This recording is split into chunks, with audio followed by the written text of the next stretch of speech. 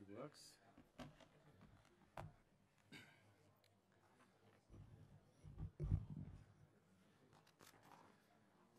Dear ministers, dear colleagues and friends, a warm welcome to all of you, whether you're in the room or following us in the live stream. You will see a few cameras in the back of the room which ensure that also those that could not make the long way to Brussels can participate live in the conference proceedings. So, welcome. Before we get going in substance, a few words on housekeeping. You will have noticed the heavy security when entering the compound. I was personally a bit scared coming in of the heavily armed soldiers. This all shows we are close to the US Embassy here, and De Varande is a private club. It does have an etiquette which we have been, so first, many thanks for being able to do this conference here, because it's a fantastic location, I think. But at the same time, we have been asked to respect some of the etiquette of the club. Most importantly, this is for the gentlemen. Please, when you're walking outside, wear your jackets and keep your bags and business documents in the room. This is what we have been asked by the club colleagues. Now, all the presentations, we have the live stream, and all the presentations that will be shown during the meeting will later on be available on our website. All the coffee breaks, and now as the lunch breaks, will take place outside of the conference room where you just walked in. There is currently no wireless LAN in the room. The reason is that there could be an interference with the live stream. So if you need to use mobile devices, please just use your whatever rate you have to do the surfing. There will be a reception after the conference at 5:45, and you're all very welcome to stay on and join us for the reception. And now a personal note I discovered when you are using this bathroom, the toilets behind this door, and you want to come back, there's a special button on the left side of the wall to open the door, because you cannot open it manually. So just remind yourself when you're going to those bathrooms, there's a door opener a bit hidden on the wall. Now, to the substance. It's about a year, pretty much a year, that we had our first big network conference in Vienna at the time. And since then, a lot has happened. The topic of dangerous climate change really has become a topic at the center of political debates in many parts of Europe. For most of us in this room, the issues are well known. We're very familiar with the intricacies of what could happen. But for the broader public, the realization of what it means to rapidly reduce greenhouse gas emissions within a few years is only now coming home. Nevertheless, the opinion polls that we saw before the last European election in May this year showed that European citizens expect a lot of action on preventing dangerous climate change to come from the European Union. And indeed, the very high turn-up at the European elections in May were the Union is seen as one of the main actors in the political space in Europe to fight against global warming. Now, not surprisingly then, the incoming European Commission President Ursula von der Leyen has made combating climate change really the center of her political agenda. What she will be doing, and this she has made very clear from the start, she will propose what she calls a European climate law within the first 100 days of taking office. And this European climate law will set out in binding EU legislation how Europe will achieve greenhouse gas neutrality by latest 2050. This European climate law will be part of what is called a European Green Deal that will be a bit of a visionary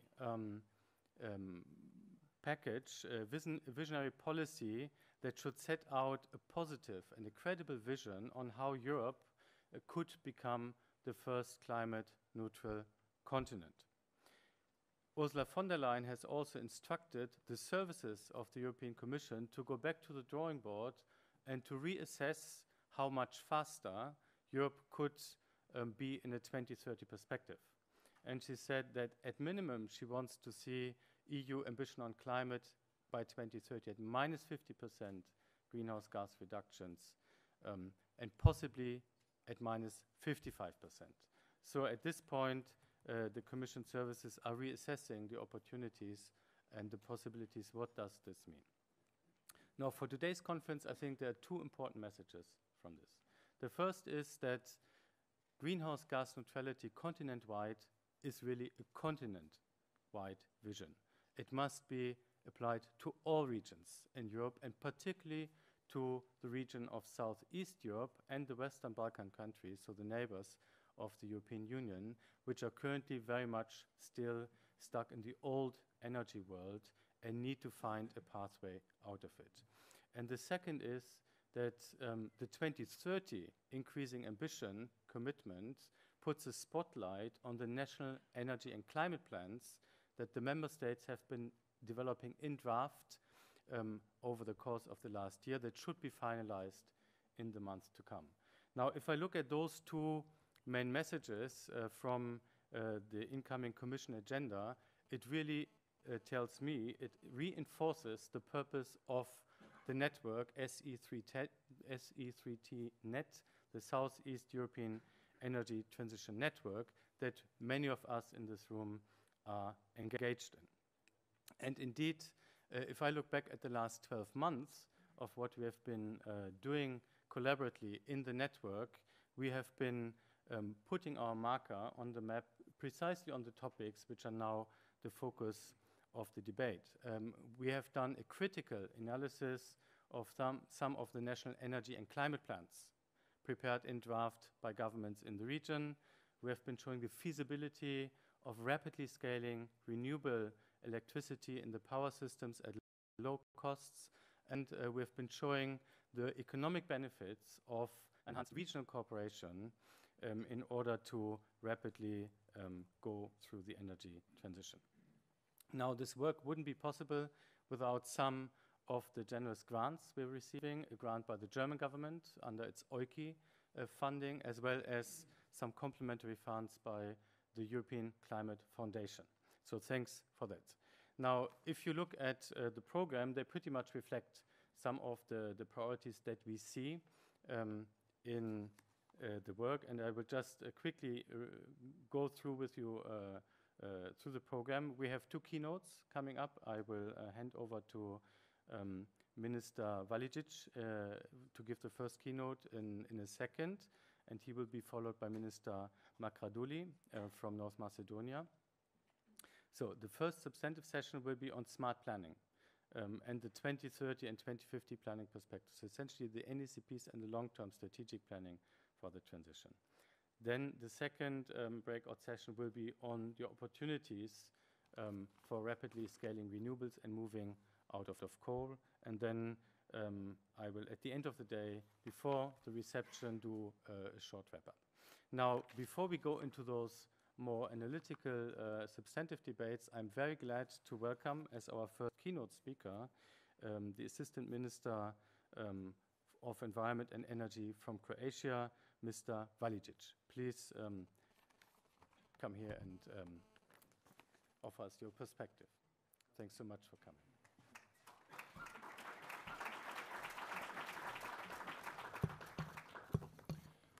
Dear ladies and gentlemen, distinguished guests, special thanks to Agora, Mr. Buk, and my Faculty of Mechanical Engineering from Zagreb for this opportunity to be the part of this conference and to say a few words about following Croatian presidency. As you know, the Republic of Croatia will take presidency of the Council of the European Union for less than 50 days. And it is my pleasure to have a chance to tell you a few words about our ambition regarding pushing up goals connected with carbon neutrality in the European Union. As it is mentioned in the title of this session, I will also give you highlight to integrated national energy and climate plans as an important tool for decarbonization of energy sector. Having in mind that this will be our first presidency, I assure you that this will be one of the most ambitious projects for Croatian administration as well. Also, it is clear now that our presidency will be affected much with the election of the new leadership of the Commission. New president, as Mr. Buk already said, new president of European Commission, Ms. Ursula von der Leyen, already announced new Green Deal for Europe and main goal to make Europe climate neutral continent by 2050. That will only be possible without shift of paradigm in energy sector. To fulfill goal of climate neutral Europe till 2050, two things are extremely important for energy sector. First of all, we need to remove all of fossil fuels from electricity production. At the same time, the demand for electricity will increase, mainly due to the electrification of other sectors that have used fossil fuels so far. So we need to upgrade electricity system to be able to produce more electricity entirely free of CO2. And nevertheless, we need to improve storage capacities to manage with electricity sector as efficiently as we can. I do not need to assure you that it will not be an easy task. Still, it is more than clear that consensus regarding carbon-free Europe till 2050 is accomplished. Only question that was left is how we will reach these goals.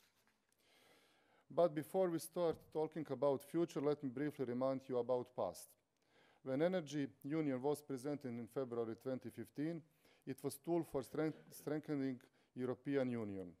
It was also a model for European Commission how to start dialogue with member states about most important topics regarding European Union. To become first carbon-free continent, it is necessary to be united in all important topics. Energy is also most definitely one of them. Soon after that, Clean Energy for all Europeans package was presented. Part of that energy package was regulation on the governance of the Energy Union and climate action.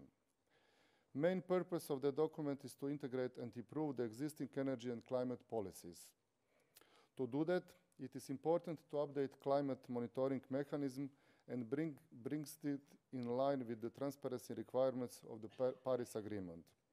Although it was not an easy job to negotiate this legislative document, finally it was adopted by the end of 2018. Governance of the Energy Union and climate action bring us most important tool regarding improvement of existing energy and climate policies. That tool is National Energy and Climate Plans. All member states submitted it to the European Commission till the end of the last year, showing to each other what are main goals and what measures we will use to fulfill all of that goals. Draft plans was examined by the European Commission and discussed, and we are all working very hard to finalize these documents until the end of this year.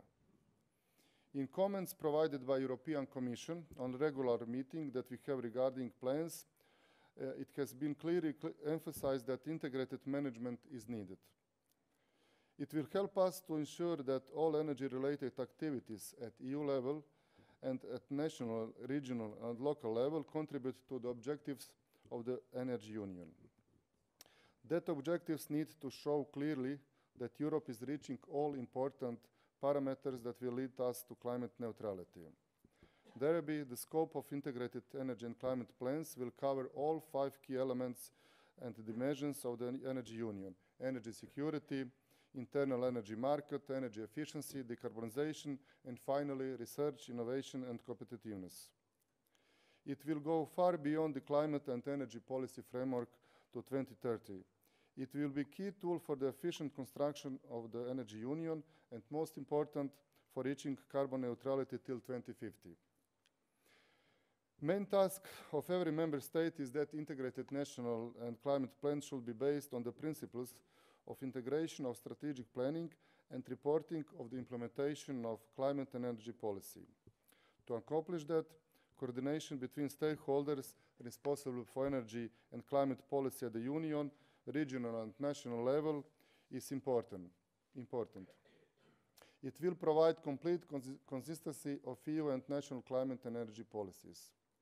First integrated national energy and climate plan will cover a period from 2021 till 2030. Content of plan was prescribed in governance regulation. Therefore, plan provides an overview of the current energy system and the state of energy and climate policy. It also gives an overview of our national targets for each of the 5 key dimensions of the energy union.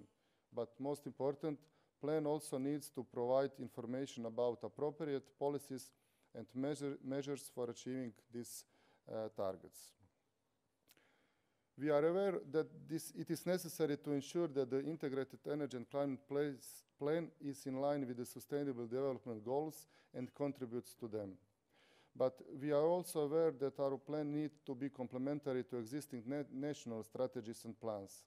So it is a good thing that parallel with the development of our plan, we are also now in process of finalizing and adopting our new energy strategy that will cover period till 2030 with a view till 2050.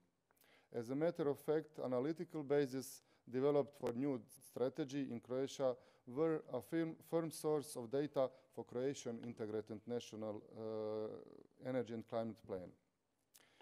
In our plan, we give a special attention to the goals set for 2030, which include the reduction of greenhouse emissions as well as increase of renewable energy sources and energy efficiency as well. It is also most important goals of our new strategy. We were extremely ambitious regarding share of energy from renewable sources in gross final consumption of energy till 2030. Our share is 36.4%, which is much higher than European Union goal.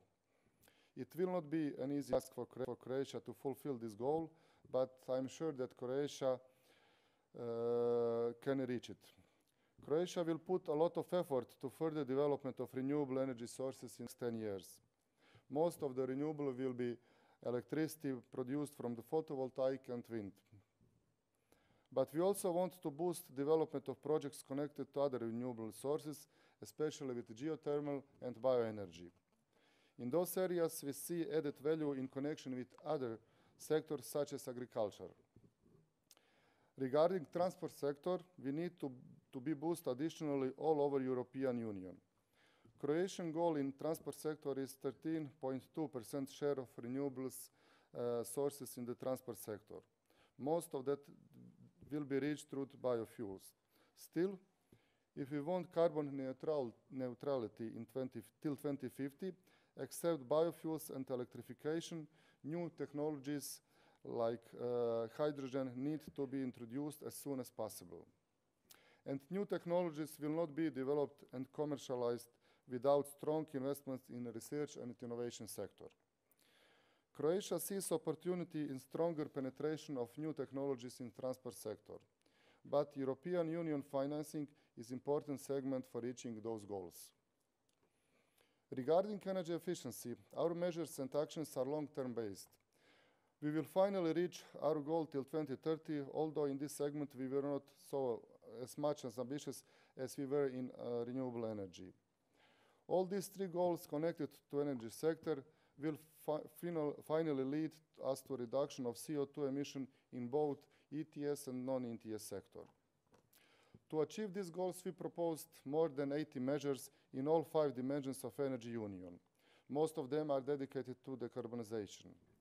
We predicted more than 50 measures regarding decarbonization divided into 7 groups of measures, like interministerial measures, measures related to industrial processes, measures related to waste management, measures related to the agricultural sector, measures related to the LULUCS directive, measures related to renewable energy sources, and measures related to the transport sector.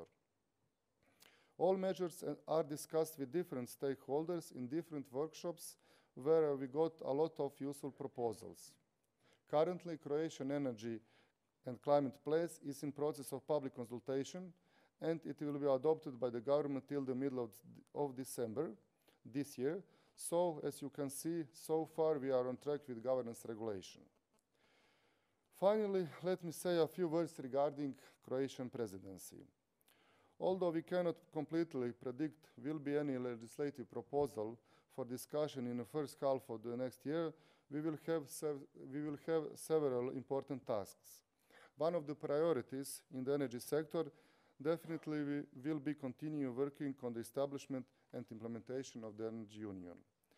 As the negotiation on the clean energy for all Europeans package have been finalized, we have to work on the integration of the Energy Union into member state national policies.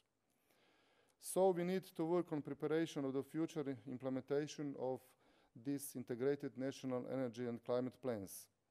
It is next important step in the decarbonization of Europe. We are aware that all activities and measures for reduction of emissions and development of low carbon economy need to be focused on a fair energy transition. It also needs to have an added value such as regional cooperation between member states. So we will try to moderate all opinions from the member states and try to help European Commission to set up firm and reachable goals till 2030 that will lead us to the carbon neutrality. Additionally, we are planning to work on the follow-up of the Valletta Declaration, which was signed during the Maltese presidency in 2017. In order to accelerate the clean energy transition on Europe's island, we will develop a long-term framework on the basis of the Declaration of Clean Energy for EU islands. Dependency of the islands on energy imports should be reduced by better use of renewable energy sources and innovative energy systems. This will also lead to the reduction of the energy costs. So special emphasis during the Croatian presidency will be put on the energy transition of islands. And this is in line with the main goal of the Just Transition Fund. The declaration recognized the importance of EU islands towards the decarbonization of economy and the role that they could play in accordance with the Paris Agreement. This framework is planned to be signed during the informal meetings of energy ministers in Croatia in Split. So, to conclude, our presidency will be fully dedicated to the decarbonization of energy sector as a main tool for reaching carbon neutrality in Europe. I am aware that this will not be an easy task, but I'm sure that this is possible that makes those dreams come true. We all need to help to make that happen. So, thank you for your attention.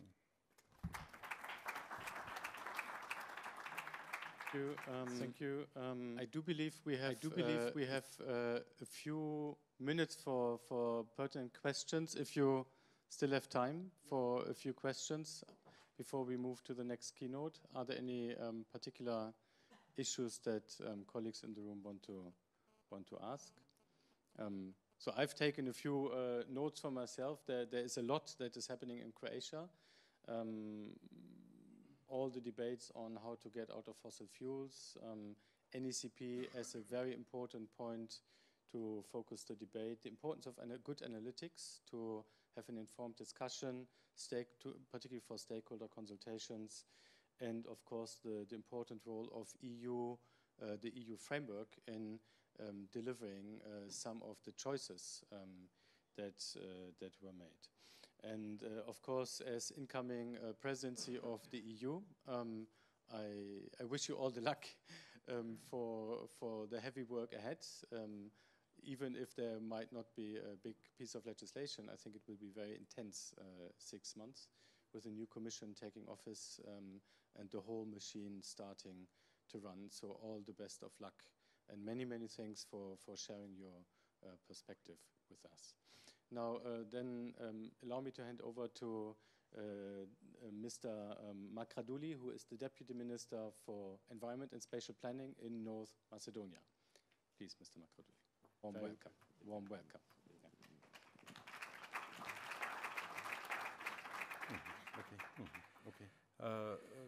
Good afternoon. Good afternoon. First of all, I would like to express my gratitude to Agora, Matthias, and Sonia for the opportunity to be here and to share our position as a country, but to learn more from other experience from other countries or experts. I found very similar faces from energy community meetings and etc. And of course, like my colleague from Croatia, we also wait for Croatia presidency after to recover from the shock that we received after the French position on the last meeting, and I hope that next year will be also a successful year for us, and we will open the negotiations with EU, because it's also related with energy, and it covers a lot of different things. I structure my presentation according to the spirit of the event. I will mention a little bit about obstacles, opportunities, and the way forward, and I give you one example for that. I'm glad that our technical team and experts came yesterday from Vienna for a meeting that they have a meeting to promote our national energy and climate plan, and I'm glad that we are first contracting party that are following the same structure, the time frame, and targets within the energy community. So it's a positive news for me, and I want to share with you. Obstacles, within the obstacles, I will mention something about the current energy sector, public concerns, opportunities, what we have, a new energy law, as I mentioned, a new energy efficiency law, NSCP that it's under preparation, a good grid infrastructure that we have, speaking about the energy, not the energy sources, and I will, as I said, give you one example for way forward. Unfortunately, the 60%, 65% from the electricity production in our country came from the thermal plants. Most of that megawatts came from Bitola. There is it belongs to the state-owned company, 100% state-owned company, and there is 5,500 workers there, and it's a big challenge. It will be a big challenge for phase out the thermal plants in our country.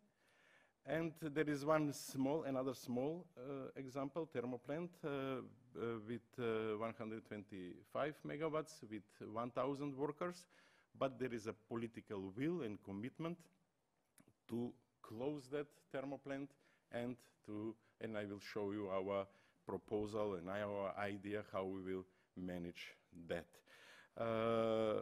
You can see the numbers, how many tons, 6 million tons we spent in a year, and that is the main, as I said, main source of electricity in our country. We are import-oriented country, speaking about electricity. 30–35% are coming from, we import the electricity. It's an obstacle that there is a lack of usage of solar and photovoltaic. We have, comparing to Brussels, 300 sunny days in our country, maybe more, but unfortunately we didn't use them. And there is the water small hydropowers or big hydropowers, depends on the climate, and biogas is going a little bit up, but still the crucial energy source is a thermal plant. This is example how the renewables are divided between biogas, photovoltaic, hydropower, and wind power. Wind power is almost stable. As I said, we have a lack of photovoltaic power plants, and hydro depends of in which month we are speaking and talk about. This is also an example that we are not very good in renewables, so this is also part of obstacles that we suffer from. Speaking about public concerns, we have a dilemma or debate with several NGOs or environmental movements or citizen activists about different energy sources. For example, we have a debate about the wind farm and the birth path in one area, with another NGO or citizen activist about the gasification of one mountain, or with what we will do with small hydropowers in some protected areas. So there is a huge public concern, and I think that is an obstacle, but it also is an opportunity. And Matthias mentioned that the new Green Deal as a hallmark of the new European Commission, and really we also expect a lot of recommendations and how to deal with this, to establish a balance between energy needs and environmental protection. Of course, still there will be a lignite and coal in our country, but we have to find another solution. So we are deeply, as I said, and there is a political commitment and a political will to enter in a new phase of energy transition, because I will mention that in the end, in our country, the crucial problem after we change the name, the crucial challenge is air pollution, and I deeply believe that the energy transition is the best tool, best possible project that we must follow to fight against the pollution and to avoid the pollution in the future. Speaking about opportunities, we have a new law as a new government. Energy is one of our priorities. The new energy law is according to the third energy package. According to the statement from the energy community, is a major step forward, and they put our beautiful Lake of Ohrid on the cover page of the energy community report. So as an example that we are doing very well in that area. A new energy law gives us opportunity to establish a stable system, secure system, on one hand for consumers, on another hand for production, for stability of not just for our country, but for the region, to provide subsidies and help for vulnerable families. We are speaking about low-income family, low-income country, and according to that, a lot of low-income families, and we are helping them to avoid the winter period or some other periods as a vulnerable families. There is a plan to promote more energy efficiency, to use more renewables, and that will cause us to increase the quality of life, to keep the health in a different position, to be the citizens to have a better quality of life, and to have a better environmental protection. To implement the law, we have a strategy. Our vision was 2040 when we start to prepare the strategy. In meantime, 2050 is a date that we are speaking about, but still it's in this moment we have a proposal for 2040. We based our strategy we analyzed 3 different scenarios, reference scenario, moderate, and green scenario, with different GDP development, with different enters into the trade system, with different focus on or how we will prioritize the renewables or some energy efficiency, and according that three scenarios, we defined to implement our vision. We defined 5 energy pillars, and 5 energy pillars has 6 strategic goals. And for every energy pillars, there is an indicator to show the progress, to monitoring the progress, and to see the results. Energy pillars are, this is linked with the European Energy Union strategy, energy efficiency, integration and security of energy market, decarbonization, research and innovation, and competitiveness and legal aspect of our activities. According to the many simulation analyses, we find that there is a win-win situation. The win-win situation teaches us that the green scenario is the best one, because the whole system will cost less using this green scenario. Of course, the investment will be higher, but the final cost of the total cost of the system it's a best opportunity for us. So it's the cheapest way to implement our vision and strategy for 2040.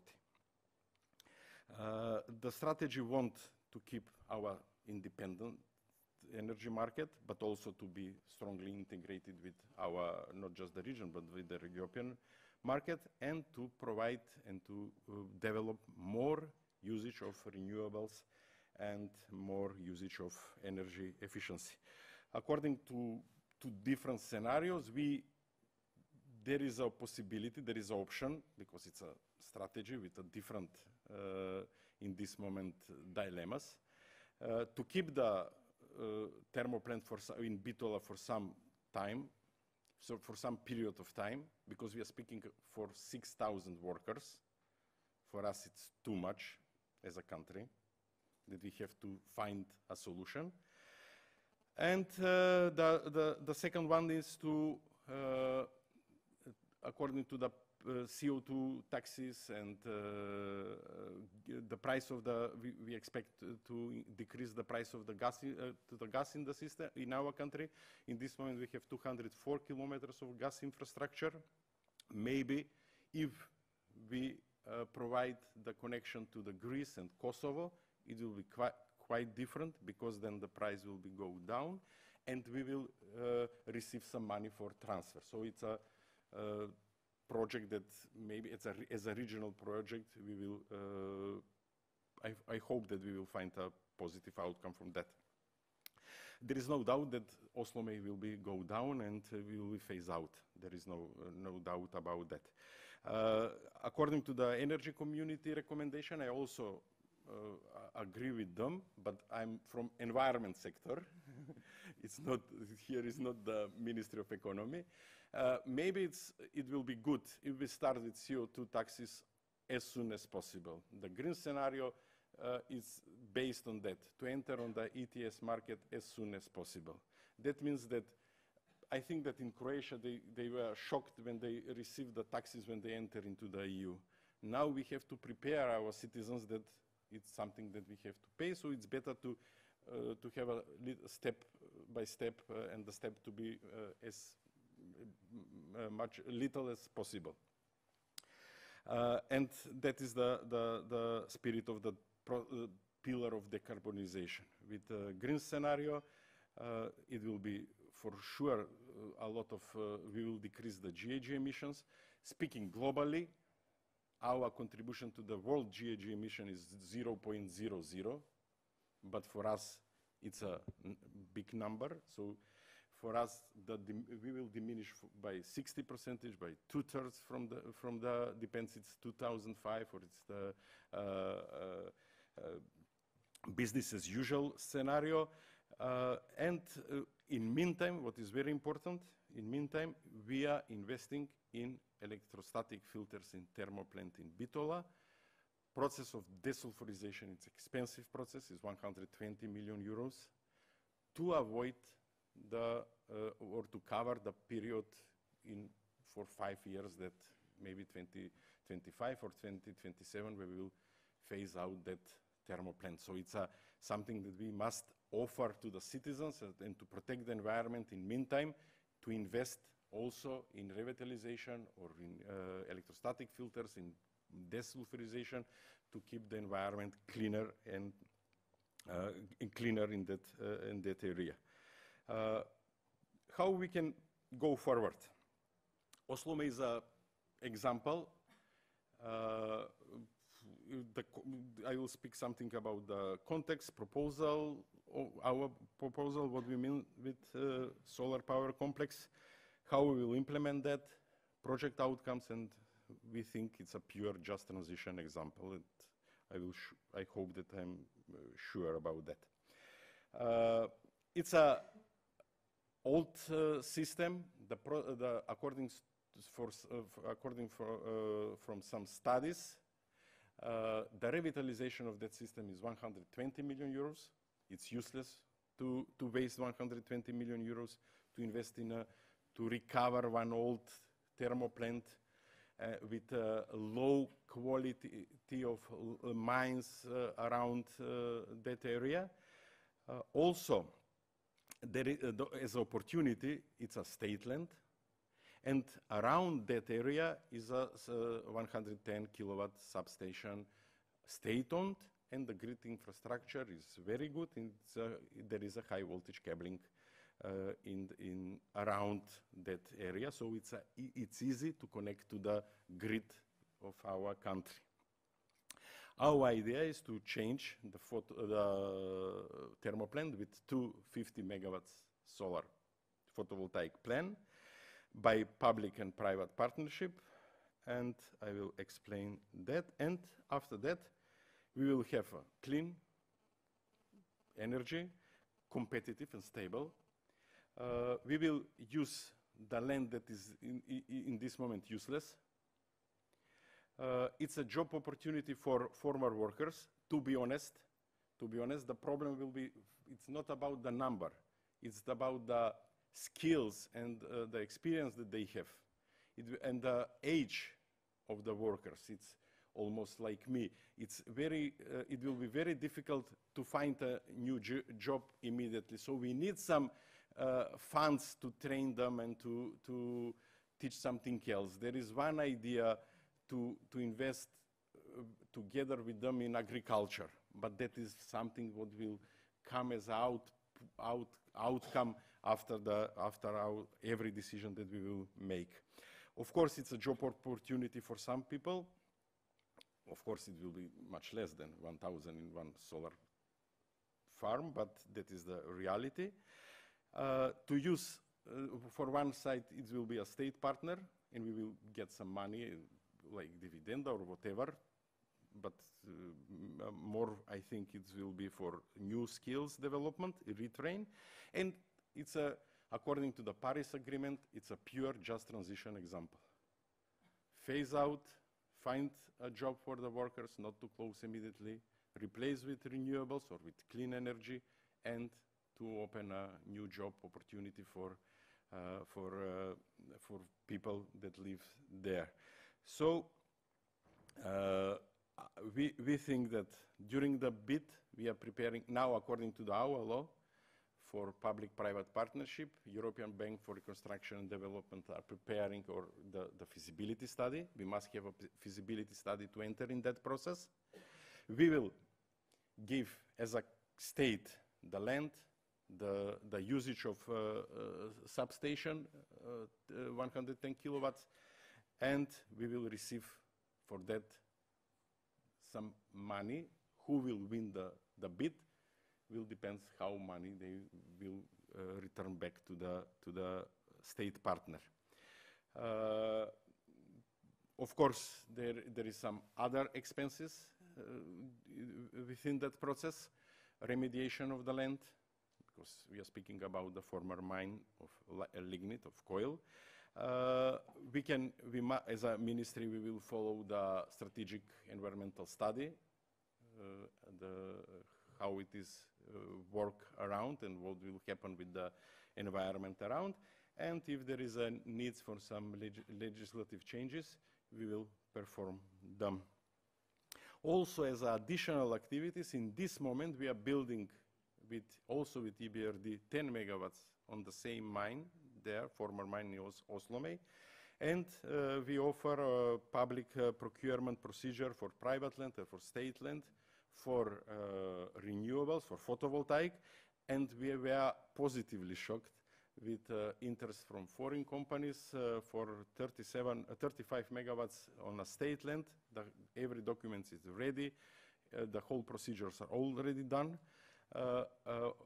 80 companies applied, and we received 114 offers with minimum premium tariff within the bid. And that is something that we change within the new law, and we promote as a new approach, as a new government. Instead of 100% feed-in tariff where few people become very rich, we promote feed-in premium, especially for wind and photovoltaic, and we receive really a positive results because I mentioned 80 companies. Most of them, more than 50%, are from abroad, are not domestic companies, but they are international brand companies. So we think that premium tariff is a much better approach. It's of course the funds for the premium will come from the state budget, but in the long term speaking, we will have a stable, more quality and more stable and efficient energy system. What I said in the beginning, unfortunately, the Skopje and our country is suffering from air pollution. This is one example from the last winter period, during the winter period. But we see and we find energy transition as an opportunity. Matthias mentioned something about the climate change. It's a two sides from the same coin. And what we are doing in the field of energy transition, and what we are doing in our clean air plan to invest in renewables, to increase the energy efficiency and decrease the GHG, will help to not just to receive a positive check mark from SDG or from energy community, but to resolve one of our crucial problems in our country, that is pollution. So it's a opportunity for us and way forward for next period. Thank you for your attention, and I hope there will be no difficult questions.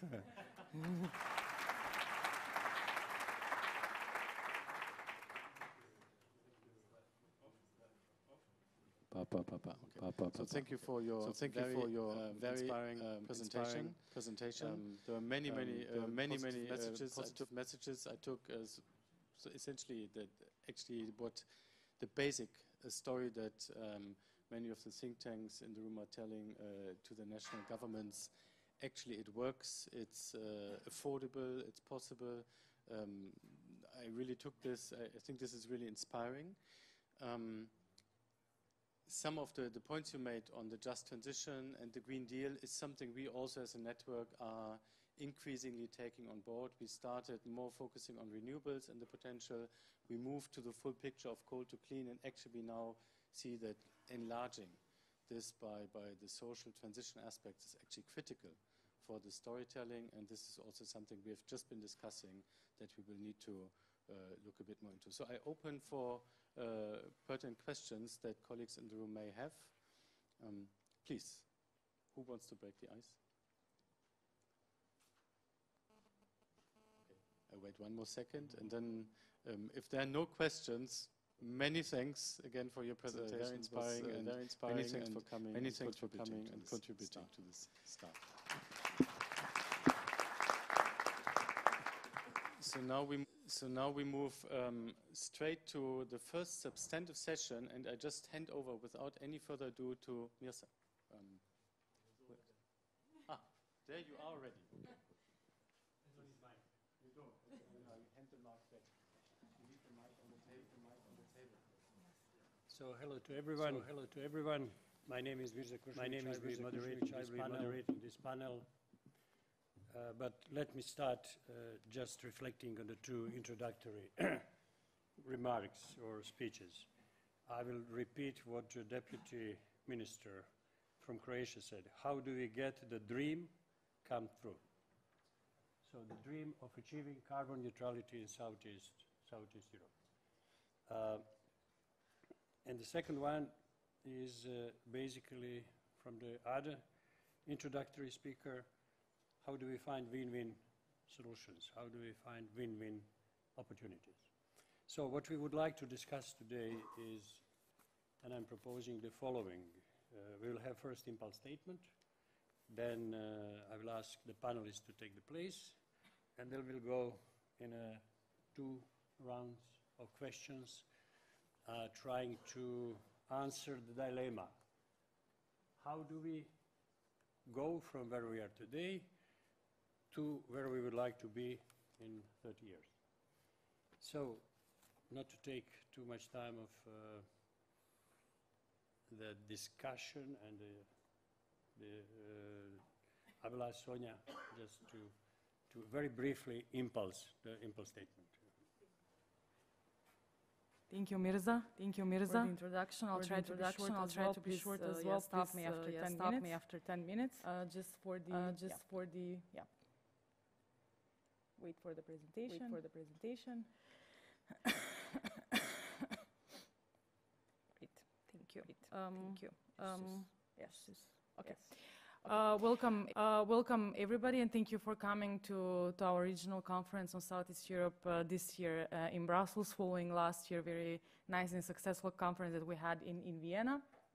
I will just shortly introduce what will be the topic, let's say, of the next panel. We already started discussing about the NACPs, and we will continue discussing the NACPs probably in the years to come. We did with our partners from the Southeast Europe member states, did a short analysis and analyzed the first drafts of the NACPs this year and last year, and did, let's say, one joint paper where we discussed the shortcomings, the obstacles, the opportunities, the challenges ahead of the countries, not only for 2030, of course, and following and achieving the targets set by the EU itself, but also concerning achieving carbon neutrality until 2050. And yes, you have that paper also on your tables. Why do we do this, or why did we analyze what the countries have put in their NACPs? That's because, of course, we all know the region is very heavily reliant still on lignite, but on old lignite, meaning that around 50% of the generation capacities that the region has will have to be replaced by 2030. Of course, now it's the decision what the replacement will be. The expected renewable share in the EU within the climate and energy framework is expected to be around 55%. Of course, with the lower and lower prices or cost of technology for solar and wind, they will contribute more than half of the production of electricity in Europe in 2030. Of course, the region, we all know the possibilities and the opportunities it has, specifically about solar and wind, and which is, of course, still underutilized. Unfortunately, we don't have the representative of IRENA here to talk a bit more about the remap. But one of the conclusions, it was that, yes, indeed, the region, what is having in opportunities and potentials is lacking in investments, and especially in scaling up investments in renewables. That is unfortunately also shown in the NACPs, at least in the first drafts of the NACPs, before certain changes were introduced, specifically in Greece. The first drafts show that basically there is more or less no change concerning the capacities, the coal capacities that your countries have. You can see on the slide, on the one hand, the CIRMAP modeling that our consortium did several years ago, and the NACPs, and basically the unambitiousness concerning coal phase out. Of course, having in mind that the targets will even increase more from next year onwards concerning lowering the greenhouse gas emissions compared to 1990 levels, and probably the targets also for renewables will increase.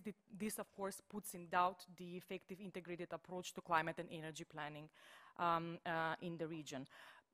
Hence why it's important before the final NACPs are, let's say, adopted, or whether that's like in January or after the Green New Deal, it doesn't really matter. It's important to really reflect on what's in the slides and what's in the NACPs, and that basically that as the current status quo cannot continue and something needs to be done about the current coal and lignite capacities that the countries have. Also, when we analyzed the countries, so Bulgaria, Greece, Romania, and Croatia, just to mention that at least in Greece's case, there was a bit of a moving forward in the last few months.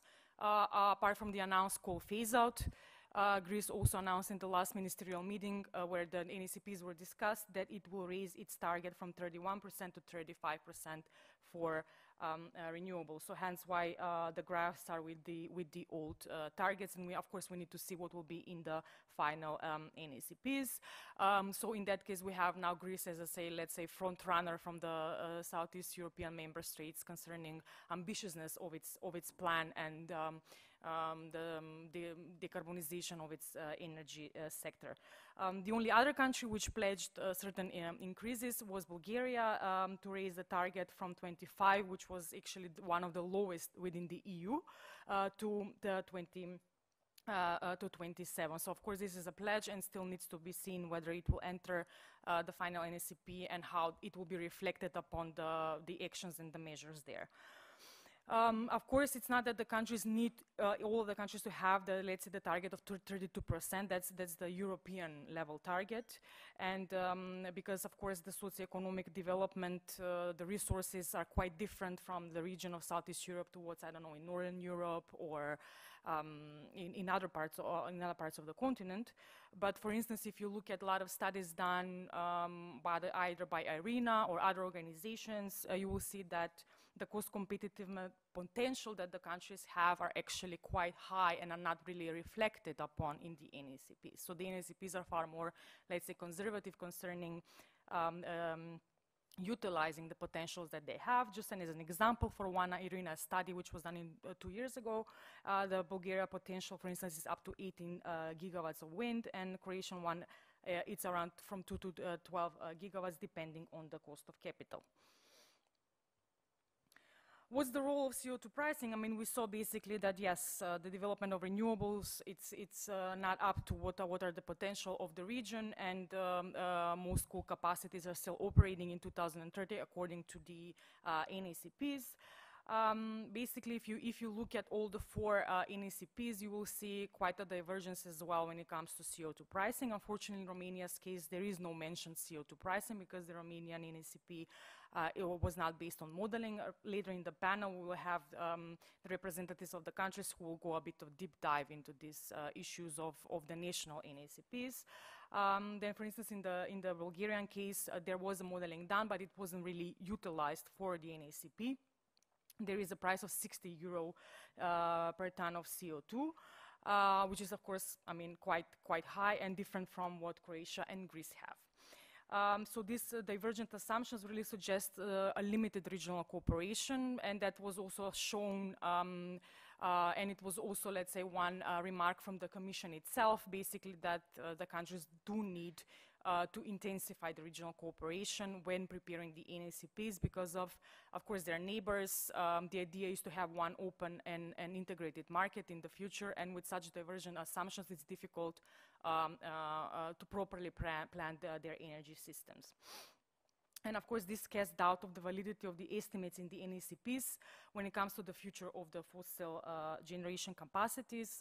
We did just like a very sort of simple calculation. If there is a 60 euro per ton of CO2 price, then the cost of lignite power plant will be around 84 euros per megawatt hour, which is, of course, I mean, at today's prices, they will be put out of operation or they won't be able to make any sort of profit.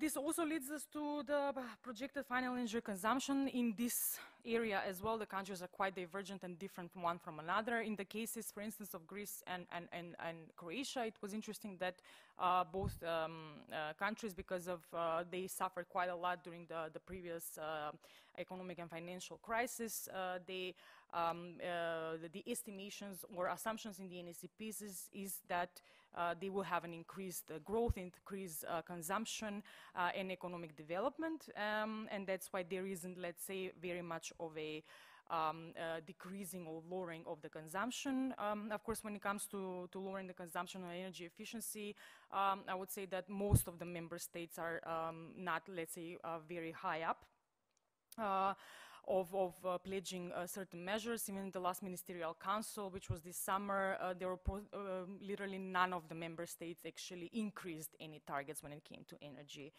efficiency. So this is not a problem just concerning I would say the region of Southeast Europe, but it will be something that will need to be tackled on EU level much more when it comes to lowering the consumption and introducing more and, let's say, stricter energy efficiency measures.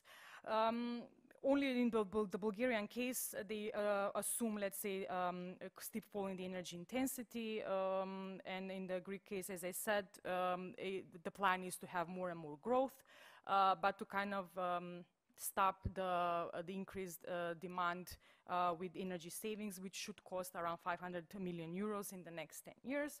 So, of course, there is always the question of how to implement sometimes the very difficult measures of energy efficiency, specifically about housing, heating, public buildings, small businesses, etc.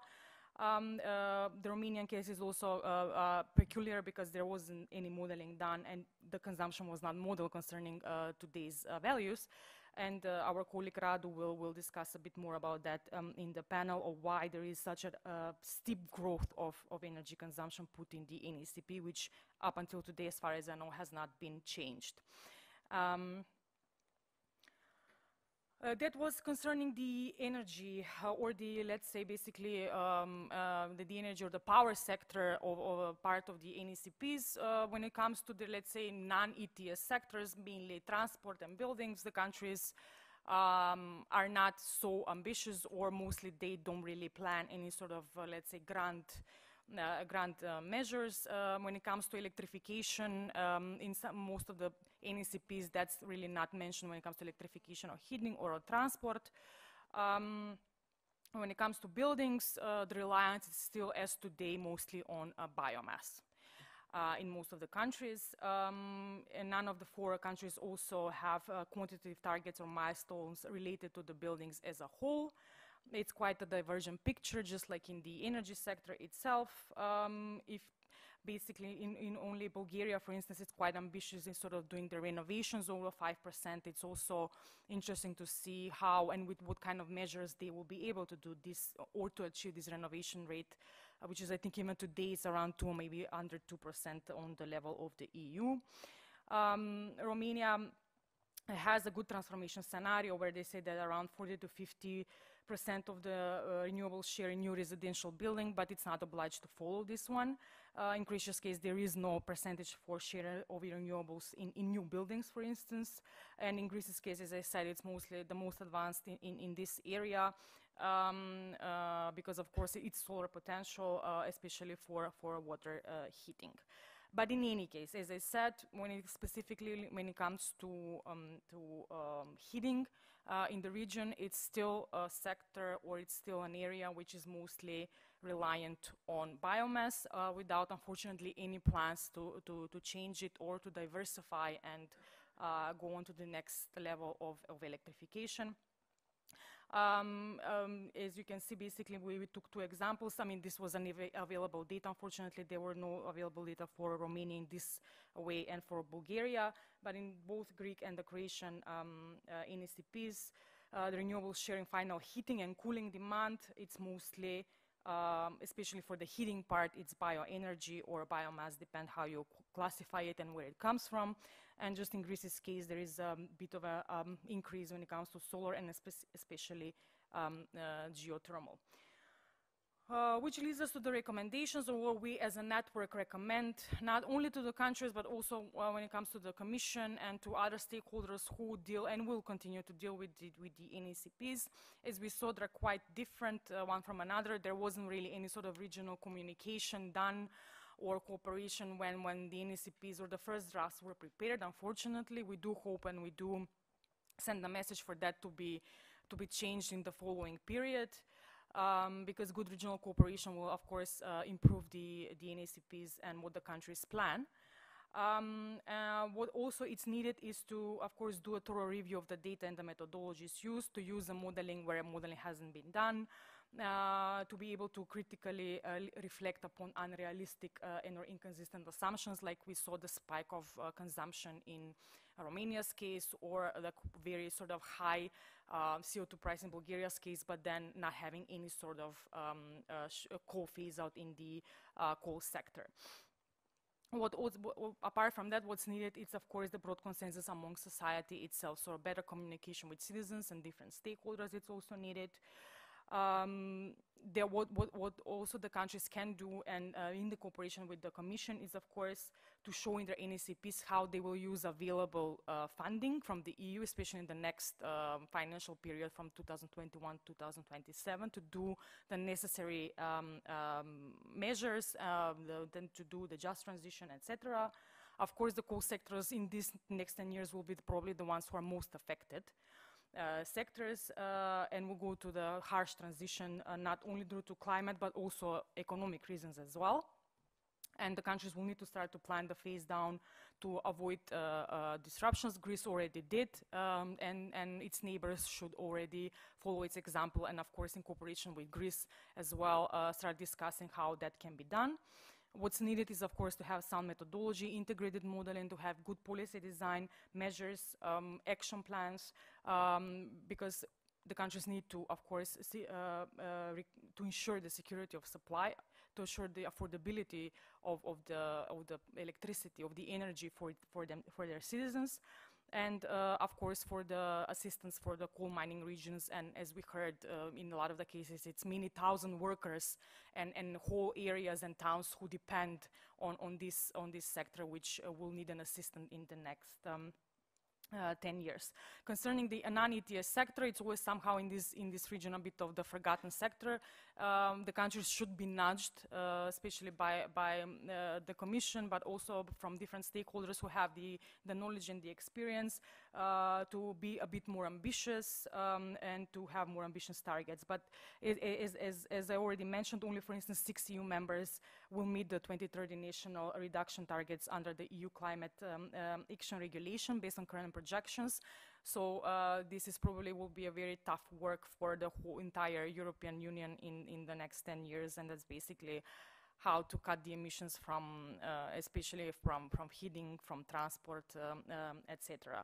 So I will stop here.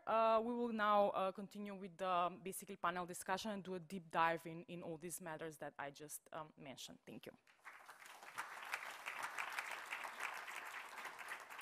I congratulate you. It was really impulsive. 15 minutes to go through the report. But the report, of course, will be available, and the data will be available. So let me first invite the panelists to join. I ask Agnes Kelemen from Klimapolitika, Hungary. I also ask Radu Dadai from Energy Policy Group of Romania. Stodor Galev from Center for the Study of Democracy, Bulgaria, and asked Neven Dujic from the Faculty of Mechanical Engineering of Croatia.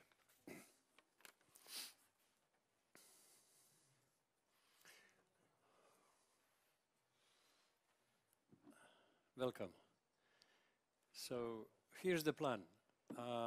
We have, let's say, a little bit more than 1 hour. Then we will open up for discussion and the questions from the audience.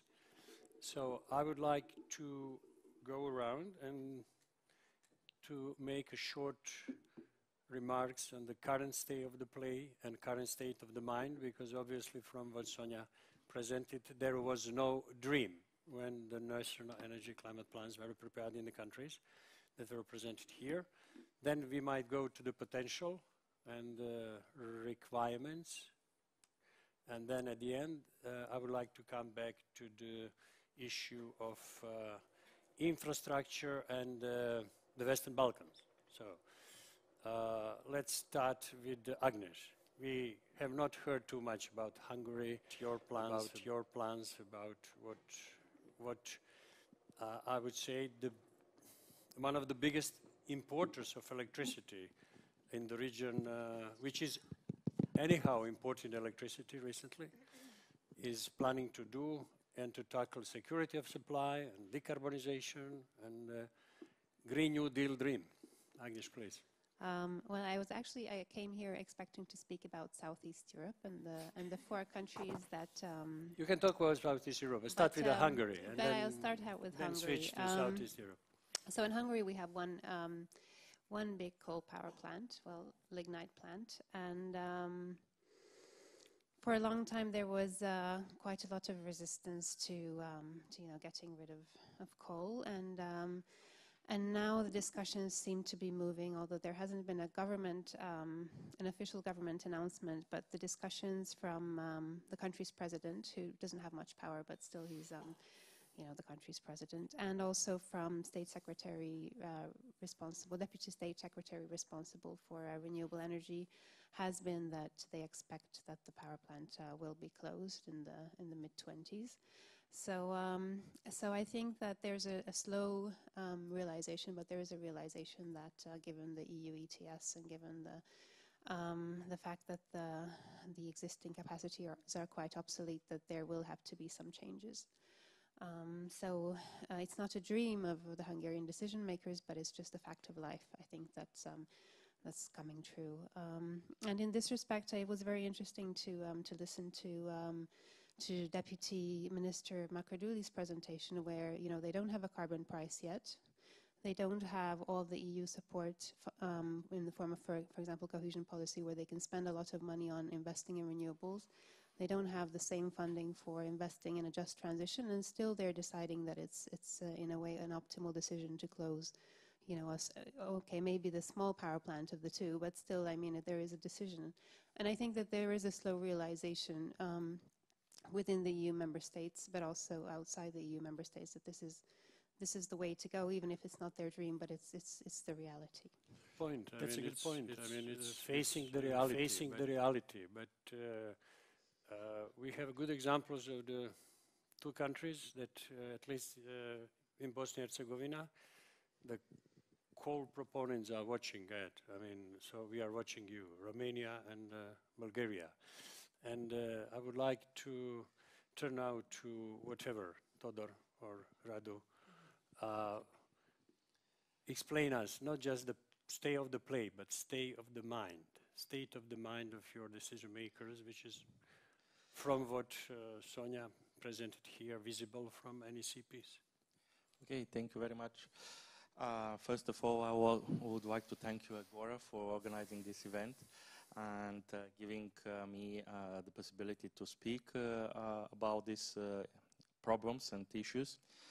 I should say that I will be very negative. Sorry for this. The Bulgarian NACP is about 700 pages. We made an assessment of it of exactly 40 pages.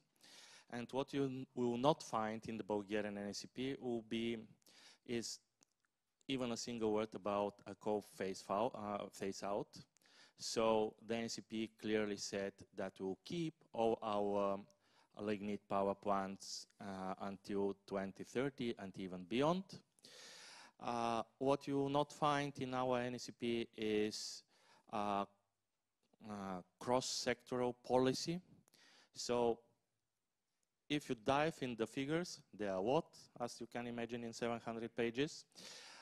You'll see different sectors, each of them with their own policy, but not talking about horizontal priorities or cross-sectoral policies. Just an example, actually using the opportunity of the UKI funding, we organized closed discussion meetings for the working group on NECP. So this means all the people that have been engaged in all the ministries and state agencies responsible for preparation of the Bulgarian NECP. And guess what? This was the first time when they meet face to face, despite the fact that they are a working group. And what you will not find in Bulgarian NECP is even a word about just transition. This is something that doesn't exist. And but you'll find a lot of things about a new nuclear power plant, Belene, that should come according to our government. You'll find a lot of ideas how actually the Bulgarian energy system should be based mainly on coal, nuclear, and hydro. And very surprisingly to us, the only way for increase of renewables is seen not so much in wind and solar, but increase of use of biomass, which in the Bulgarian situation, where more than 75% of the biomass is actually wood, chopped wood, that is used by households for heating their homes, means increasing this unsustainable way of heating. So that's in brief what is in the mind of Bulgarian policymakers, unfortunately. And as you can imagine, the civil society organizations and independent experts and academia are not very, how to say, happy with this situation. And despite all the efforts to improve the situation between the first draft of the NCP and the newer version that should come in few weeks, actually, at least what we heard unofficially for now is that such an improvement will be very limited. So that's in general. Thank you. Thank you, Todor.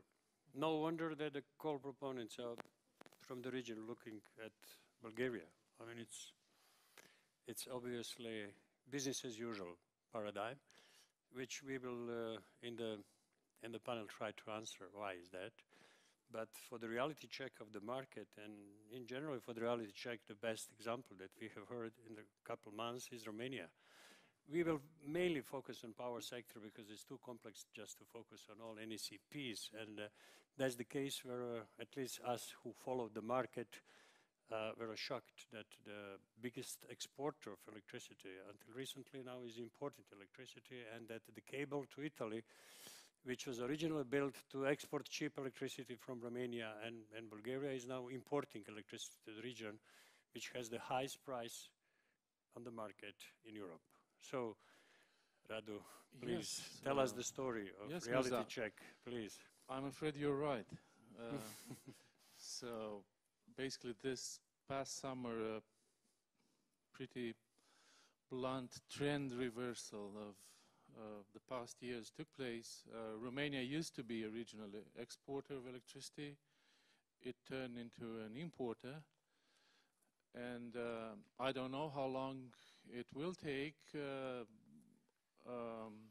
you know, answering to your invitation to talk about the mood of the planners and strategists. The persuasion is still there that Romania will be an exporter because that's the grand thing to be. I don't know about that because we found ourselves all of a sudden in a position of deficient power generation capacity in Romania, definitely as a result of poor planning.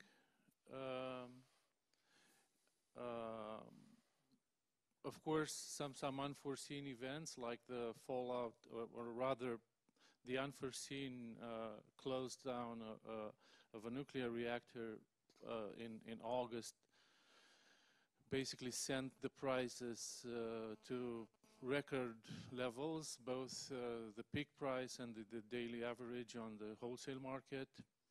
And that was something that continued for weeks after that. So I think this was the reality check that you were mentioning in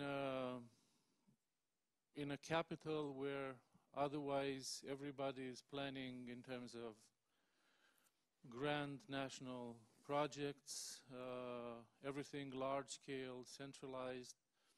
based on the technology of the 70s mostly, with little sympathy or trust for renewables or anything that has to do with the energy transition, like digitalization, energy efficiency, prosumers, demand side response. I mean, you have lip service paid to that in all official documents, but if you take a real look at the regulations, then what you see an effort to push back the rollout for smart meters from where it was initially at the end of 2021 now to 2028.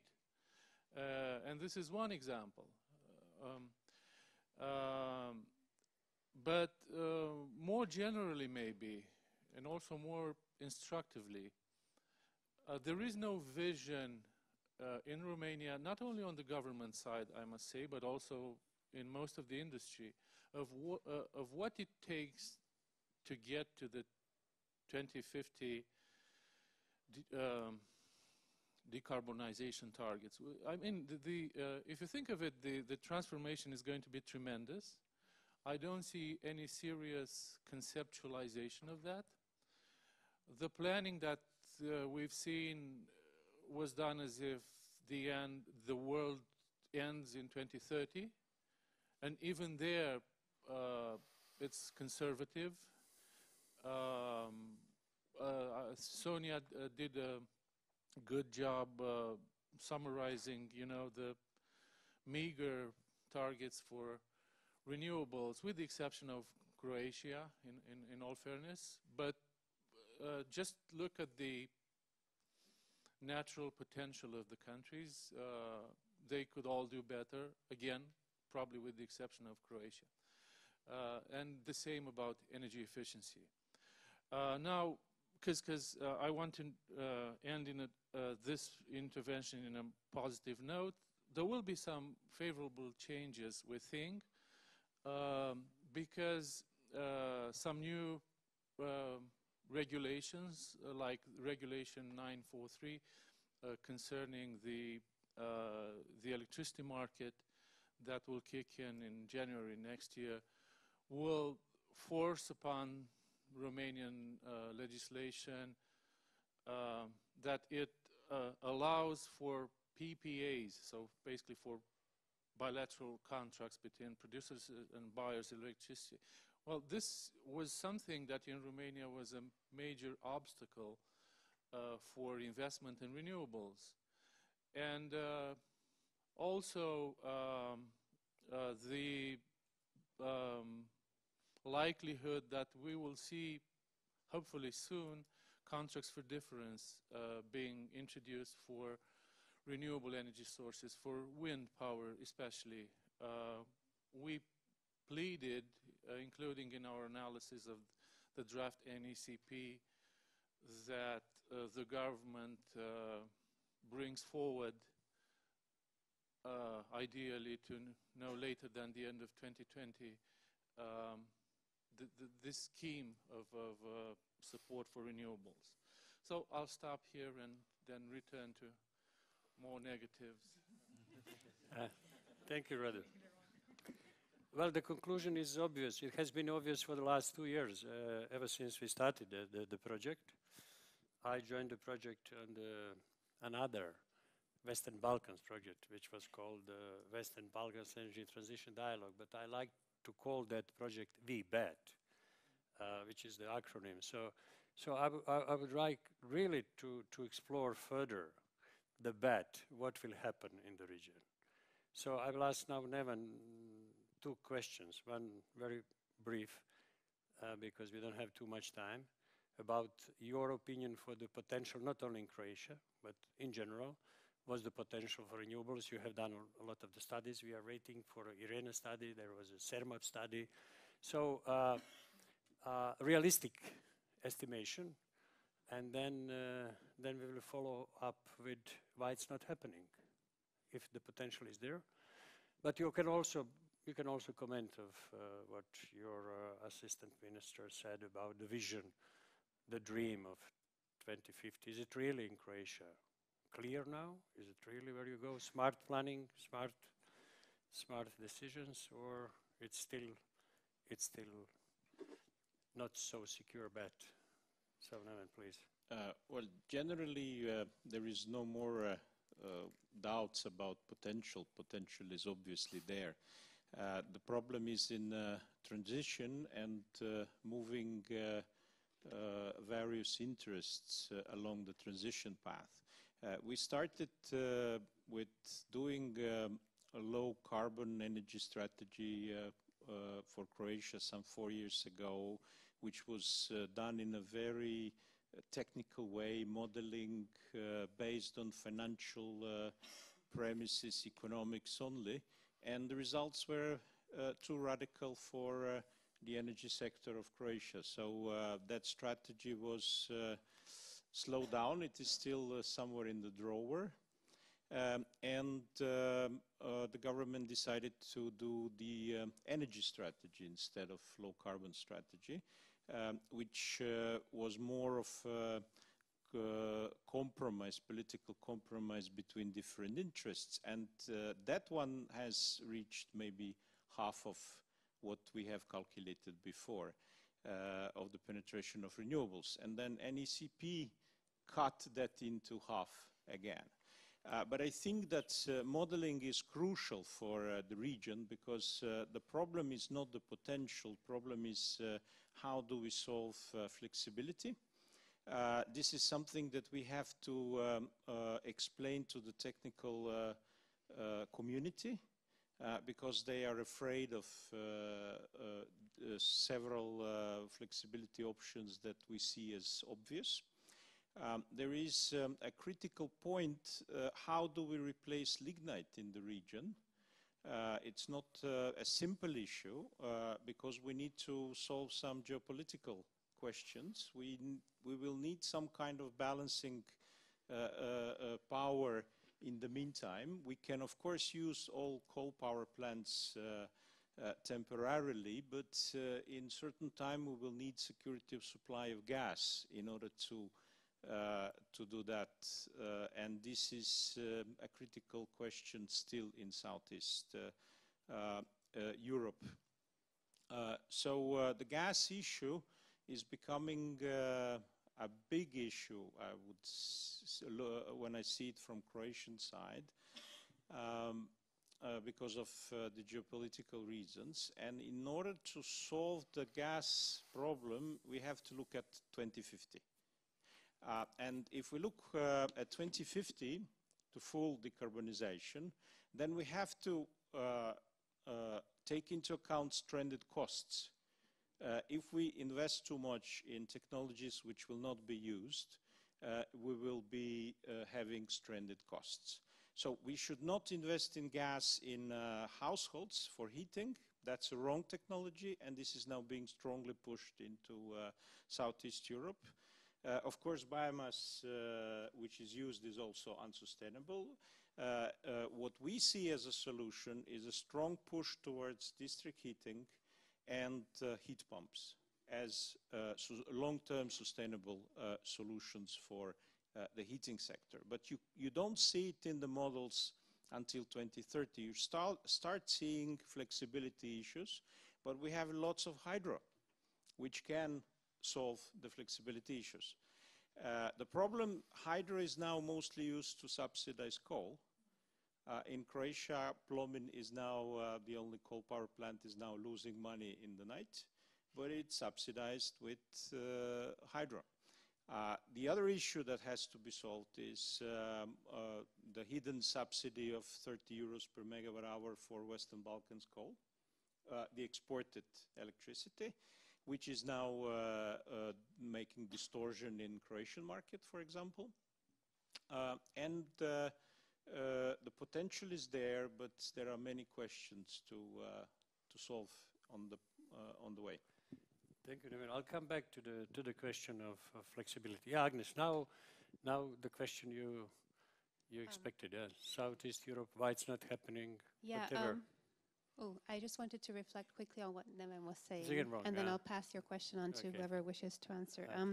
I was just wondering, and it might be a completely spurious correlation, but what I noted was when I was looking at the Commission responses to the NECPs and also when looking at the Western Balkans, was that those countries who have, for example, pledged inadequate renewable levels, so specifically Romania and Bulgaria, and then there are two countries, Croatia and Greece, who have already, in their first NECPs, pledged an adequate target for renewables, and Greece is now going further with phasing out coal earlier than they planned in the NECP and raising the renewable target, as far as I understand. And then there's North Macedonia, who are also in some ways more ambitious than their counterparts in the Western Balkans. And what I noted was that these are the exact three countries in Southeast Europe who have significant analytical capacity for modeling. And it's very interesting to see how this somehow feeds into the policy making, maybe not as directly as Neven would have liked to see, where they accept the strategy and say, yes, we accept your ambition level, but still it's making decision makers realize how there are stranded assets, for example, in coal, and how renewables, the cost of renewables is coming down, and how it's going to be a feasible economic option, not just physically, that the potential is there. And also, as Neven mentioned, the flexibility. So it's making decision makers realize that even if people who are trained in the old energy systems say it's not possible to integrate renewables, but it is in fact possible, and the models show it. So it's very interesting to see how this planning capacity feeds into the policy making in the region. Thank you, Agnes. So I'll come back also to simulations and reality and flexibility, but let's finish this round of questions. I mean, why it's not happening in two member states? I mean, Romania and Bulgaria are in the European Union for a long time by now, and us from the Western Balkans are asking the question if they are, with all the funds available there, or is not in the game. I mean, and can you learn anything from the leaders in the union? I mean, I think the sorrow state of Romanian politics go to some length in explaining. I mean, we've seen so many changes of government in just a few years,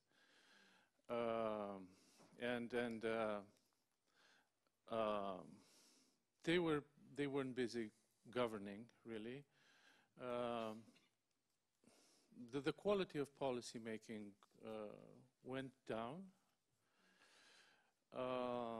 Of course, the experts in the ministries were there, but there was no political guidance or commitment to support their proposals. Not only that, we made sure that the results of analysis modeling, indeed, that we did in previous projects, CIRMAP, and in this one that we're doing on the coal phase-out with our regional partners, are known in the government, but maybe in the most egregious example, a thorough integrated modeling was done in the Energy Ministry in 2016, expensive too, using primes. It was a massive effort with large public consultations. That government was short-lived. A new one came in. They decided to ignore everything. Now, this game continued for a while. Now, you might have heard last week we got a new government.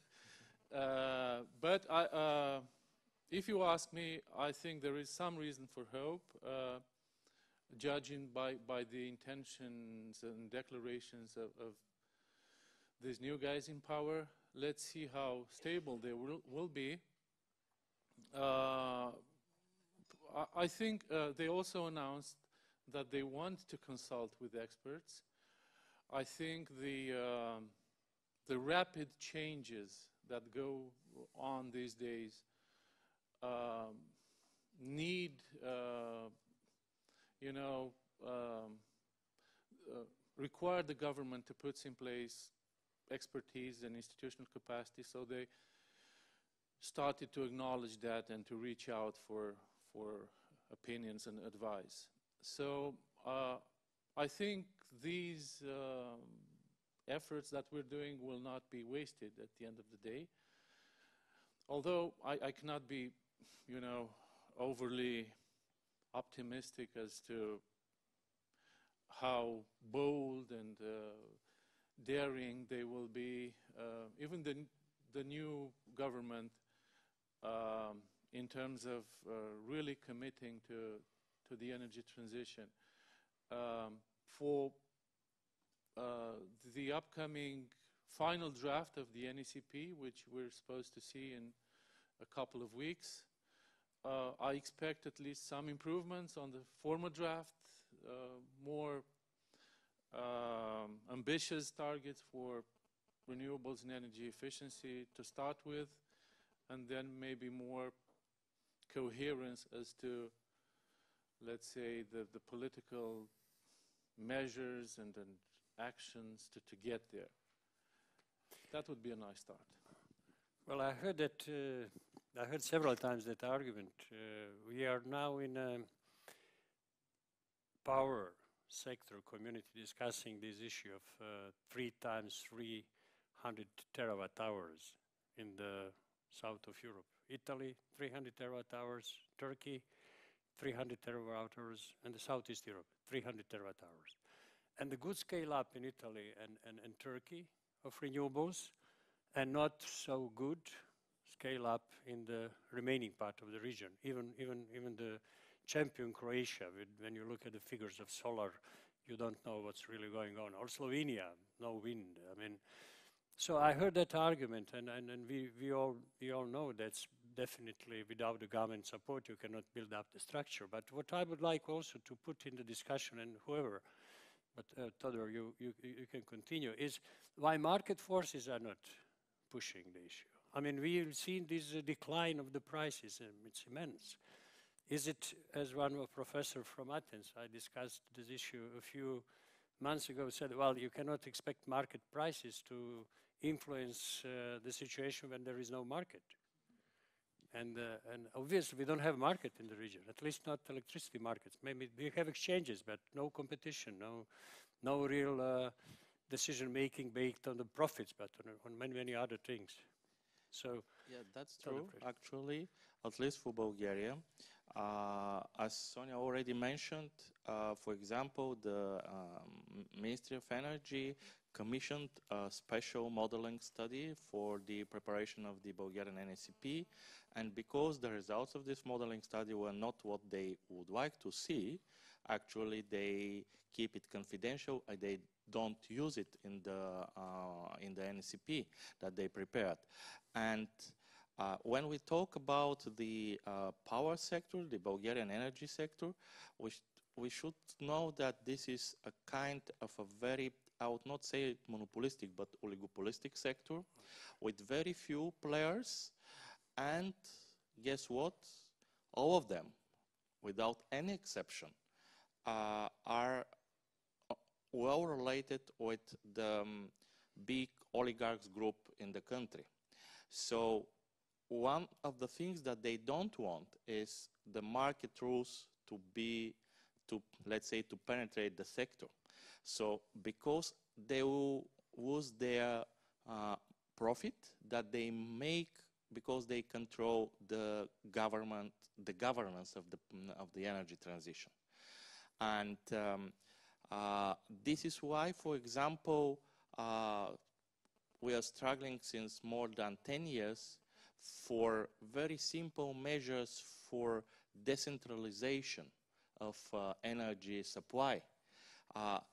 If you want to invest in a large solar power plant in Bulgaria, you will be welcome if you pay to people that need to pay. But if you want to put just 2 photovoltaics on your rooftop, this will take you at least 2 hours. At least 2 hours, I said. Sorry, 2 years. At least 2 years. I said, yeah, sorry for that. Because this is the period when you have to wait for your installation to be connected to the grid when the installation is already built and is operating. Then you apply for this permit, and according to the law, the permit should come up to 2 years. Okay, thank you. Well, we are not going to explore any further this geopolitics and political economy, but obviously it's not easy. The incumbents are really in strong positions. But what I'm interested now to ask Neven and Agnes, I mean, you also have the view of the region and the Western Balkans. You've been working there. Imagine we have politicians who want to go with a Green New Deal. Imagine. So then they come to the technicians and say, okay, show us. Show us that it is possible. What's with the security of supply? What's with the flexibility? What's the infrastructure that is needed? So simulations are very good. I've seen quite a few. Okay, the prices are going down so dramatically that simulations, the moment you publish it, you know it's obsolete. There will be another, but the pathway is bigger, is important. So my question to two of you who have been in the arena for quite a few years is, from the simulation to the reality, what is the infrastructure, as they say, green infrastructure? I'm not only talking about physical infrastructure. What's the green infrastructure that is needed in the region? We are talking the region that we know. What is the governance infrastructure, market infrastructure, physical infrastructure, everything that is needed, providing we have someone who really has a dream of 2050 to align with the targets of European Union. So Agnes, you've been really involved in many of the countries. Well, I think there are many things. So the modeling needs to be translated into policies, and I think that's also another step where sometimes capacities are missing in the ministries to actually know how to do this well. I think there's the issue of transition, so it doesn't happen. It doesn't happen as in neoclassical economics where you kind of, there's a cost to the transition where you need to retrain people, you need to maybe retire them, etc. There are businesses which, go bankrupt, etc. And so there's a transition issue which needs to be handled, which no one is really good at in basically all of the EU. I don't think that there is enough experience yet, and this just transition concept has really taken off in the past few years, but people are still learning how to even start doing it. So that's really important, I think. And I think it's not just a matter of decision makers wanting to do this. I think it's also just them having to. And one thing that's interesting to see, and it's not a direct reply to your question, is how in the western parts of Europe coal is already beginning to collapse. So there have been reports about how this is happening, and it hasn't happened to the same extent in the eastern parts. And I think part of that is the lack of renewable alternatives, so the renewable capacity is much smaller. Another part, and we were speaking about this morning, we had a project meeting, and there was a very interesting example from Todor in Bulgaria, where he was saying, it's basically, I guess it would be illegal state aid, but he was saying that there's an energy company in Bulgaria owning power plants, and the way that the power plant avoids decreasing its profits due to allowances is by the parent company buying the allowances for it. And so there are all these, interesting games that people are playing to try to keep these power plants going in the east of Europe. And ultimately, this is just going to be a huge cost to the economy and to the government. And there will be a time when the time will come that this can no longer be done. And then there will have to be all these steps in terms of implementing policies, not just in the field of energy and climate, but sort of a wide economic transition policy more broadly. Thank you, Agnes. Neven, then we'll open up for questions. If you have some questions, prepare. No comments at the moment, just questions. The first thing we need is a day-ahead market in each country. When we started Cropex in Croatia, it basically killed Plomin coal project in a few months, because it was obvious that there was implicit subsidy of 4 billion euros to a coal power plant. And it was very difficult to argument against obvious numbers. I guess that if there was a power exchange in Sarajevo, nobody would be building Tuzla, because it doesn't make sense. But without a price, it's very difficult to do the calculations. Another thing that it's quite critical is the local businesses. We have to build local businesses and local lobbies based on renewables in order to have them push through certain administrative changes, reduce the barriers. Without having strong players in the market, it's difficult. If everything works like a Czech solar program, where 1 gigawatt of solar was built in 1 year by foreign companies, then of course they will just leave the bad trace, and there will be no continuation of such policy. Romania, Bulgaria. Yeah. We have examples. What we managed to do in Croatia reasonably well, I would say, is a wind sector, which is full of local players. There are, of course, a lot of bad media about them, which is quite understandable, because they are actually successful in building wind power plants. So the other guys are putting a lot of money in media. And then I would come to the third point. The way that media is financed today in Croatia, since media is not anymore getting a lot of money from selling the product, they're mostly financed from publicity. And the publicity is coming from fossil fuel companies, because they have the money. And if you look at the discussions in the media in Croatia, in the public space, renewables are terrible, they're expensive, it's bad for environment, so it's quite difficult to fight such media attacks on renewables, on the energy transition. We have tried to push positive argumentation into public space, but in order to be able to do that, you need to have lobbies, again, because somebody has to finance it. So I would say that immaturity of the social structures in Southeast Europe will make it quite more difficult than in other countries. But if you look at what Agnes said, that countries that have good modeling groups, really strong technical capacity, like Macedonia or Croatia, have actually done much more than the other countries. So one should continue with this type of projects and support the modeling, which creates arguments, but we also have to create ways how to push these arguments into the public space.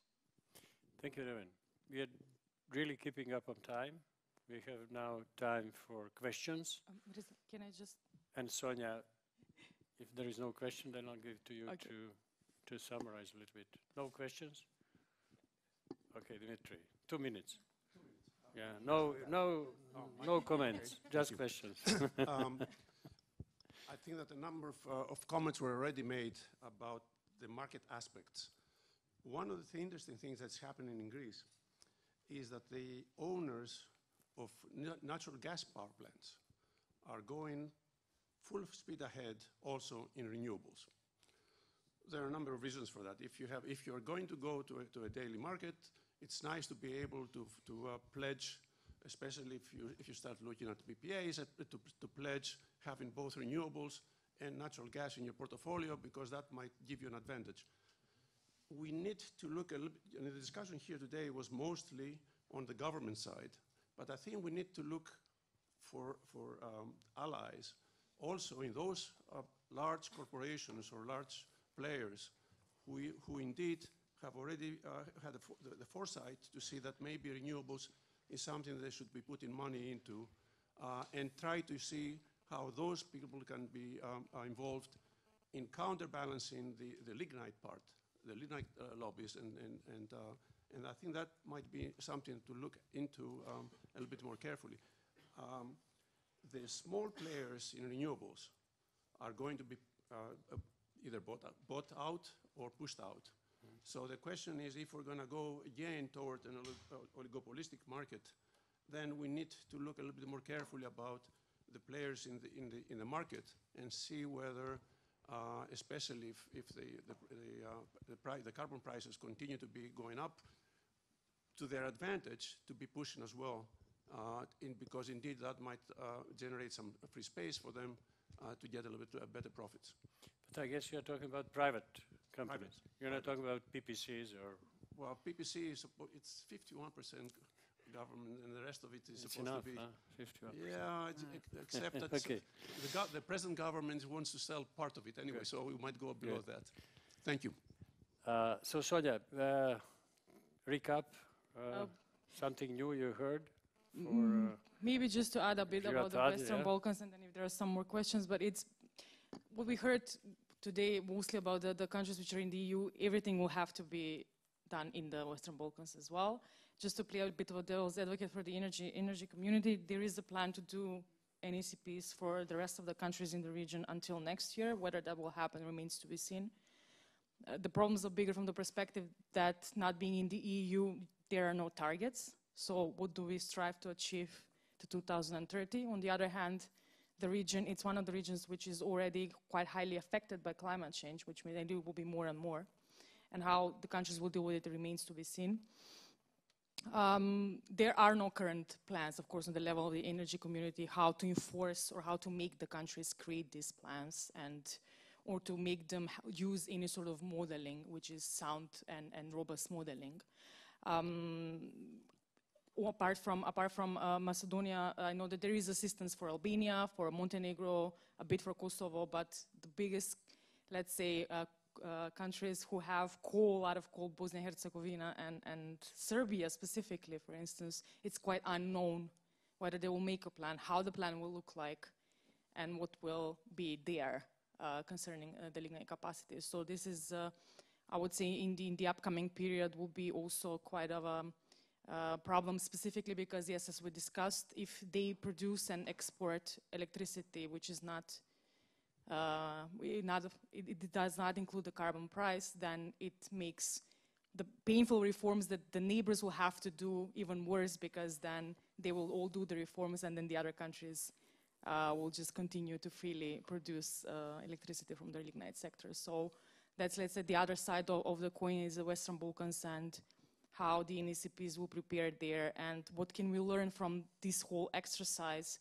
done within the EU countries in order to not repeat the same mistakes, but also to, let's say, assist them to make good and sound plans. Thank you, Sonia. Well, I'll just explore. We have enough time to have a relaxed discussion, but I would like to explore the issue. Can we learn something from the leaders of Energiewende? I basically don't like the energy transition term. We in the region have very bad experience with transitions. I mean, privatizations, transition to the market, etc., etc. So I like this term Green New Deal that is now coming up. But let's be honest, I studied it recently. It was not so easy in Germany as well. I mean, Energiewende was not so easy, and it took how many years? Already 15 years, from 2006, 2007. So let's not be so critical. I mean, the incumbents are powerful. Sometimes they pay very dairy price, like in Germany, big electric power companies with the losses. So maybe the point I want to discuss is they have found enough support, but I think what they have found is the new economic rationale in the Green New Deal. how do we find that economic development opportunities in the countries where we come from? That's for me, I think, is the key political economy decision. I mean, you have to come up with something which is tangible to replace the jobs, to go through the hardship, and the transition is really going to be dramatic. So are we trying to find that answer? Maybe in Croatia, to a certain extent, at least as much as I heard.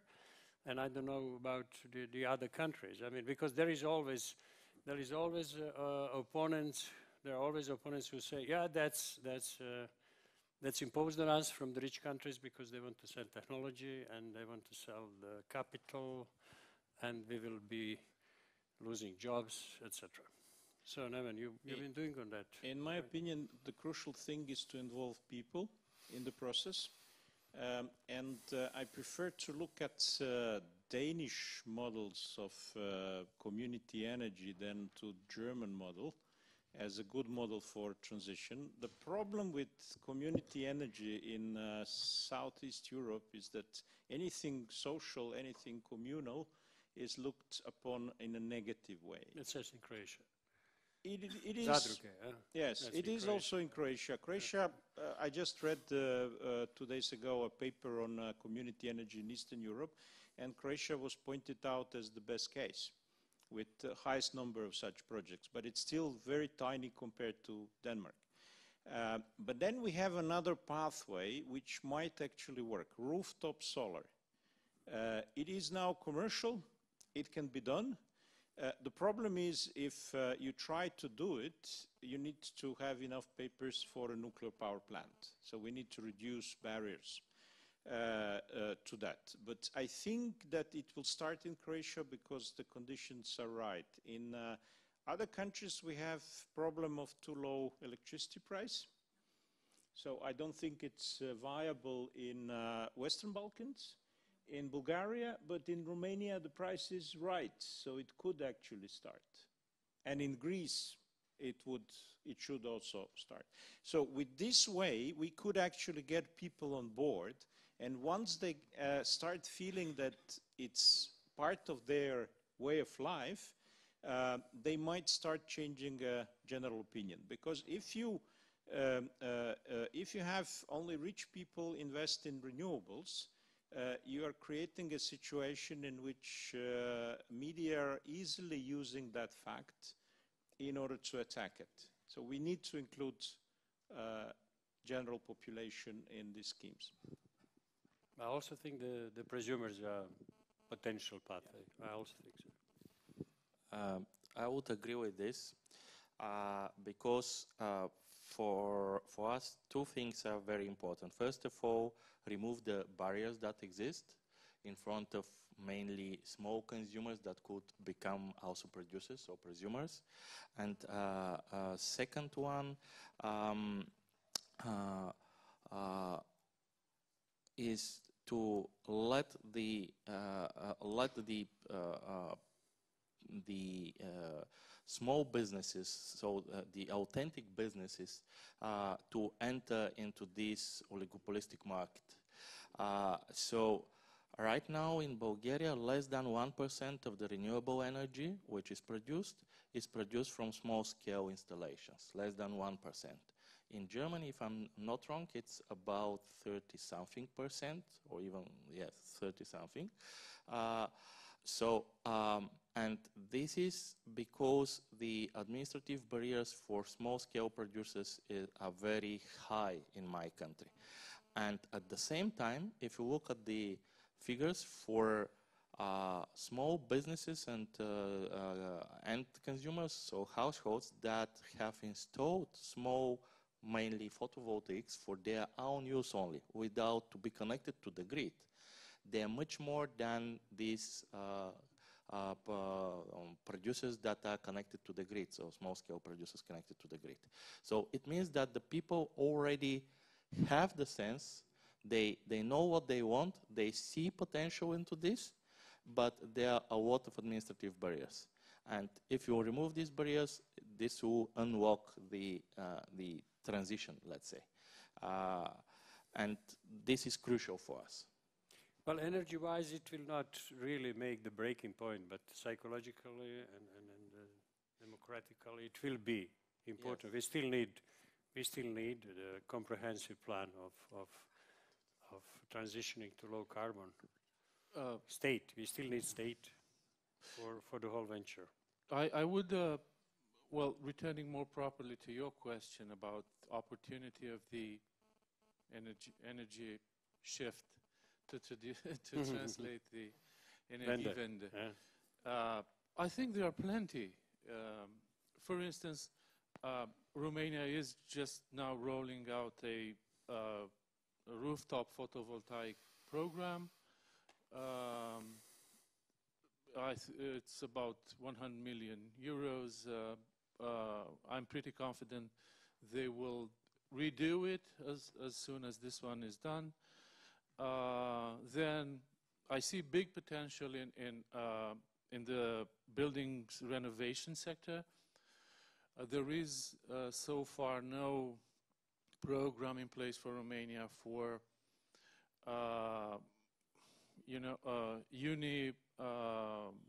for individual houses.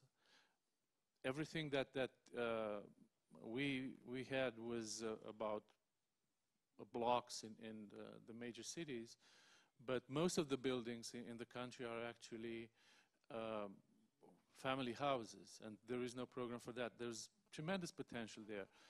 Then Romania absolutely needs to increase the share of electrification. In doing so, the field can join forces with the very robust IT sector. So do it smartly, digitally. There is plenty of potential to do so. The new building materials, better insulation. This is not stuff that I'm making up. I hear that every day on industry conferences. Everybody says they need one thing: more incentivizing regulations. Probably some more will come with better regulations, and the rest will have to come with just in terms of market opportunities. But I think there is plenty of job opportunities. Thank you, Radu. Just to add something quickly, so I think it's important to see the benefits of the transition, both for the government to see it at a societal level and for individuals to see it for themselves. And to start off with the individuals, so for example, in Germany, I think there was a big role for these community energy schemes, and unfortunately recently the share of those within renewable energy ownership has been decreasing. And I think in Germany this can be allowed in the sense that people are environmentally conscious enough to think that just for the sake of climate change there should be support for renewable energy, there should be, an emphasis on policies which support clean technologies. But I think in much of Southeast Europe and also in my own country, so I don't mean this as an insult, but people aren't environmentally as conscious as the Germans. So I think it's important for them to see benefits for their own lives. And so this kind of poses an issue of whether, as Dimitri suggested, whether we support a few large companies so that they can gain so that they have an interest in clean energy technologies and they will become the lobbyists, or whether it's also important to gain sort of wider support among the general population. And I think the latter is also quite important. It's difficult to know how to do this because people don't necessarily have a sense of community, or they don't have that communal thinking due to negative experiences. But I think that it's something that would be very positive if it could be achieved. And on the level of the governments, it was interesting to see again. I looked at these at the four countries in Southeast Europe and the Commission's reactions to the NECPs and their recommendations, and none of the countries had enough information on air pollution, which is one of the rationales for shifting to renewables. None of the countries had examined the issue of just transition adequately. None of the countries had looked at the impacts on research, innovation, and competitiveness adequately. So all these rationales that you have generally, which you generally line up to say this is why we want to have a transition, not just for the sake of the climate, they weren't examined in the NECP sufficiently. And so I think it's very important also for the government to be aware of the benefits and to actually look at these when it does these analyses. I think we have come up with some important conclusions on the ways forward. I will summarize that just that the time has come that think tanks and non-governmental organizations cannot really move forward unless there are allies in the society. Local governments, possibly. Small businesses, definitely. In Bosnia and Herzegovina, it's already, they are ready to build. It's break-even. They can do it. So, but I would like to come at the end of the discussion back to the black sheep of the Europe, Western Balkans. We do have now a serious problem when we advocate for this. We always start, we are discussing with the European Union accession process. Now that's a big question mark, the sudden surprise. But the regional transformation is not possible without the Western Balkans. I mean, without that infrastructure, without that flexibility, resources, that cannot be done. So Laszlo is here. I mean, he can simulate everything in, but that flexibility comes from the Dinaric region, or solar in Greece. That could not be really accommodated unless really some breakthrough in batteries or whatever comes in. So I would like to come back to that from the really technical aspect. And I know that Neven has been studying that, the portfolio, and 2050, not 2030. 2030 is already tomorrow. So what new studies you have done, and what are the conclusions? You advocate for water, wind, solar. Is it enough for the region, the whole region of Southeast Europe? Or there has to be something else? I'm coming back to the question of flexibility in a much wider sense, not just the balancing and regulations, but also security of supply. You know, that's the last arguments that the proponents of thermal power plants have, you know. They even don't call it security of supply. They call it, I heard it today also, energy independence. I don't know who said that, but they call it also energy sovereignty. And I would like to open up discussion on the regional cooperation. So the regional cooperation means trust, solidarity, and cooperation in the Western Balkans and in the Southeast Europe. So I would like to all of you share with us your thoughts on this. Then we'll also have time for questions or comments, because I got warning that 10 minutes past 3, we have to stop. So we stop 9 minutes past 3. Okay, so we have now enough time, and this is a closing discussion. And apart from water, wind, and solar, WWS, which you mentioned, we also see biomass as significant local resource. But we should be careful not to burn furniture, what we are currently doing. We should use that wood for producing furniture and other products, and burn only the waste from those processes. We see 2050 easily done in Southeast Europe. It's much simpler case than Denmark, for example, because we have so much hydro and so much biomass. A full transition away from fossil fuels in Southeast Europe is technically possible, it's economically viable, and it's politically impossible currently. But I hope that slowly, with one more conference and more conference like this, we will get there. The crucial points are, of course, how to decarbonize heavy transport, but this is a general problem everywhere else, and this cannot be done by electricity. But everything that can be electrified in transport should be electrified. We already in Croatia have very low carbon intensity of electricity, so it makes sense to go directly into electrification very quickly. because we anyway have to build infrastructure because of tourists. So why not using it also for electrifying our transport instead of importing all 20 years old cars from Western Europe when Western Europe starts electrifying. The crucial thing that I see being fought in Europe also is the question of heating. Decarbonization of heating through renewable gas is something that does not hold the numbers.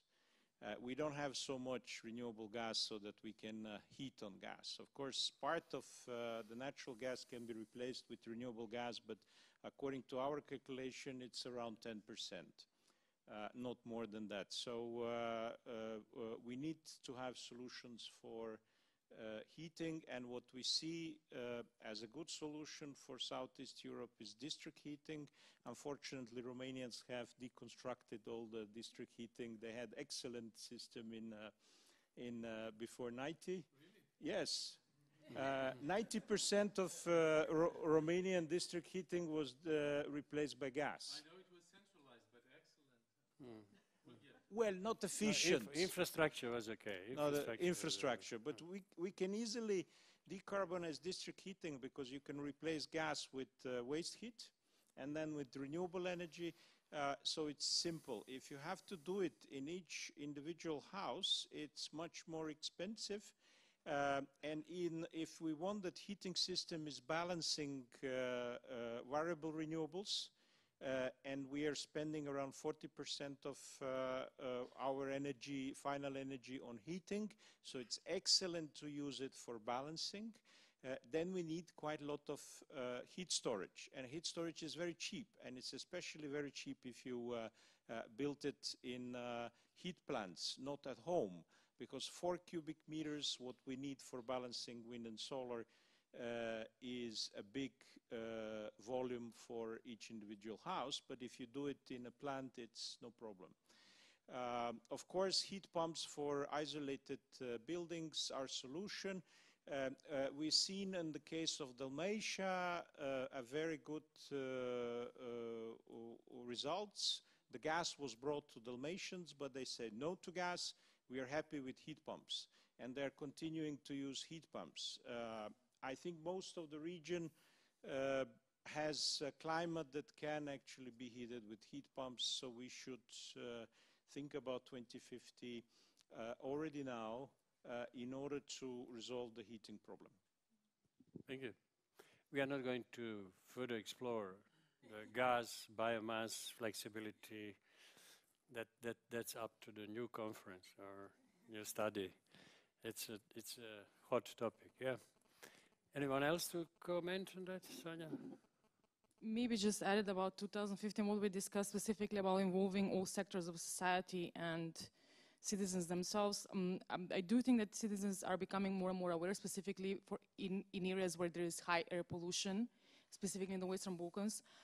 A problem that we didn't tackle here, but maybe it's from some other think tanks as well, it's media literacy as well.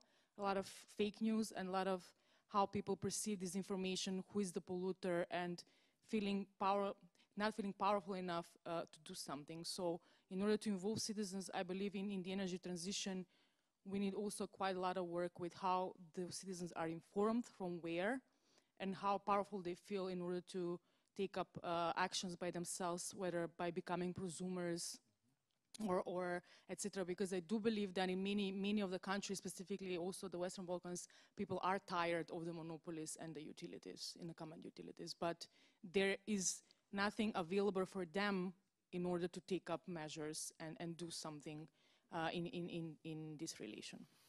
Yeah.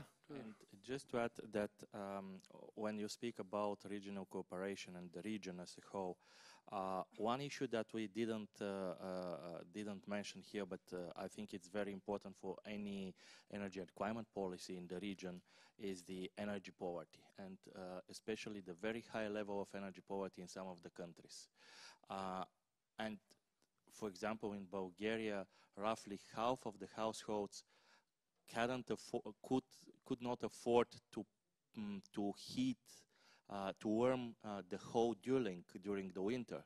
So they have to select to warm, for example, 1 or 2 rooms only.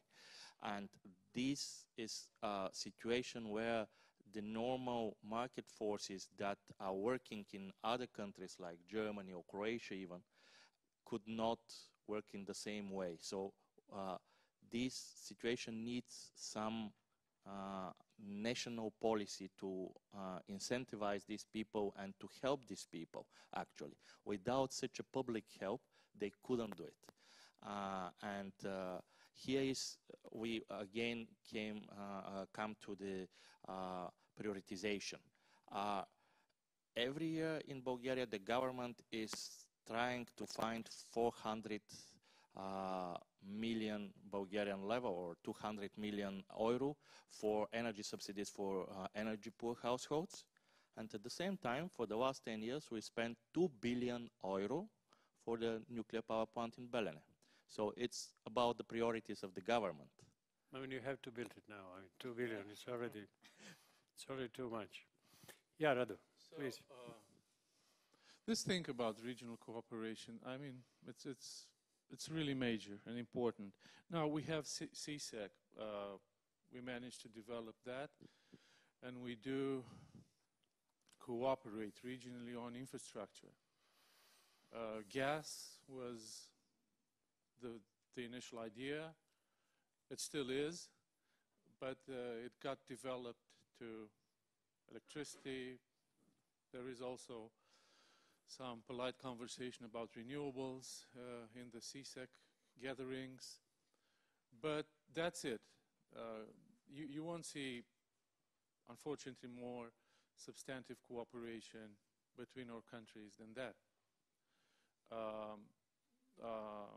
I think the most striking example is the fact that Romania, Bulgaria, and Hungary are at the same time planning nuclear power plants, all in the ballpark of 10 billion euros, I think. Not to mention Turkey, a bit down the line. Slovenia. Slovenia. So I think, to put it simply, these neighboring countries would agree to cooperate on that as long as they would host those capacities.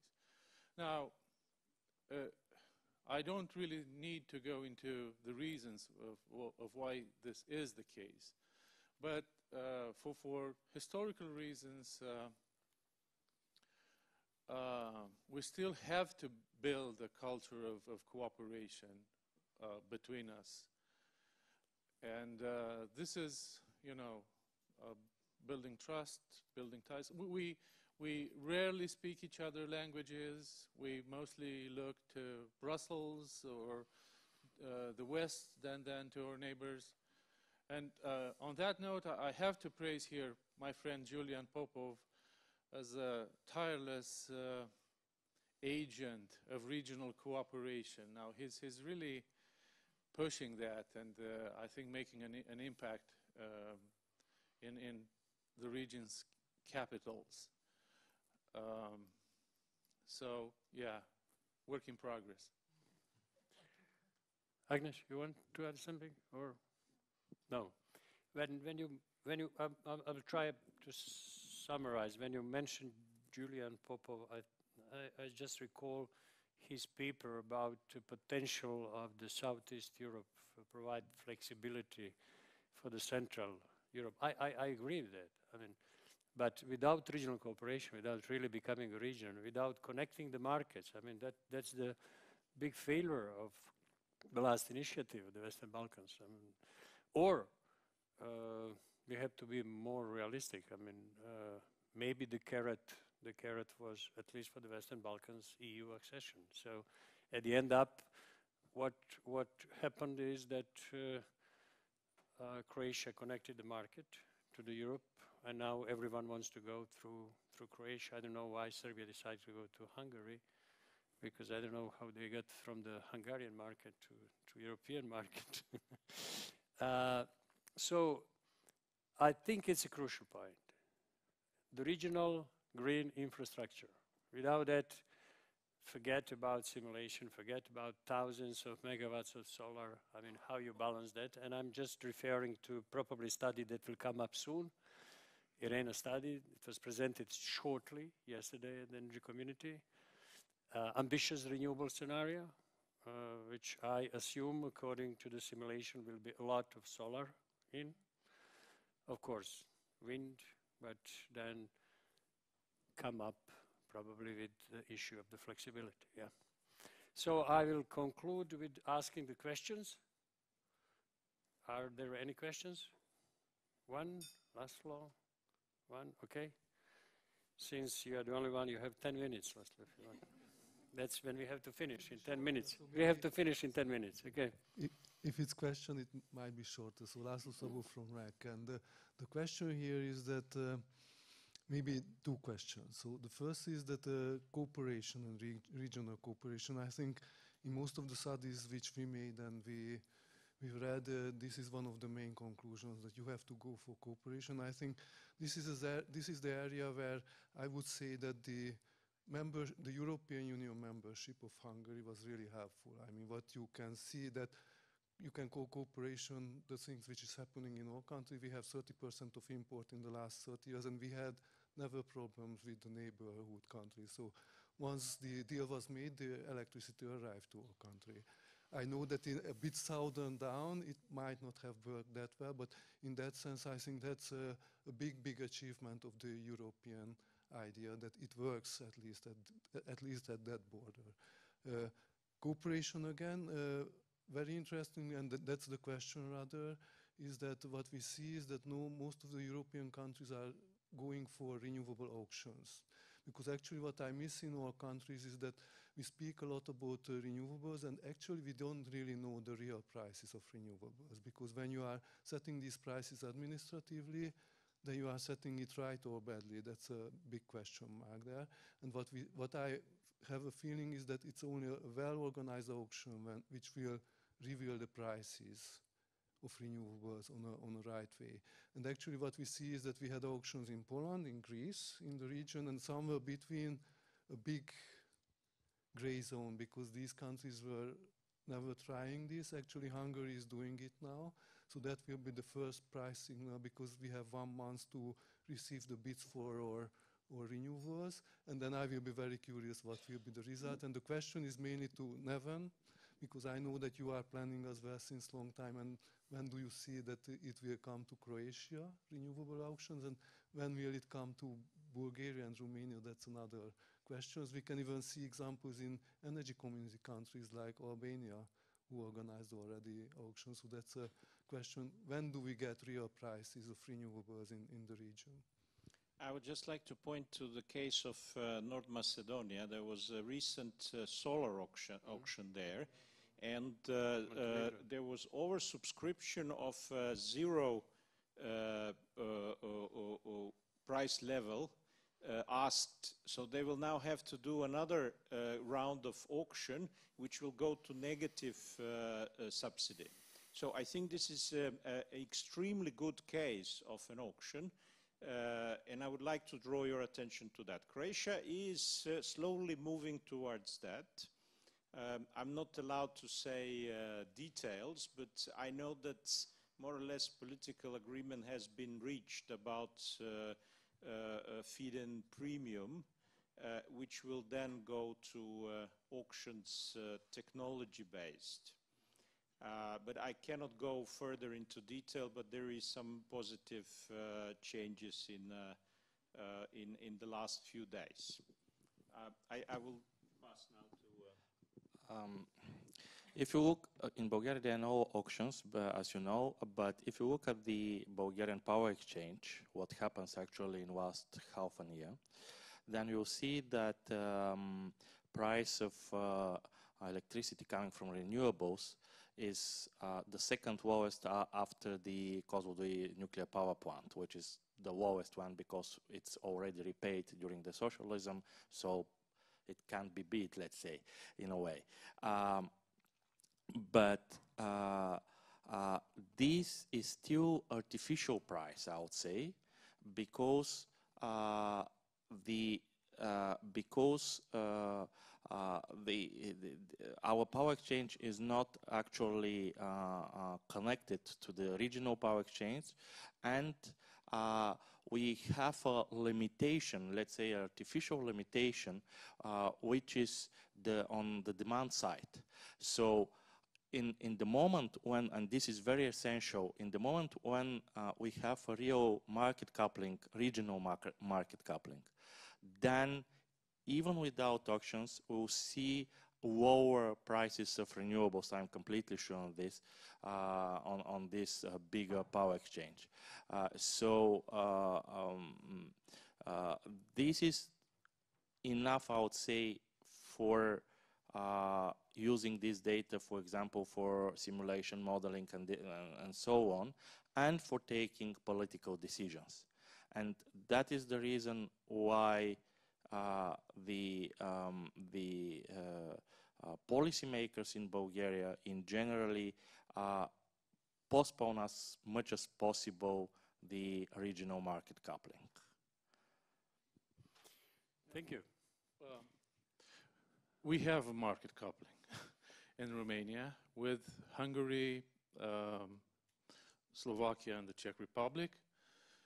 It shows very positive effects. We've seen that also in the project that we're doing on the coal phase-out. There is for Romania, let's say, a lower cost to be paid in terms of electricity prices as a result of expected coal phase-out as compared to Bulgaria and Greece, because we are market-coupled, market-coupled with Hungary, Slovakia, and the Czech Republic.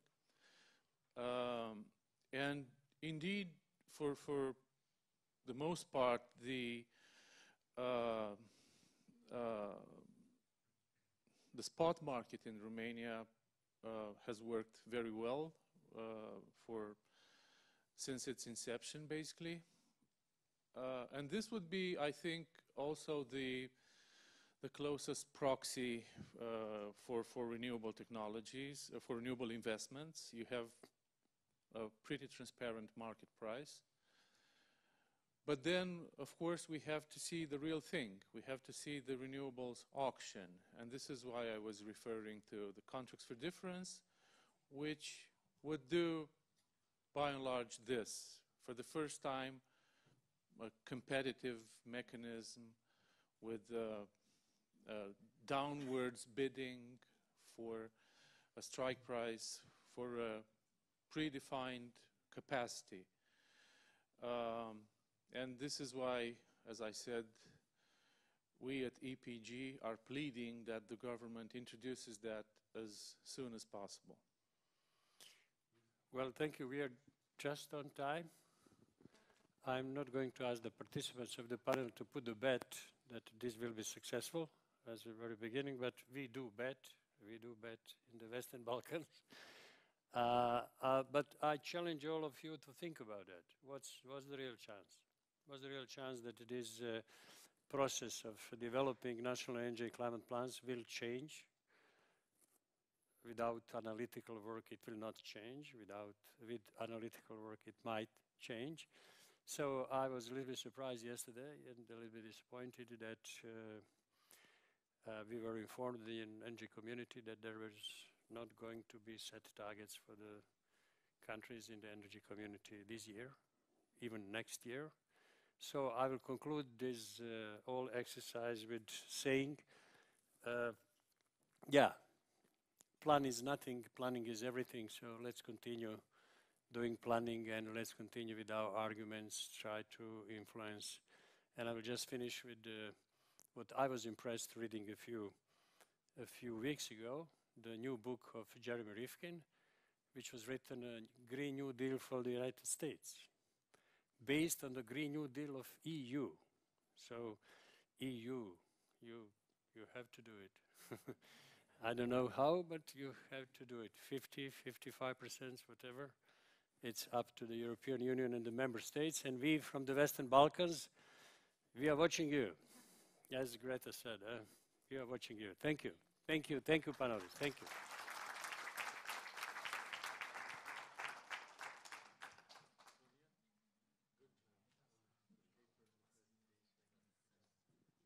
So and now we have a coffee break until 3:30 and possibly 3:35.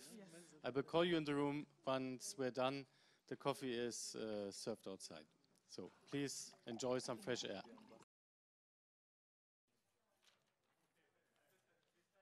Yeah. So, ladies and gentlemen, welcome back after the coffee break. We have caffeine in our veins, as they say. I think we have fresh air. We have an exciting panel, so I'm sure the time till we enjoy the cocktails will be a good one. Picking up on what has been said in the last panel, we see indeed there are big challenges, but also big opportunities. And in this session, I think we want to do an explicit focus, on the one hand, on the power sector, but on the other hand, also on the benefits that arise from the existing regulatory framework or the new regulatory framework. Trying again a bit to summarize what has been discussed before, we see that the countries in the region, in their current planning, envisage to continue to utilize coal, especially lignite, even build new lignite, apparently. And at the same time, we see that half of the existing lignite capacity will reach at the technical lifetime over the next years, so that either needs refurbishment, investments into those existing plants, or indeed investments in new plants.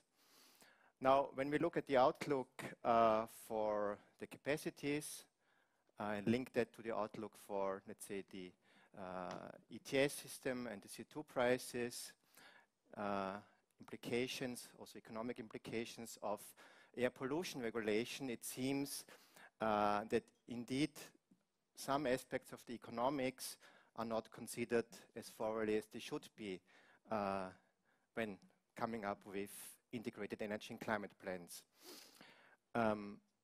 This is, let's say, the conventional side. On the renewable side, we see improvement. We see a slow, also increasing willingness to raise the targets. But when we then compare, let's say, auction results, as we've heard, they're not implemented in all the countries yet, but where they are implemented and we compare it with other countries in Western Europe, even when we look at Portugal, there was a recent PV tender with a price of 29 euros per megawatt hour. When we compare that, we see higher prices in Southeast Europe, and that is indeed not a consequence of technology cost or high technology cost. It is a consequence of risk perception of investors, and as such, a critical reflection of the existing regulatory framework is needed. And indeed, I think that's the link to the EU policy framework. There's lots to be gained from this recently adopted legislation in the context of the clean energy package, in the context of the upcoming new EU budget, the so-called multi-annual financial framework. And I think this is, let's say, the starting point of this discussion. Before we discuss it indeed in detail with our panelists, I would like to ask my colleague Philipp Litz to give us a little overview and structuring, let's say, of the main issues at stake.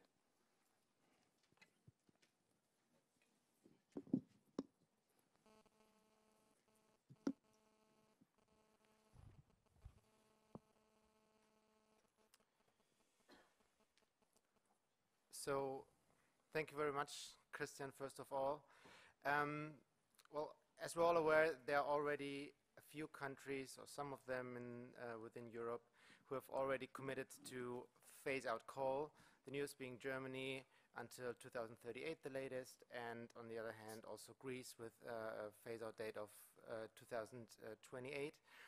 And despite the rather pessimistic outlook we've heard in the first session, I would say that there are a few reasons, or a whole variety of reasons, while there are a lot of other European countries are about to follow in this. And Christian already mentioned one of these, being the age of the existing coal-fired, of the existing coal fleet that we see. The second is that renewables are increasingly cheap options to replace those coal-fired power plants.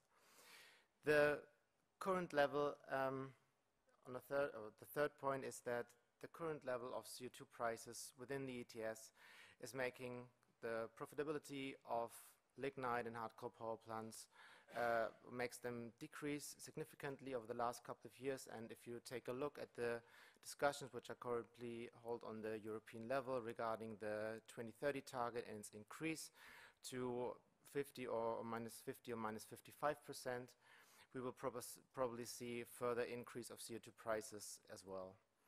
Lastly, as it was also already raised this morning, the issue of air quality, which of course is nothing directly related to the climate aspect, but nevertheless also coal-fired power plants are a big issue for that as well. So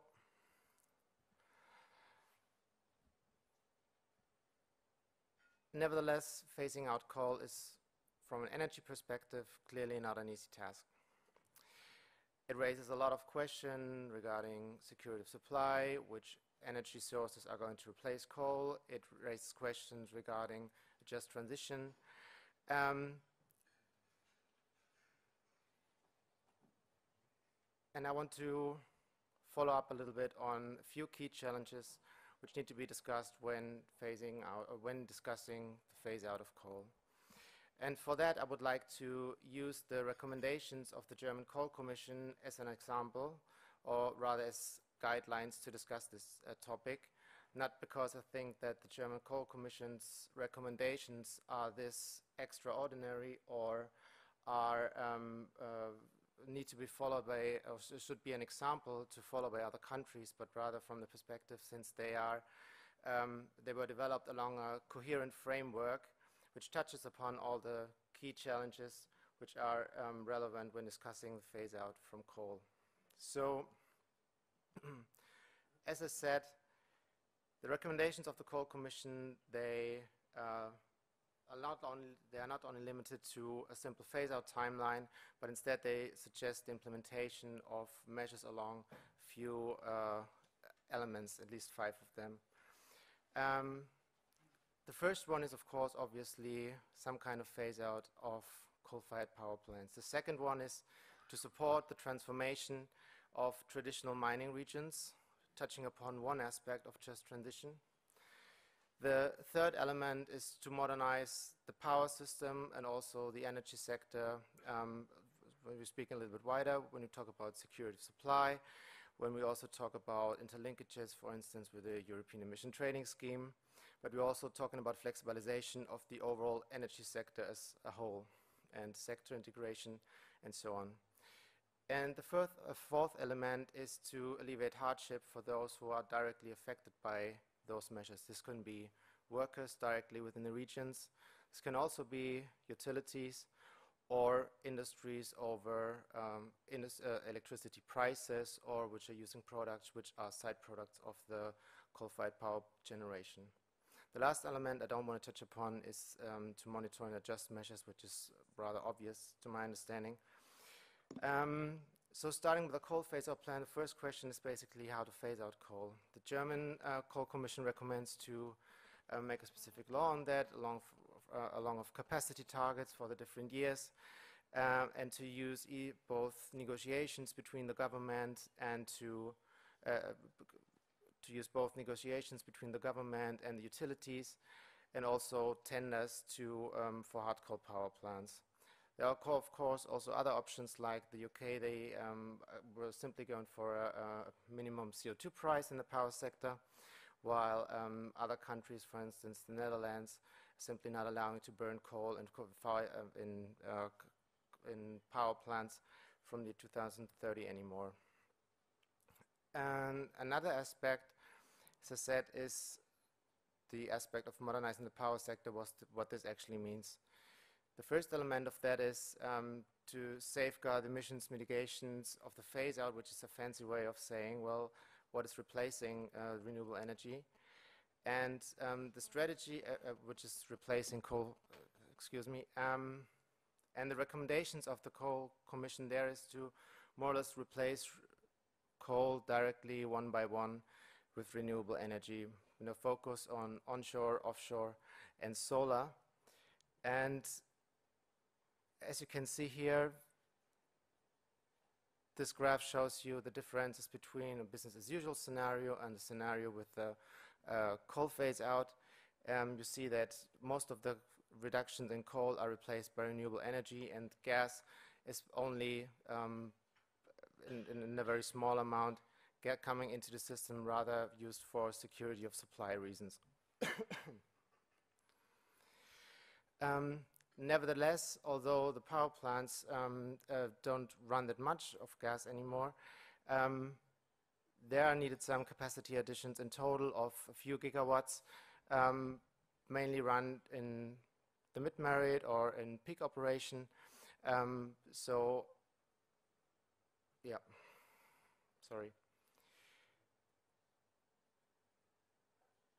They're used both in the power sector for mid-merit and peak operation, but also needed, especially when thinking about the decarbonization of the heat sector in CHP operation.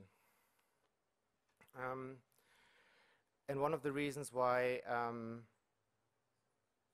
there's only a few gigawatts of gas actually needed to replace more than 25 gigawatts of coal until 2030 is the regional integration aspect. So the coal phase out is also relatively cost effective, doable, since the strong integration of the German power market within Europe.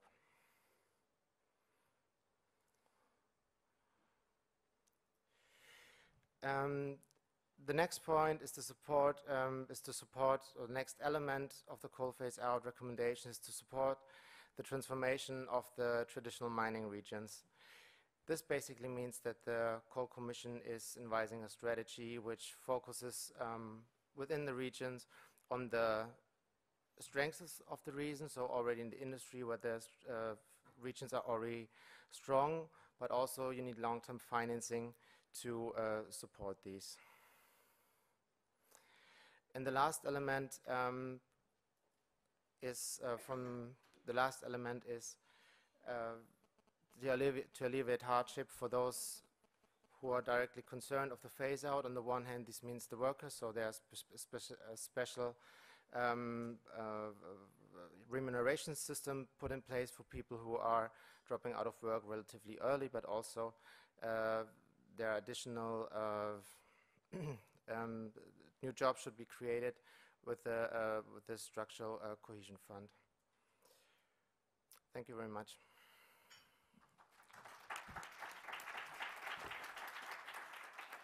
Thank you, Philip, for showcasing this. I think I don't need, but thanks. Showcasing, let's say, selected elements, which indeed we now want to discuss. So I would like to call to the panel Susanna Kapp from the European Climate Policy think tank Sandbag, Michaela Holl from the DG Energy of the European Commission. Please just take a seat.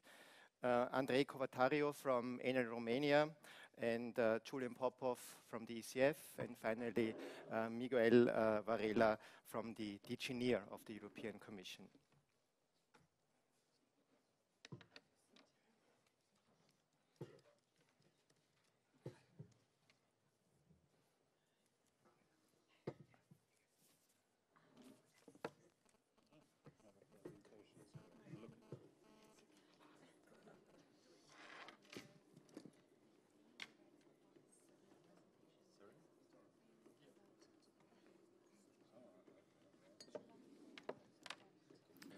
So we have heard in the presentation from Philip that quite some, let's say, fuel switch indeed takes place through market reform and boundary conditions governing the electricity system, namely the ETS first and foremost.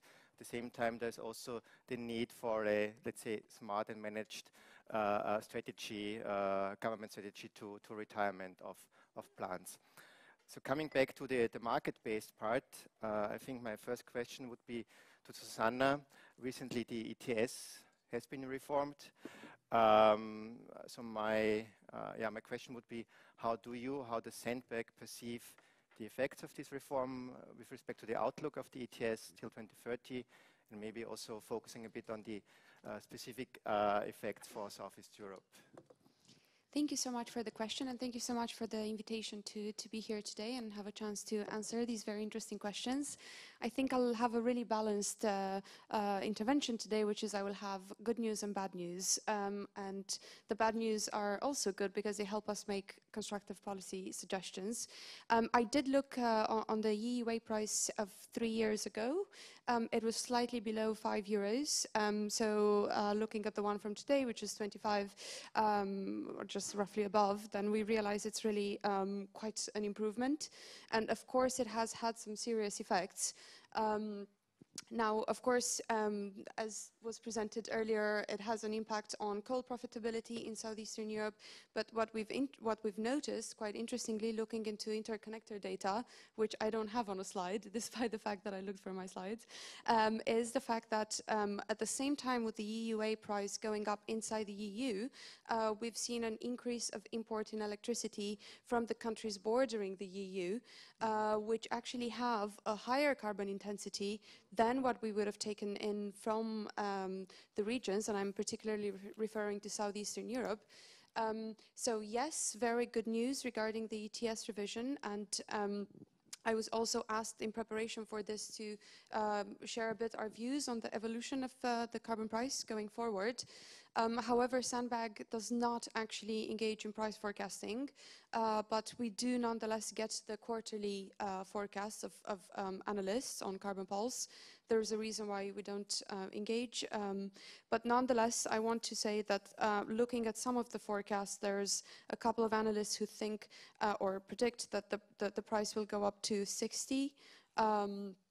Quite rapidly, so the interesting thing would be to ask, okay, if we've already seen a correlation between the increase in the carbon price and the import of higher carbon intensity electricity from, let's say, the Western Balkans, would the price doubling in the EU also result in, you know, boosting up that import and therefore further increasing that? So yes, I think, you know, just like everything, we need to look at the bigger picture and still celebrate the achievements in Europe with regards to the impact on coal and on a coal to clean switch. As we've seen, it's really becoming government plan to try to switch directly to renewables.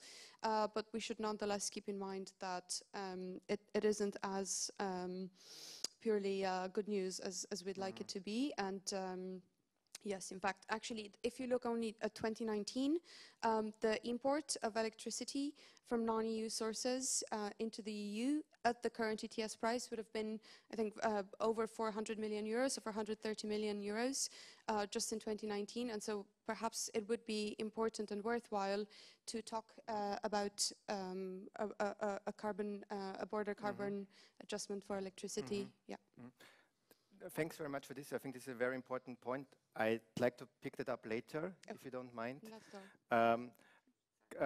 Coming back to the ETS and the implications for the EU power markets. Andrei, you're head of public affairs of Enel Romania. The outlook on the ETS with the recent reform, is this enough for you as a utility to progress fast or even faster with the transition? So just to put the context first, we have in Romania both distribution, supply, generation, only renewable generation, and also services through our NLX department. The short answer is no. The extended one, I think we should, in my opinion, there are three main drivers that will drive the energy transition, one way or the other. One is the price of the ETS, that's for sure. The second one is the cost of technology, which is clearly decreasing and has decreased in the past 10, 15 years, and it will not stop decreasing any soon. And then there's the local context, the regulatory framework of each country, of regions, right? If we think about the first two, so the ETS price and the cost, these are certain things that will happen. Sooner or later, we'll go in the direction that we are all foreseeing. The regulatory framework, the local context, needs to be addressed. And in Romania, for instance, there's not enough, the context that we have is not enough to drive the energy transition or to accelerate the process. And I'll tell you why it's not. Because the regulatory framework and the public policy framework is not a stable one. Things have happened in the past few years, and you need stability and predictability in order to attract investments. Because otherwise, Romania or any other country as a destination for investment is not something that fits this framework and this context. Now, on the other hand, the market design and the instruments available, well, there are not too many, to be honest, and the market design is rather poorly developed. In which sense? I don't want to repeat what has been said in the first panel, but for the past 8 years, we don't have bilateral contracts. And this, on one hand, influenced our markets, our future forward markets and day-ahead markets. But on the other hand, it hinders also new investments in the RES capacity or any capacity, actually. We don't have de-risking tools. So basically, no cost for difference, no tenders that will somehow help investors in the risking on the risking side for new capacities. And there's also, some poorly regulations related to markets, especially the relation between day-ahead market and balancing market, which are it's another reason why we have prices so high in Romania. Not only the capacity that is missing, there are two reasons, and there's a particular situation in Romania that the volumes traded on the day-ahead market and the balancing market are way high. I mean, the balancing market is up to 9 or 10% of the traded electricity market, and the day-ahead market is actually at 45%. So you can only understand the impact that this has on the current assets, renewable ones, but also on the future investments. So there's not a destination for investments when you look at the whole picture, the context. So the short answer is no. We need to look also on the other things that need to be assessed and modified in order to attract new investments. Can I have a very quick follow-up question? Now, with the outlook of the new Renewables Directive, the new electricity market regulation, things should get better, no? Exactly. I think that the instruments that the European Commission has offered to member states are quite enough, I would say. What's missing is, what's next actually not missing at the moment, but what's next is for the member states to actually adapt them and implement them so we can actually increase the investments and we can attract more investors in the countries. Maybe a little side remark, if you allow me, even as moderator, to make a little statement. But we recently published a study together with our partners in Greece and Serbia, indeed trying to analyze the effects of the new framework, the new Renewables Directive, the new provisions in the electricity market regulation, let's say as key de-risking tools on the policy side, but also with the proposal from the Commission, and I will ask you, Michaela, in a minute about this, on a potential instrument, a EU guarantee for national support payments, let's call it like that, with this in place, a proper implementation of the new package, the de-risking tool being available for guaranteeing local support payments, both for onshore wind as a case study in Serbia And in Greece, the answer was that indeed, if this is properly implemented, then the LCOE of the wind projects would drop by 20%, which I find quite massive, actually. And then making just an economic case compared to investments in new lignite, even without considering CO2 pricing. And I think the very interesting result was we did interviews with investors, with banks. Then there was a financial model deployed, and there were four main, let's say, de-risking elements identified, which made, let's say, the biggest contribution to this 20% decrease in cost. The first one was the EU budget guarantee. The second one was, not so surprising, stable renewables remuneration systems and according targets. Market reform, so proper balancing markets, proper intraday markets, market coupling and regional integration. And finally, Rado mentioned it also, the availability of PPAs and especially corporate PPAs. And my last point, out of this 20% cost reduction, 40% is just coming from one instrument, namely the EU budget guarantee, which is just wow, in my view. So that's why my concrete question to Michaela. You are part of the renewables unit in DG ENA and very much involved in the discussions and development of the MMF. What is the state of play, and yeah, what's really a likely or hopeful outcome on these de-risking tools from the EU budget, the new one? Yeah, thanks a lot. So the MFF, that's the new budget that would be applying as of 2021 for 7 years. The Commission presented a proposal already 1.5 years ago, and it's still under negotiations. And it's not easy because the UK is going out and the gap has to be filled. So what I tell you now is always what I say if it's the Commission proposal and what the status at the moment is. So basically, on most files we have concluded agreements, but we still wait for the most important part, which is how much money will there be. Because basically we have a text on one of our program in which I was involved, and the most part is in square brackets, namely how much money do we have for this program. But I think it's still interesting to hear what we have put forward, and I think the overall proposal across the board, much more emphasis on climate mainstreaming. So we have 25%, which is higher than before. 25% of the EU budget should go into climate spending across the board, and every program gets its own figure, to what extent it has to contribute, because some cannot because they are about migration or something else. In addition, the intention is that all EU budgets have to be subject to climate proofing. So these are that's stricter than just a climate impact assessment.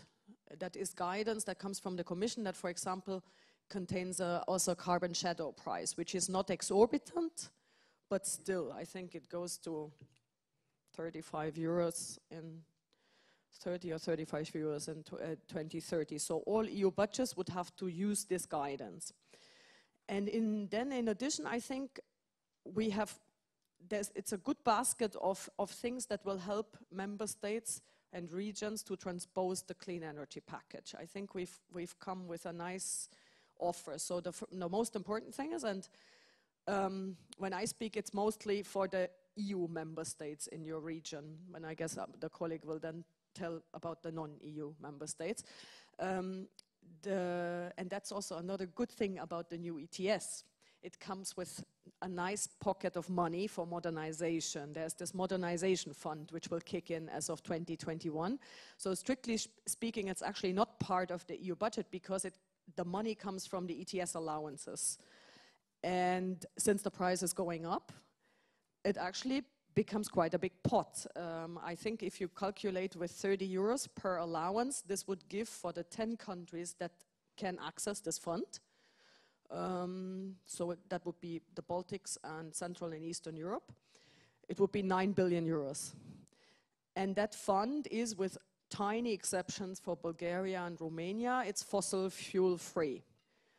So that fund comes in exactly to fund a just transition, to modernize the electricity market, to bring in flexibility and storage, and do upskilling of labor.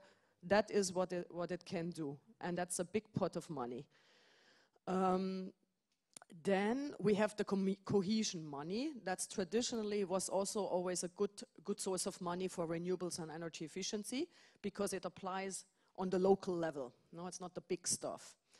There we have had good experiences with low carbon, the concentration on low carbon as a priority already now. I mean, we've seen good examples where member states used energy efficiency money for refurbishments in Slovakia, which was really good. So more money needs to be put now on low carbon. It's not the only priority. We also have digitalization and innovation, but still a lot of money. And interesting again, in the Commission's proposal, it was also fossil fuel free. But this is under discussion now still with the member states and the parliament. So we proposed it to be also fossil fuel free. But this has been opened up, but it's not yet concluded. They're still discussing. Cohesion is not yet closed. Then we have actually happening tomorrow, the EIB, that is the European Bank, the investment bank, has put forward a proposal to no longer fund any fossil fuel. I mean, coal they don't fund in a while already, but now it's the question on the gas. Tomorrow is the vote on the board. Who votes there? It's the EU member states' finance ministers, basically, to decide on whether gas is in or out. And since it's the biggest public investment bank in the world, I think that sends a signal. That sends a signal because it's not only, well, not only, that's also a big thing. We are looking at our president, hopefully new president, as it looks now, Ursula von der Leyen, has committed to enshrine the 2050 carbon neutrality in an EU law, which we didn't have so far, a climate law. So that's already setting the direction of travel. But I think if then, on the other hand, the EU's public bank says, okay, enough, now the next 7 years we focus on renewables and energy efficiency because we cannot spend the money twice. So then what else we have? The de-risking. You wanted to hear about the de-risking. I like how excited you are about that, but I think it's a difficult sell because basically how it is constructed. So we've seen the benefits of this, and we've seen that in the Southeast Europe, the cost of capital is really a problem, and there is no reason why you should pay twice for the same standard windmill than in Germany.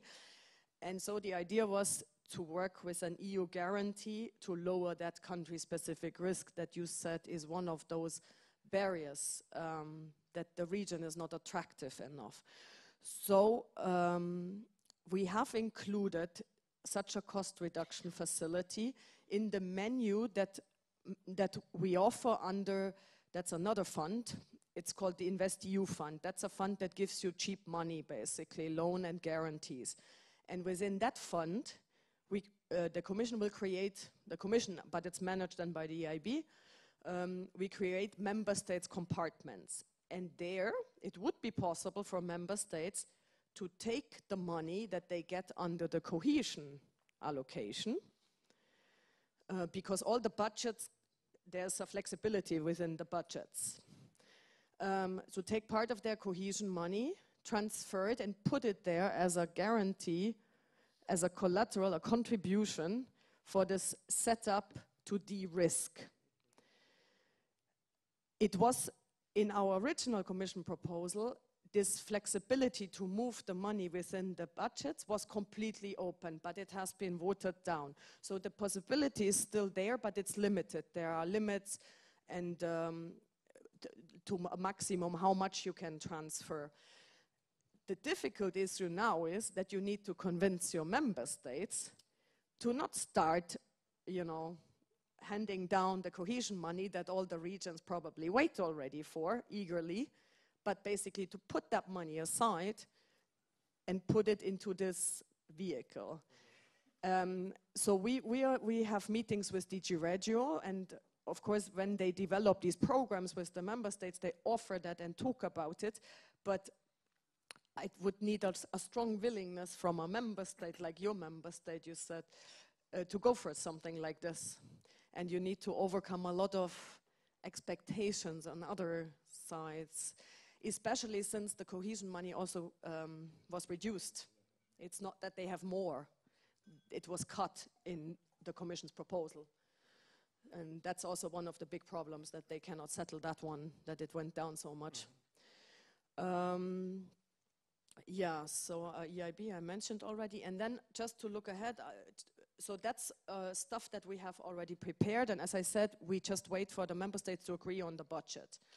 And then we have the announcement on the Green New Deal, what the new Commission plans to do. And basically it builds up on clean energy package, and it builds up on this budget proposal and brings it even further.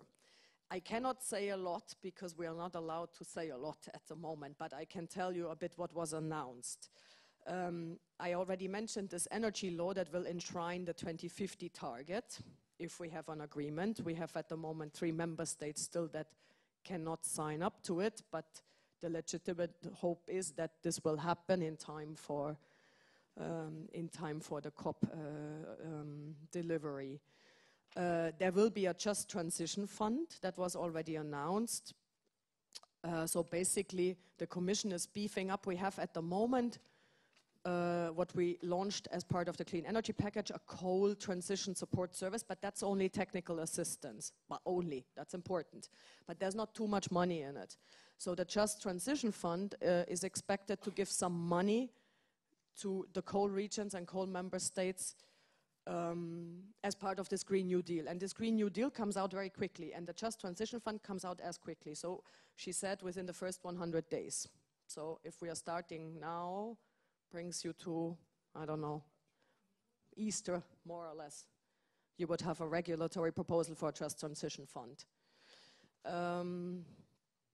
Then the Green New Deal will also put more emphasis on industry decarbonization. That's something we haven't worked on so far, so that will be an emphasis. And there will also be the review of the energy tax directive, another try. So I think overall, there is a good setup for member states to use the money in a clever way and support the implementation of the clean energy package. Thank you very much. I think we will come back to some of the aspects a bit later. I was sort of, I would like to pick up the aspect. Indeed, there is some uncertainty with respect to the impact of the InvestEU fund and this flexibility to move, let's say, parts of the funds from the member states compartments to this fund. Now, when we look to the Western Balkans, where typically we tend to see more challenges, I understand that such an instrument is already in place for the Western Balkan countries in the context of the Western Balkan Investment Framework. So my question to Miguel from DG NEAR would be, if you could tell us a little bit about this financial incentive for countries to move forward in the Western Balkans, but maybe also a bit bigger the question, nonetheless, there are big challenges, so in terms of legal implementation and improvement of the framework, where would you see the main challenges and what are potential next steps to overcome those? Thank you. I think you can just start to talk and then it... Yeah? Okay, thank you, Christian, thank you. It's my pleasure being here in this conference, in a room plenty of energy experts. I'm a bit embarrassed, but I try to do my best to convey a message from the engineer perspective. I understand that out of the European Union life is not is more complicated. I do not see for the Western Balkans this array of instruments that my colleague has just mentioned, and on top of it, it is true that we have to acknowledge that the energy transition, which is also new for the energy union, has not been so far a priority for the EU and the policy of the EU in the Western Balkans, because we were more focused on the fundamentals first, meaning human rights, democracy, and rule of law, and for good reasons, because this was like the basis for any sustainable development. But we have seen a change, a substantial change, following the political guidelines of our President of the Commission designate, with the Green Deal. As was previously mentioned, we have been called back to our drawing desks to rethink all of our programming documents and strategies. In particular, as an immediate consequence, there already has been an agreement to launch a green agenda for the Western Balkans, which will be like the reflection of the Green Deal in the external action of the Union in this particular region. Was already announced in the summit in Poznan, the Berlin Process Summit, and it will be launched possibly in next year in Zagreb, in the EU Western Balkans Summit. And as with the budget for DG Ener, we don't have figures yet, and we are even more delayed in our discussions because we don't even have a commissioner designate approved by the Parliament. I think that tomorrow there will be the hearings. So yes, there is the mission letter, but we are in a moment of uncertainties, and we cannot really commit or make pledges specifically. But this is for the future. As you mentioned, yesterday, I think it was yesterday, the IPA committee already endorsed the first pilot guarantee scheme for the Western Balkans, which will sit in this Western Balkans investment framework that you understand are familiar with. And it is a pilot scheme because it's only endowed with 150 million, I think, and not addressing only energy projects. But energy is indeed a priority for this facility. Indeed, we also have a singular facility, or instrument, which is the IPA funding, which is not following the same rules as the neighboring instrument or the DCI or EDF funds, which cover the rest of the world. And IPA, as I said, didn't have climate action and energy transition at the core of the priorities, and that's the reason why the 2050 percentage of target for climate funding, in our case, so far it's only 15, meaning that, again, it's not, but we count on a change throughout the dialogue and the discussions with the Parliament. We are completely sure that this will be raised, and again, following the Green Deal of our new Commission. In terms of just transition, which is indeed one of the articles of the regulation, I'm not sure what the regulation of the clean energy package, but it is EU law, the just transition, so we are forced to guarantee a just transition.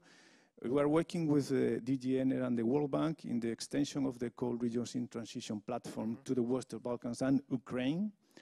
And we are committed to supporting that, and I believe that in the next budgeting period, there will be a substantial sum allocated to this initiative, because we are convinced that the social perspective of the just transition in the region is of paramount importance.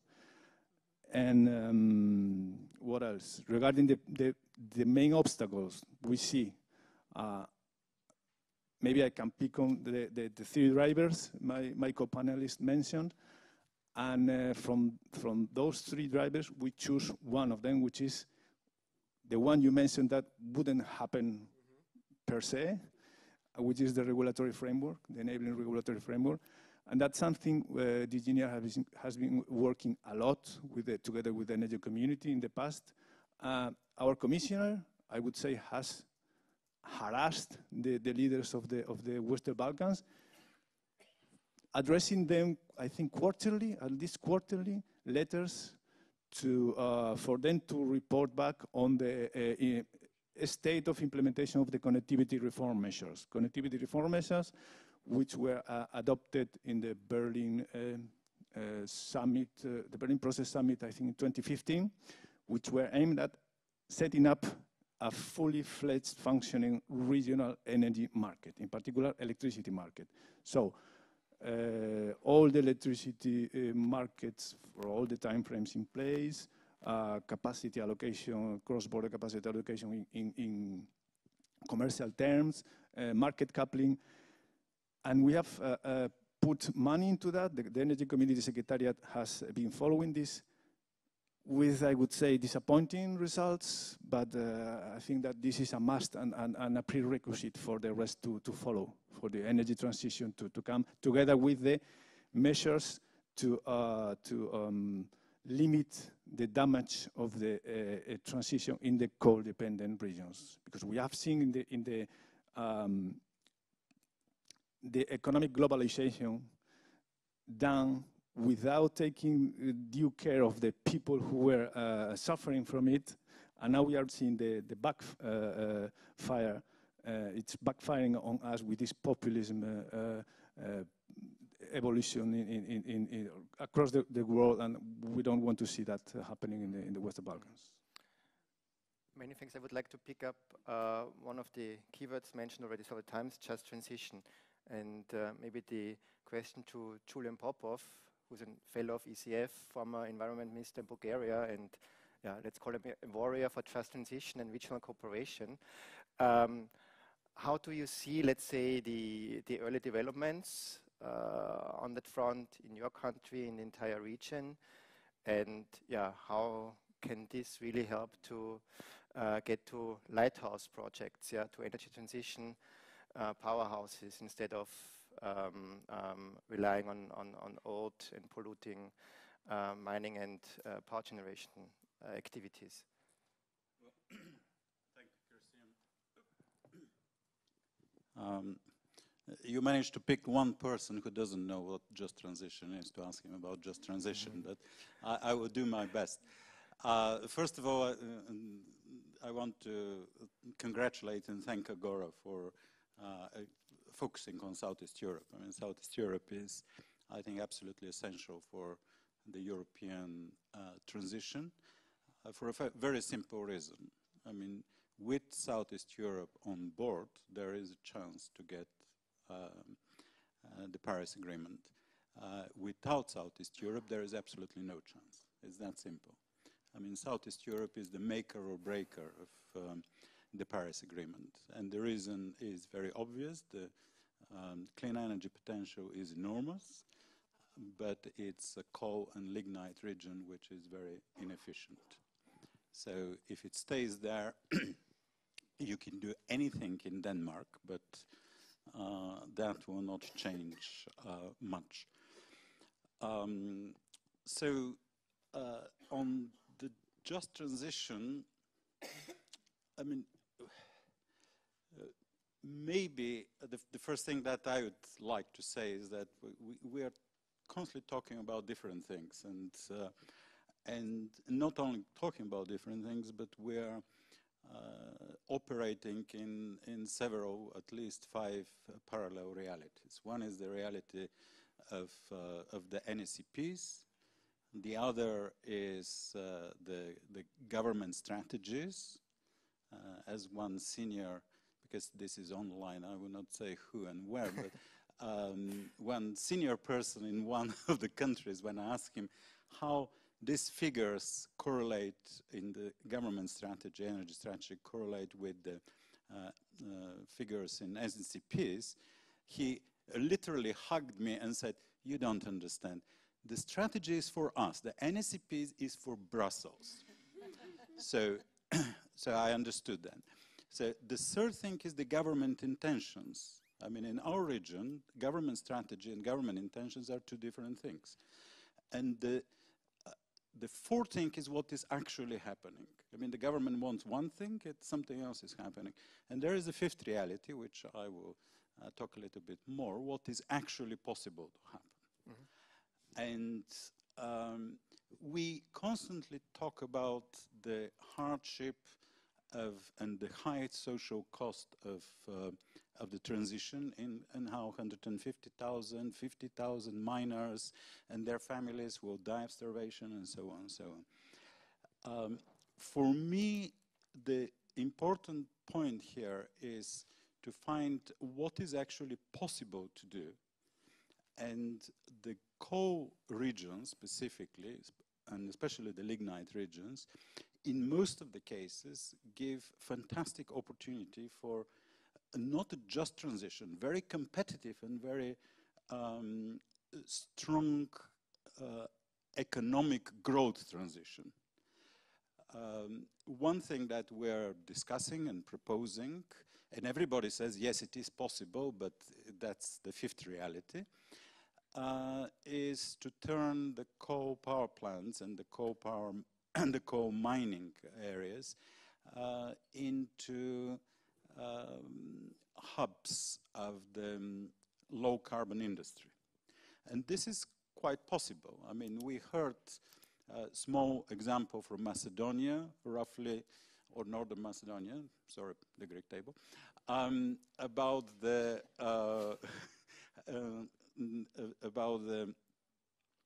how that is done in how that's done there. But recently JRC published a study that we have discussed quite a lot, is that if you look at the land that coal power plants have, coal regions in transition have, and if you cover that land with solar panels, the solar panels will produce exactly the same amount of energy as coal is producing at the moment. I mean, obviously nobody is suggesting that, but that gives the idea of the potential. These are the regions with the best grid. It's nothing just to connect large industrial solar or wind in many cases to the grid. These are also the places we often talk about 15,000 miners when we talk about Marica East in Bulgaria, for instance, which is, I think, the largest generation lignite region in place in Southeast Europe. Out of these 15,000 people, there is not a single miner in the traditional way. I mean, nobody's underground. The people who are mining are actually engineers and technicians with a very high qualification. And 20% of the people who work on the mines are with university degrees. 25% of the people who work in the power stations are with university degrees. So, I mean, to cut that very long story very short, I would say that what I think is just and sensible is not to wait the whole thing to start dying, but very quickly to start developing industries that can absorb this workforce and basically create much better life for all these people and keep their children and all the well-qualified young people in the region. I mean, that's what we're discussing. Everybody agrees, nobody is doing it. Maybe then it's a link to the European Commission. The Coal Regions in Transition platform was mentioned. How do you perceive, Michaela, that this instrument or this initiative can help and support on the one hand financially, but also, let's say, analytically and structuring the issues at stake?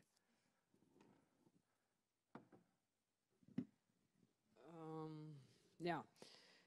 So we have started offering technical assistance already, and so this will be picked up and then developed developed more. This is ongoing work at the moment. It's difficult to say something, but let's say there's also, like what I see from our side as we are putting in, the emphasis will really be also on building up the new. So, you know, that there is this dimension of that you invest into the future and not just, you know, buy in someone to agree to a target or something. To what extent then the technical assistance will be built up, I cannot say. I think these ideas are floating around, but I cannot say much at this point. I was told several times, and I will need to stick to it because I have a colleague standing here who will tell. So Julian wants to say, please. Well, I mean, the co-regions in transition platform is a fantastic thing. It's a bit like this room. It's a discussion club, basically, and that's very important because people don't feel lonely and share their experience, and also it creates some kind of a sense of what type of a commitment regions can do. There is also this expectation about the Just Transition Fund. I mean, the Just Transition Fund, somebody said, well, this is pocket money. I mean, it's 5 billion is discussed, could be 10. Maybe more. 10, okay. 15. Spread it over 40 regions and 7 years or 10 years, I don't know how many years, and it's nothing. As somebody in Bulgaria told me, again, I will not say who, but he said, this is what we spend on the renovation of one of our machines on the mine, what we might receive for. So what we need and where the platform could be very, very useful is to develop a whole new sort of set of rules and a transition platform and transition paradigm, which is not based on subsidies and funds, but it's based on a framework that can attract investment. And these regions can attract massive investments, and that's where I think the platform can play a very good role. I think it's a very interesting take. I think at this stage I would like to open the floor for questions, maybe of clarification. We had discussed quite some technical things with respect to financing and the EU budget.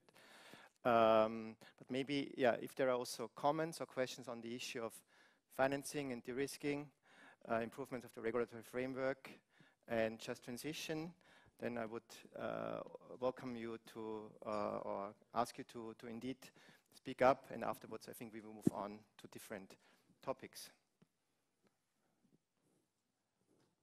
Of course, you can also ask those questions later. Another topic I wanted to discuss was the one of regional cooperation. Philip mentioned it in his presentation, that this has a key role when we look at security of supply. So when you look at the generation of wind, which is on a small scale very volatile or variable, of course. Even on the country scale it can be.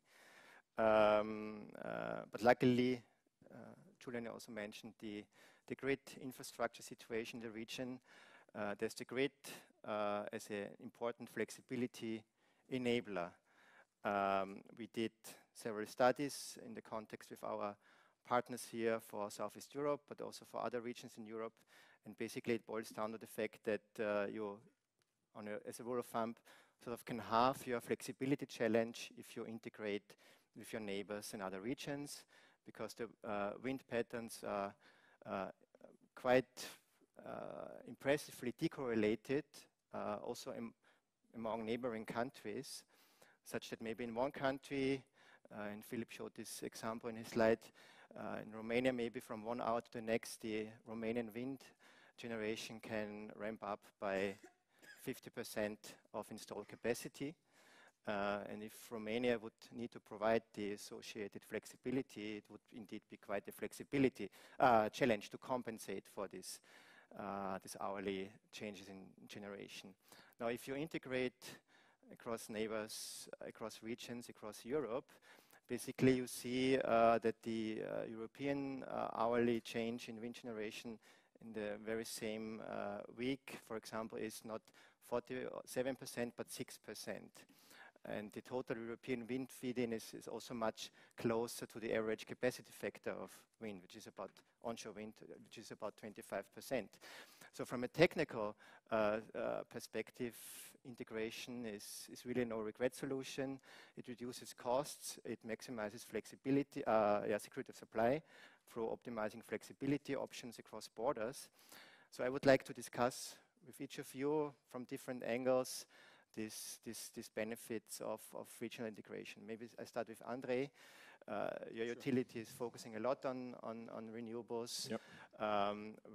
Where you see important next steps to overcome potential barriers, and where you see indeed room for improvement? Well, I think the most important, or one of the most important things of the energy transition will be the fair distribution of costs. What I mean is actually we don't need, and I don't want to repeat what has been said in the first panel, but we don't need redundant investments in the regions. We don't need conflicting regulations that, or not synergic regulations that could help regions. So basically, regional cooperation and collaboration, I think it's key. On the other hand, you mentioned the flexibility. Again, I'm going back to regulations and, adaptive regulations that are needed in all of our countries, in all the region. I think we should explore more through the regulations, and we should create a framework for technologies and services that can bring flexibility. And I'm talking about demand response, why not storage in a couple of years, distributed generation if we need it, and of course we need it for different reasons. But if we see, as we see in Romania, there's this problem that also Radu mentioned, the available capacities that to meet the supply. Well, one of the solutions will also be the decentralized production and consumption, where is produced energy efficiency and so on and so forth. But all these concepts have to be taken into consideration on a regional level, because otherwise you increase costs per country, and the efficiency will more or less be the same per country, if so. But on the other hand, you are not increasing the efficiency of the overall region, and you are not saving money as you should by having common investments or common strategies developed. Can I ask a follow-up question? Now, this was, let's say, on the technical side, yep. But with respect to, let's say, also improving the regulatory framework for then having a better environment for investors into renewables. Where do you see, or do you see then an added value of regional cooperation along those lines as well?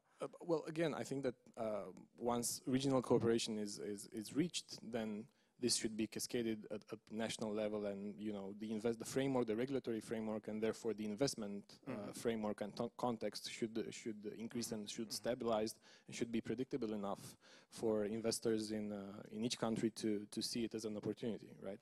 But this should start, or everything should start at regional level and agreed for 10 years. For I don't know, it depends on the timeline that we want to discuss. But once we reach an agreement, then this should be followed by regulators, and then the investors will come. Another thought, I'm having a question. It's a small question on that front. Would go to Michaela. When we talk about renewables and cross-border collaboration with respect to renewables investments. And it has a dimension that there is a binding target for renewables on the EU level, but not on the member state level. There's some reluctance from member states to collaborate jointly on renewables projects. At the same time, there might also be quite some opportunities financially also to proceed along those lines. So if you could maybe reflect a little bit on, again, the EU framework governing those aspects. Yeah, thank you. So the idea that regional cooperation makes sense on renewables has been around for a while. It was already in the old directive on renewables from 2009. It's just complex to set it up. We've seen simple examples, for example, Luxembourg, which obviously doesn't have a lot of space on renewables and which is not on track for its 2020 target. They bought the statistics from Lithuania and Estonia. So, and that is the idea, that basically not every member state has to do exactly the same, but maybe some locations are better than others. So that should be done. And as you just said, we now even don't have national targets anymore beyond 2020. We have a common binding EU level target. And so this idea of regional cooperation has come out even stronger. And for example, the member states have to report on regional cooperation also in their national energy and climate plans. It was one of the chapters where they had to respond. And there what we could see is that we had actually, for example, the Visegrad countries, they did okay on the, coordinating, but the countries in Southeast Europe, there was not so much on regional cooperation as we could see in the plans.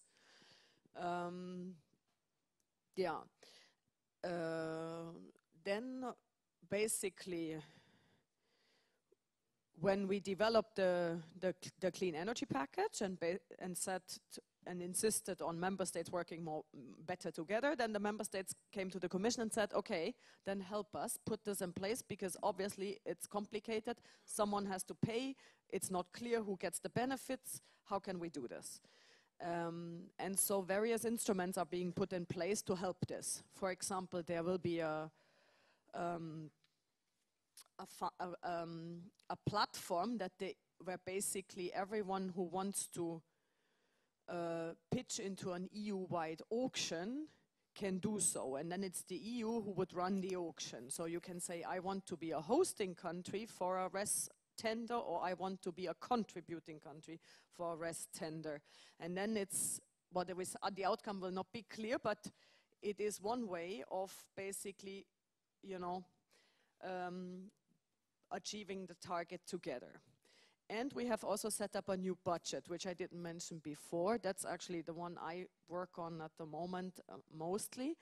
You might have heard already about the EU's infrastructure budget. It's called Connecting Europe Facility. So it covers energy, transport and digital.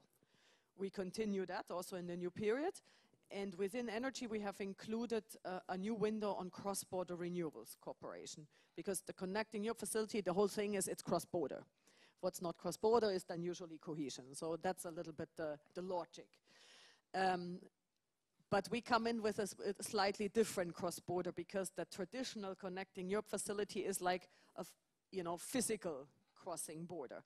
Cross-border renewables, that could be that something is crossing physical, but it can also be in a statistical way that people work together, but the RES generation facility is actually located in one member state. And so basically we have earmarked 1.3 billion euros for this. And we support member states already from the very early stage, because that's where the obstacles are. That when member states, for example, the Baltics now think, we want to develop offshore wind together. They are really keen on this. But now how do you get going, And so basically this money can be used from the beginning for very early preparatory studies where you can investigate how could this work. To which shore do we link? Who gets the benefits? What are the problems to settle with the different support schemes, etc.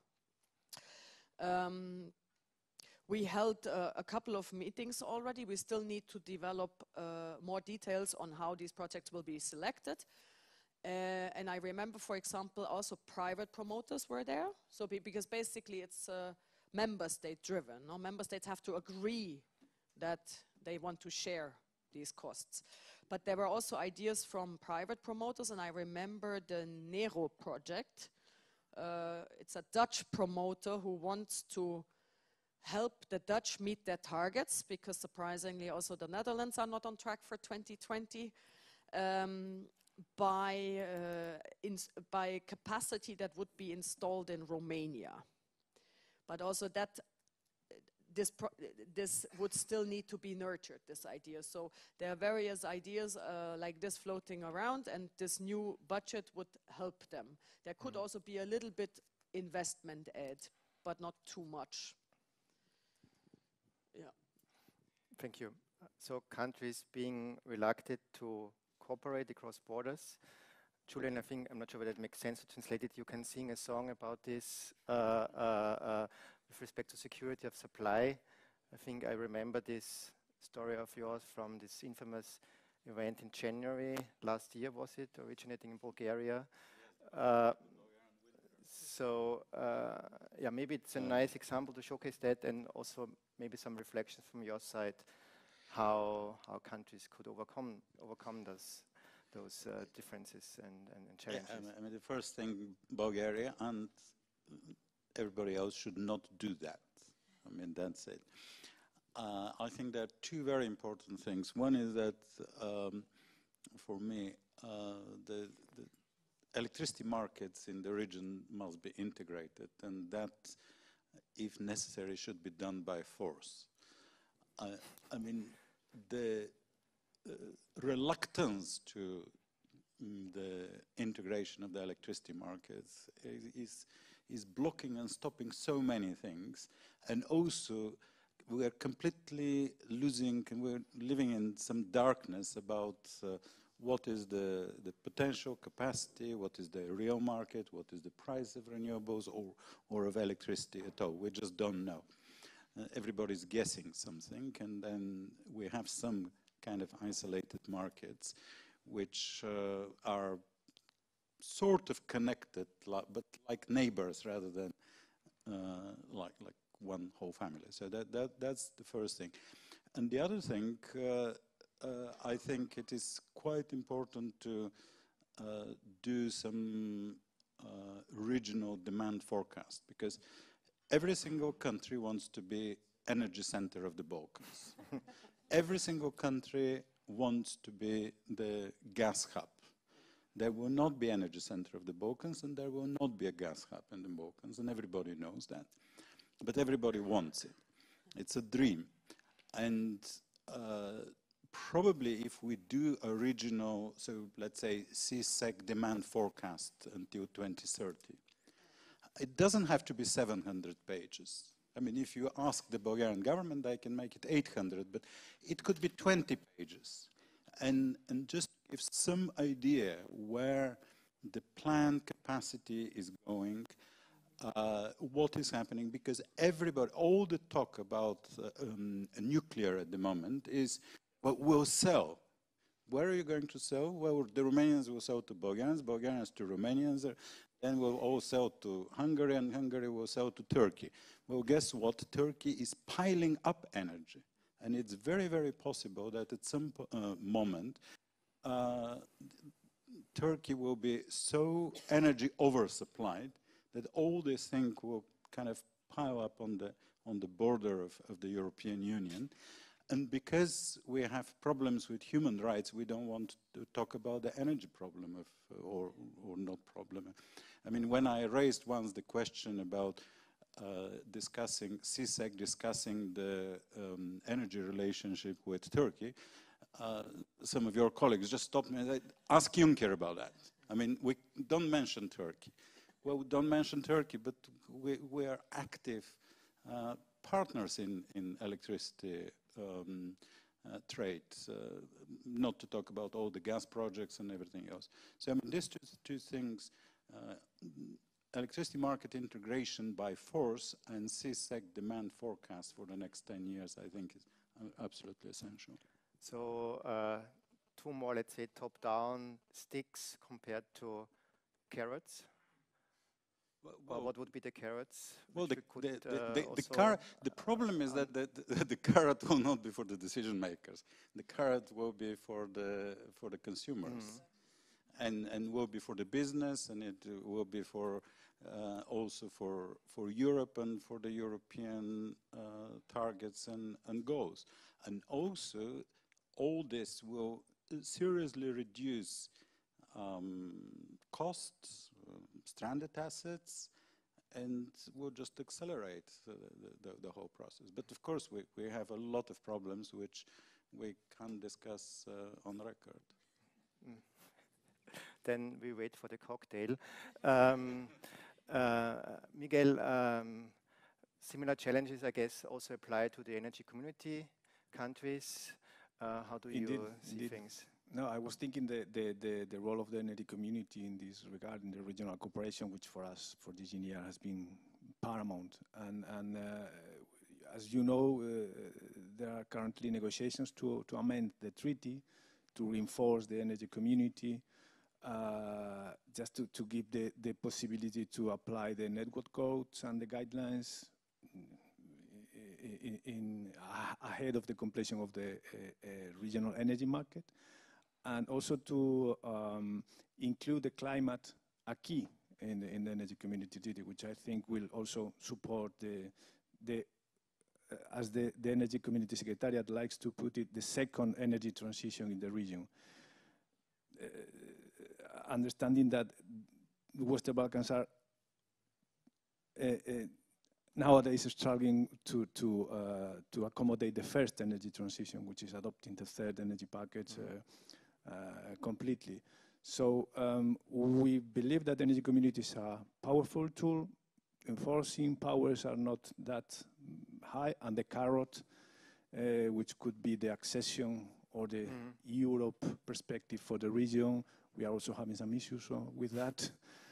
But we are optimistic, and all our colleagues at the Director General are working very hard with the region to support them, to make visible the real progress they are making, even though many challenges are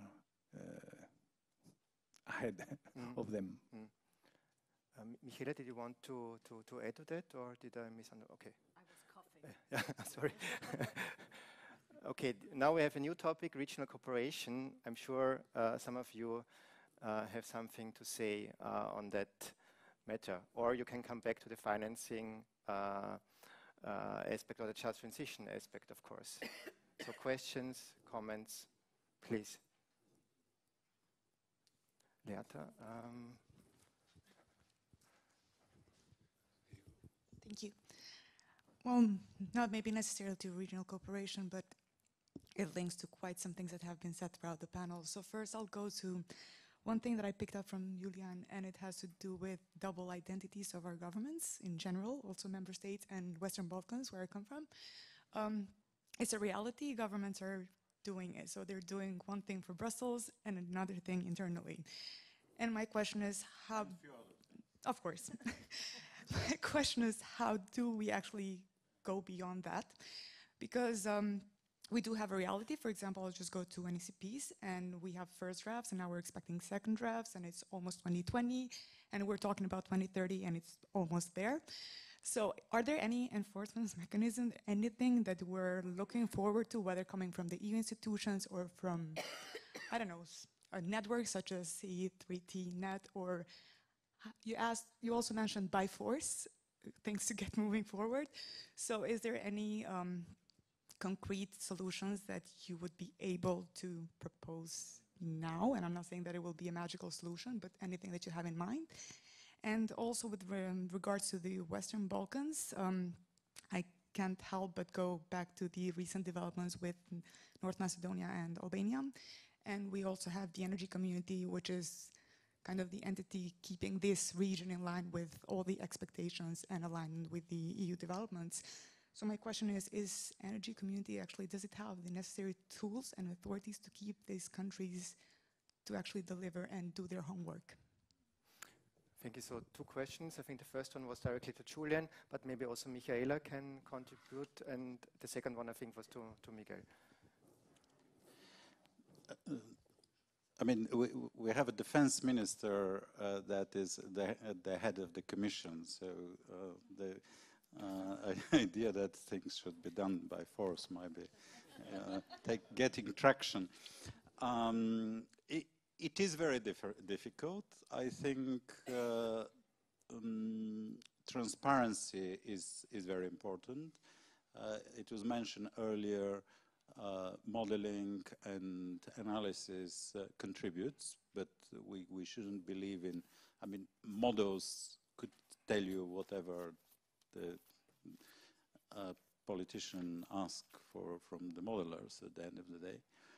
And but there are probably 2 instruments that we can also employ. One thing is we must think in the whole Green Deal process, we must include Western Balkan. I mean, this is essential. We can't exclude it. Even Ukraine, well, definitely Ukraine and Western Balkans. I mean, you can't think about gas, for instance, without think about Ukraine. You can't think about renewable electricity that we need without think about Ukraine, because this is the country probably with the largest renewable potential that is around. Also, the whole point that was mentioned about carbon price, that we need some kind of a border adjustment or some mechanism. So in that sense, that's quite important. And the other thing that I think is very important also is we need to create and to develop a Green Deal for Southeast Europe or for Eastern Europe. What I mean Southeast European countries and governments and businesses, they have specific interests. These interests are not taken into account when we negotiate major policies on European level. And because of that, they always act as a kind of opposition to whatever is agreed. I think we have to revisit and see what instruments the state aid rules can provide for co-regions in Southeast Europe. We can also see what the potential of the hydro energy storage of Southeast Europe could be.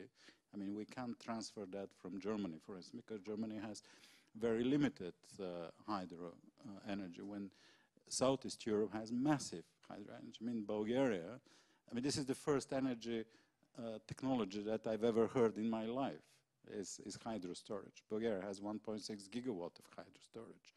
And these things are not taken into account. What you were talking about, the statistical transfer. I mean, this narrow project, I think, is dragging now for 10 years. I mean, these things have to be accelerated, but East European countries or Southeast European countries have to start seeing the economic benefit that is there. So apart from the defense minister, I think the Green Deal for Western Balkans and the Green Deal for Southeast Europe could be a partial solution. Michele, do you want to add to this aspect of enforcement? Yeah, so what can we do when countries are not delivering under the new governance?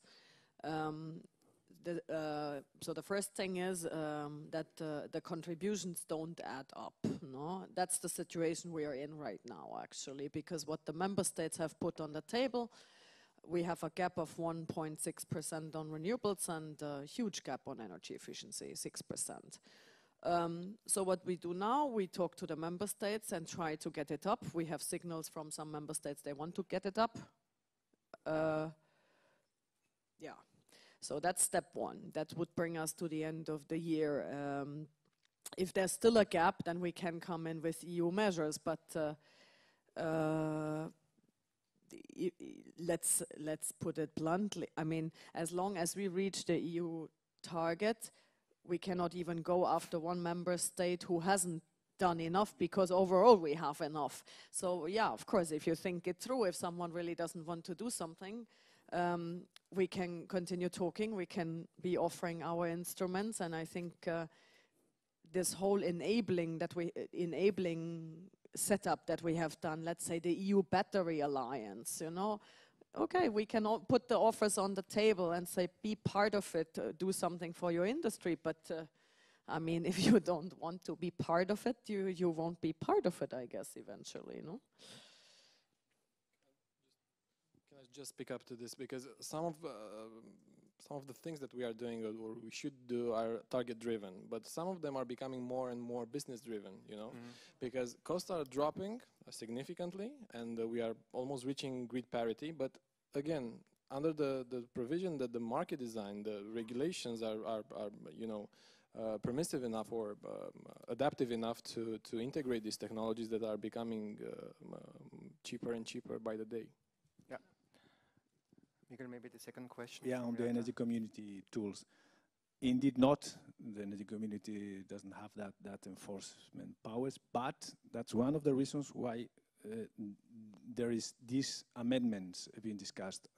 And definitely there will be new elements to give the energy community more powers for enforcement, maybe different tools we all can have in mind. In December, there will be the discussion of the Ministerial Council of the Energy Community to agree on this. And yeah, Western Balkans, not members to the EU, so sovereign countries. But it's true that we have been thinking in our DG on some kind of conditionality to be applied for the funding, which would be made available for the region. We have already tried it in a specific project. We will see if it is successful. It's a powerful mechanism, but also very sensitive. And I mean, on the last IPA programming period, I think there was a pledge of 1 billion for infrastructure projects, half of it roughly for energy. So it's quite a substantial amount of money, and countries, I mean, the political scenario will be key to define whether, I mean, and the new commissioner and the new commission, whether we go down this road, and the discussions with the Parliament and the Council to bring into the financial instruments this conditionality, which could help. Why not? There was conditionality, I mean, on the adoption of reforms, it's clear. One aspect, yeah, sure. Yeah, I can confirm this. We have tried to put conditionality also in cohesion spending. And so basically we have a few light things in. For example, we expect member states to not fall below their 2020 legally binding target throughout the whole decade, up to 2030. So that might not sound like a lot, but well, first of all, that's the only legal thing we had, because afterwards they don't have legal shares anymore. And still, if you see how much needs to be replaced, and you see actually in some countries the capacity is predicted to go down. So maintaining this renewables share after the first ones come out of the support is also something that needs to be done. But they're actually the only thing. So first of all, difficult discussion on enabling as part of cohesion, still not settled. And secondly, all we could get is that this condition applies to the money you want to spend in renewables. So in a way, it's almost a perverse incentive, because people could say, you know, if you make my life so difficult on renewables, I'll just do something else. Because of course we couldn't get it to apply for the whole thing. So, you know, when we had a few seminars with Regio, and they try to look at it, and then basically they come to us and check it. What does it mean if someone falls? Is it enough to have the measures in place? So we do this, but it's not a huge threat, to be honest. One important aspect I want to pick up in a couple of minutes was this issue of CO2 price adjustment on the EU borders and the Western Balkans. But there was a question from Matthias, I think, on the regional comment.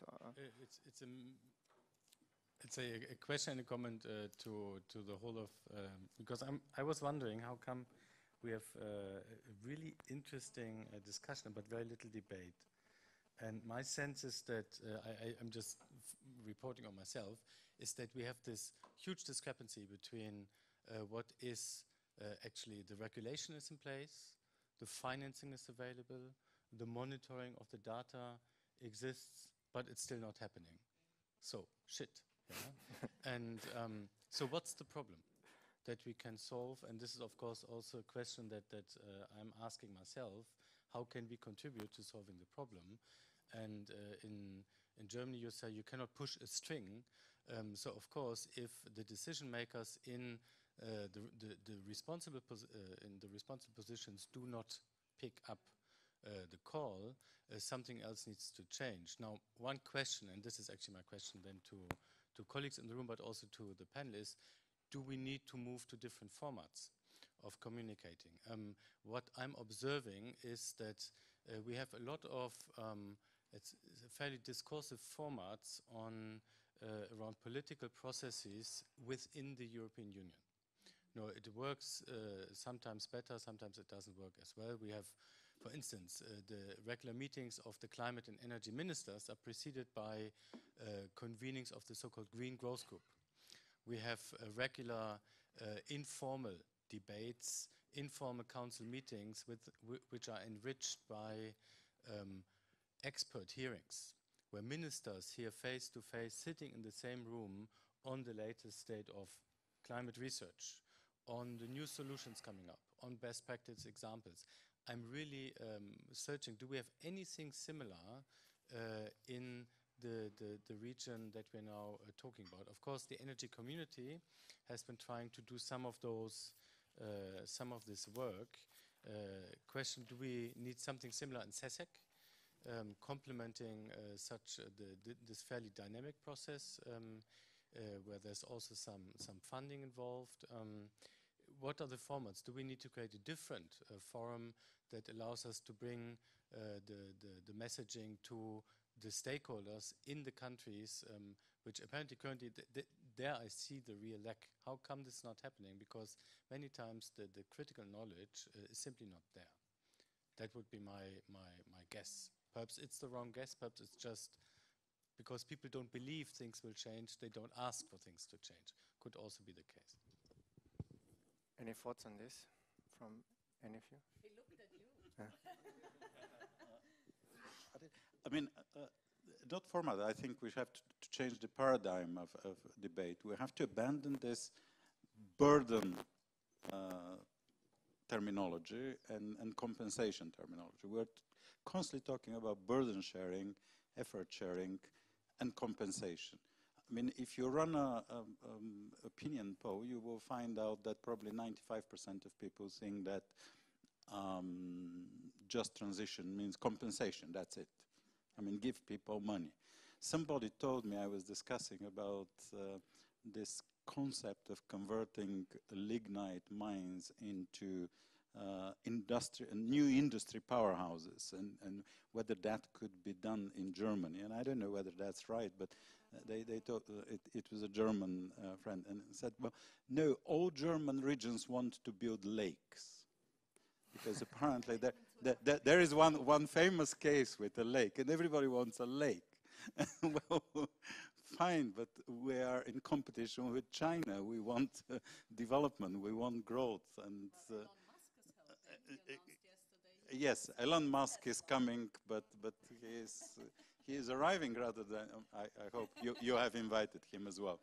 But I think this kind of burden and compensation paradigm has to be changed. It should be easy, at least in theory, because of the very low cost of renewables, because of the much better quality of life that the new kind of wave of industries and clean energy and better housing is offering. But it's people are also resistant. It's like going to some Bulgarian mountain village and telling old ladies that they have to wear short skirts or something. I mean, people are absolutely horrified. So, how? Solar, we have coal. So. Other thoughts maybe, or reflections, please? If I may, maybe looking at the minister in the room, a modest thought about the long-term character of the decisions involving energy transition and the short-term vision or needs of the politicians in charge in countries which are somehow polarized and some of them unstable politically, which does not help getting a consensus among the political parties. So in the end, it keeps politicians thinking the short term, keeping the jobs and getting re-elected instead of thinking in the long term. Before we maybe come back to this, let's say, bigger picture, there's still one thing I wanted to ask, and it's this discrepancy when we discuss power market economics and developments. We are moving towards a integrated European, and not in the sense of EU, but European integrated power market. And some sub-markets face an ETS price, and rising ETS price. Some are not. At the same time, we learned, when we look at the Western Balkans, from Minister Magratuli, that North Macedonia, for example, in its recent energy strategy, indeed does already, also in the reference scenario, apply a CO2 price, which I find very impressive. So how do we deal with this disconnect of integration, but different regulations, specifically on pricing carbon? Susanna, I think you mentioned this already in your opening statement.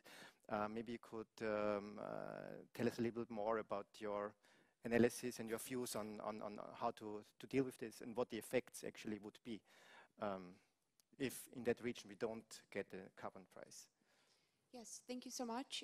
I did start with this point, which I believe might have come as a surprise, because as Sandbag, we like to talk about the positive stories on the impact of the ETS price on coal in the EU, and I would have loved to focus on that, but at the same time, we are looking into data around interconnectors and the electricity that's been imported into the EU this year, and we have quite some serious reasons for concern. We will be publishing a report 2 weeks from now.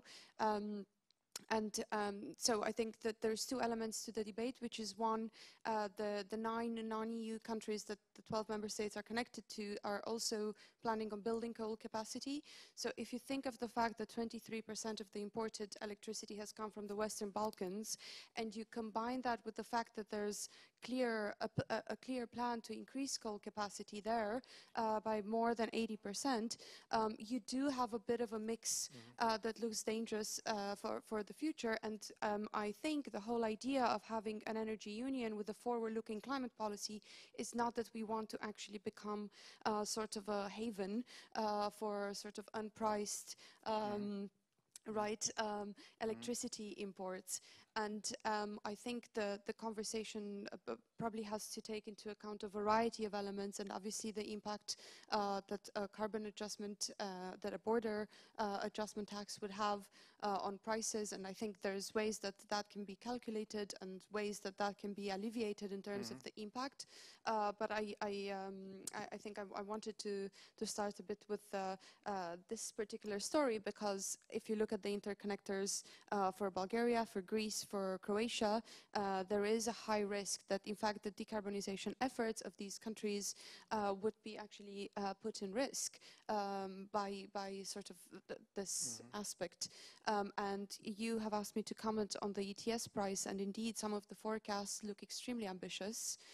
Whether they will materialize or not, we don't necessarily know, but we can pretty much safely assume that quite, well, let's say a robust level will remain going forward.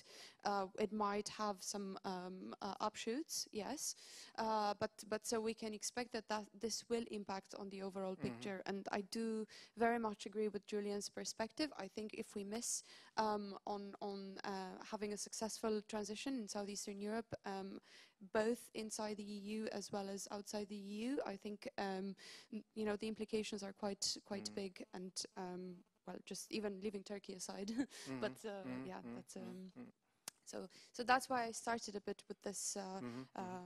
Yes, and. I think it's a very important perspective, and probably quite surprising to many people, also in the energy field. I haven't heard this being discussed much so far, actually. So carbon leakage also in the power sector, not only on the industrial level. So maybe my question, because when we think about what Ms. von der Leyen was announcing, she was indeed mentioning border tax adjustments. So Miguel, maybe are there any thoughts on this with respect to the energy community region?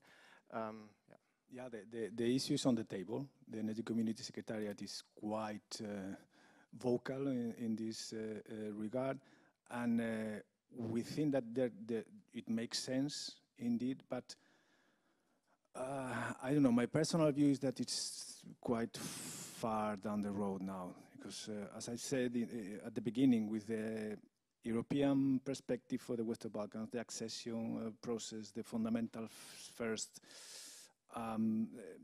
it's true that climate action and energy transition have already become a priority following Ms. von der Leyen statements on the Green Deal.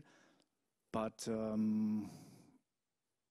even simply mentioning it has already raised a lot of concerns in the political units in our Director General regarding economic impact in the region, and so politically, again, very sensitive. It makes all the sense, and what I would like to see, and I think this is the right way forward, is to get a carbon price in the region rather than going to the border tax. So Montenegro and Ukraine have already put in place a minor tax on the burning of coal, really tiny.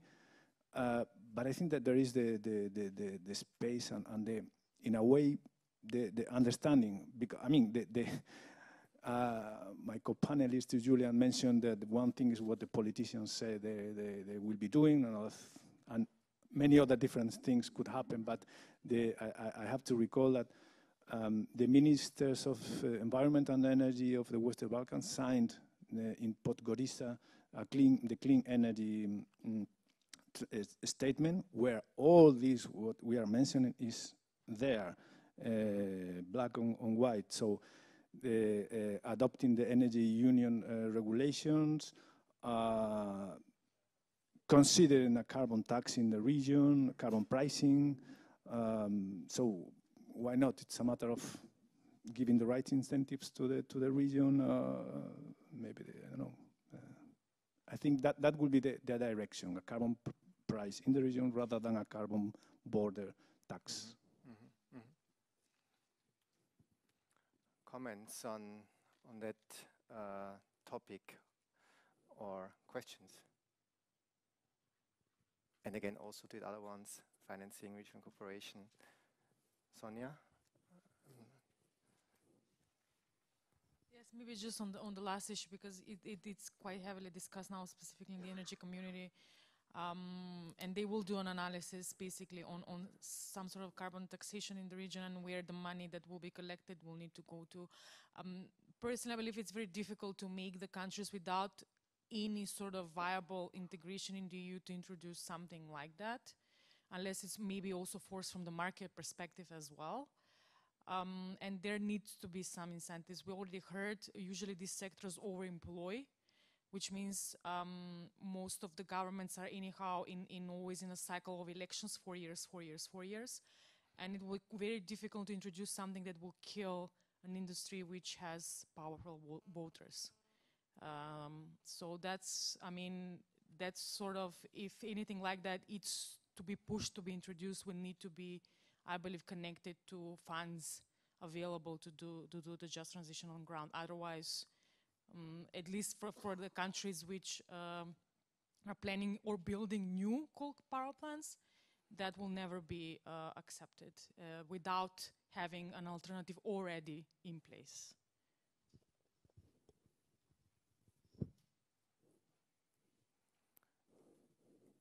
Yes, please, sorry.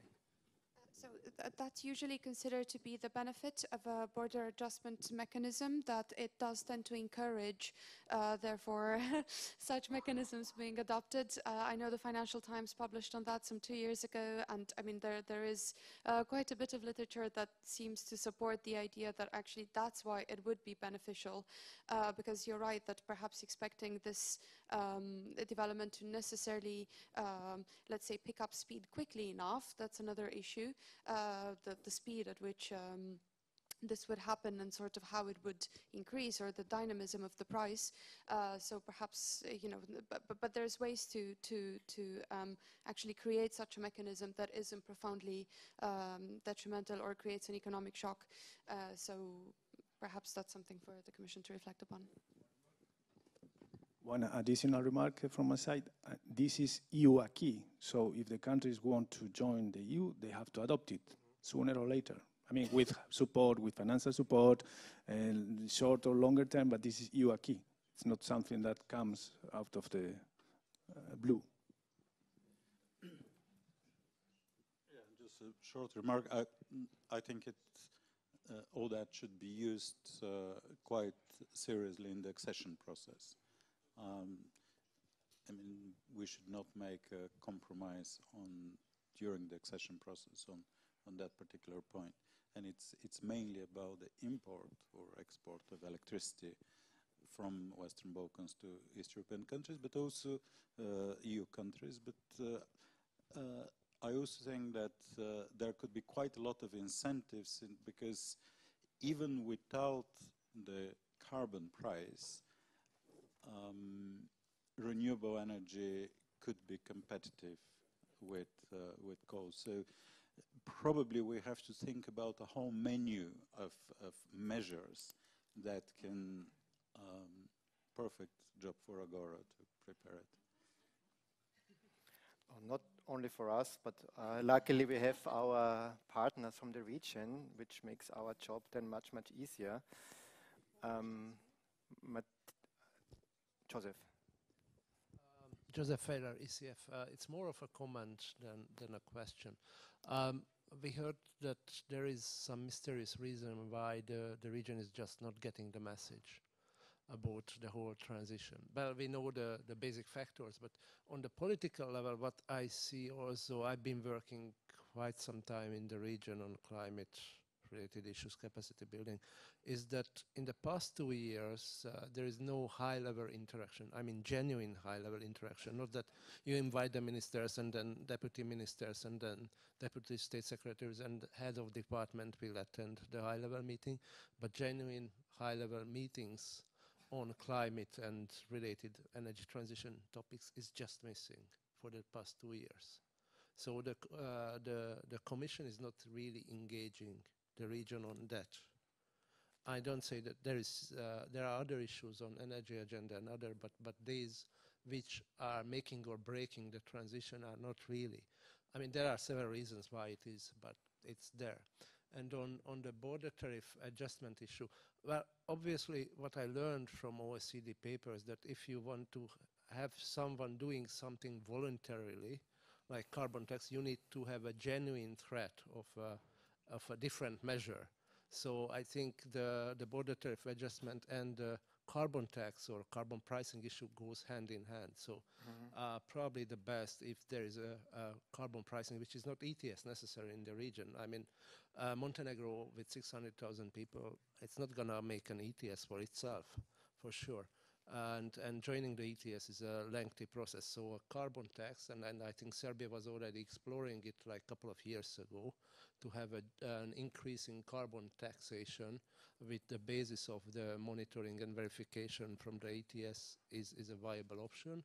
And then there would be no border tariff adjustment. And I think there is an article in the ETS directive, probably Article 30 or 28, I don't remember, which is saying it was for the first trading period. If you don't apply the ETS, you need to have a comparable measure on carbon tax or whatever. I don't remember the wording anymore.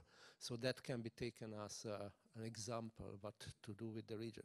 One last thing, that if you have a carbon taxation in the region, it's only possible if the revenue recycling is done properly and it is addressing social issues and addressing all kind of issues arising from the raising prices. Thank you.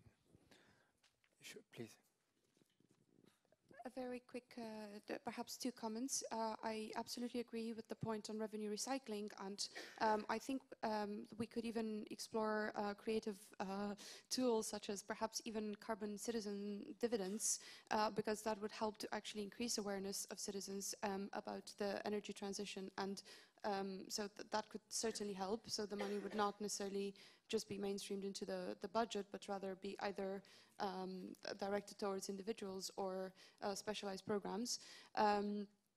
I think I want to go back a bit to the idea of for some reason the region doesn't get the message, and I would think looking at the electricity imports that the requests for electricity imports that they're receiving with the increase of the carbon price, maybe the reason why I mean, it's not about not getting the message, but you have an actual demand that's growing, and the way to meet it is to build up more perhaps infrastructure. And this is why the EU has to be extremely careful about how it reaches its targets and goals in the region, because we might be giving sometimes contradictory messages, and I think it's important to be coherent coherent. But and yeah, so yeah, thanks. Very important remark.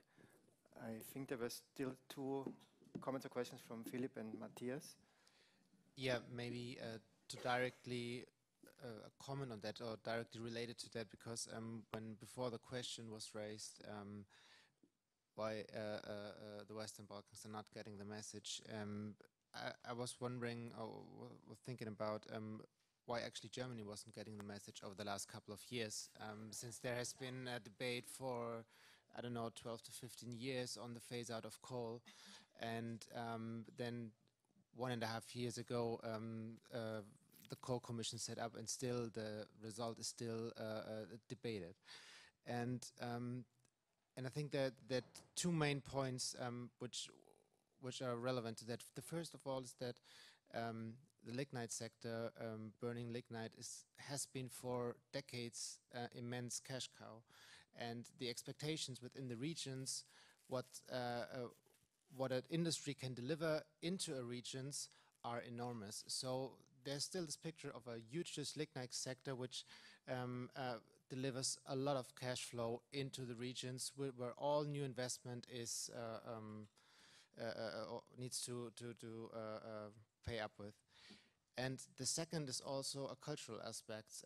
I'm not an engineer, I'm a political scientist by training, but what I always see is or what I always saw in regions is that when you talk with them about new technology of renewable energy, this is nothing you can talk big utilities into. There's a huge demand now, a huge discussion in Germany on hydrogen, where everyone is getting crazy within the regions. But in contrast, when you talk about windmills and solar panels, it's a really complicated issue that you talk with, that you're talking about. So when I recap on what's actually helped to set up the commission, and then especially in the commission to get to final results, there were basically two things. The first thing was, in my opinion, the overall governance structure in Germany and the European Union. So there's a permanent reporting system, a permanent ratcheting up mechanism towards Paris. So this created some kind of pressure on all stakeholders, because it was clear that the coal phase-out topic is not getting away anytime soon. And the second thing was, the second important thing was the reform of the MSR and the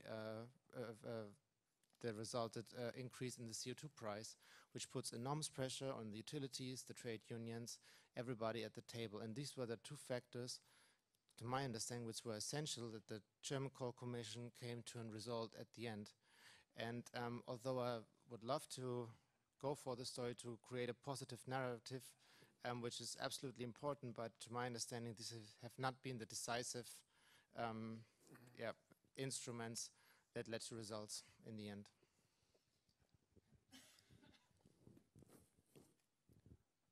Do you want to build upon that? Or because then I would ask Susanna to directly comment. Because I think this, I take it a step back to the issue we were just discussing on border tax adjustment.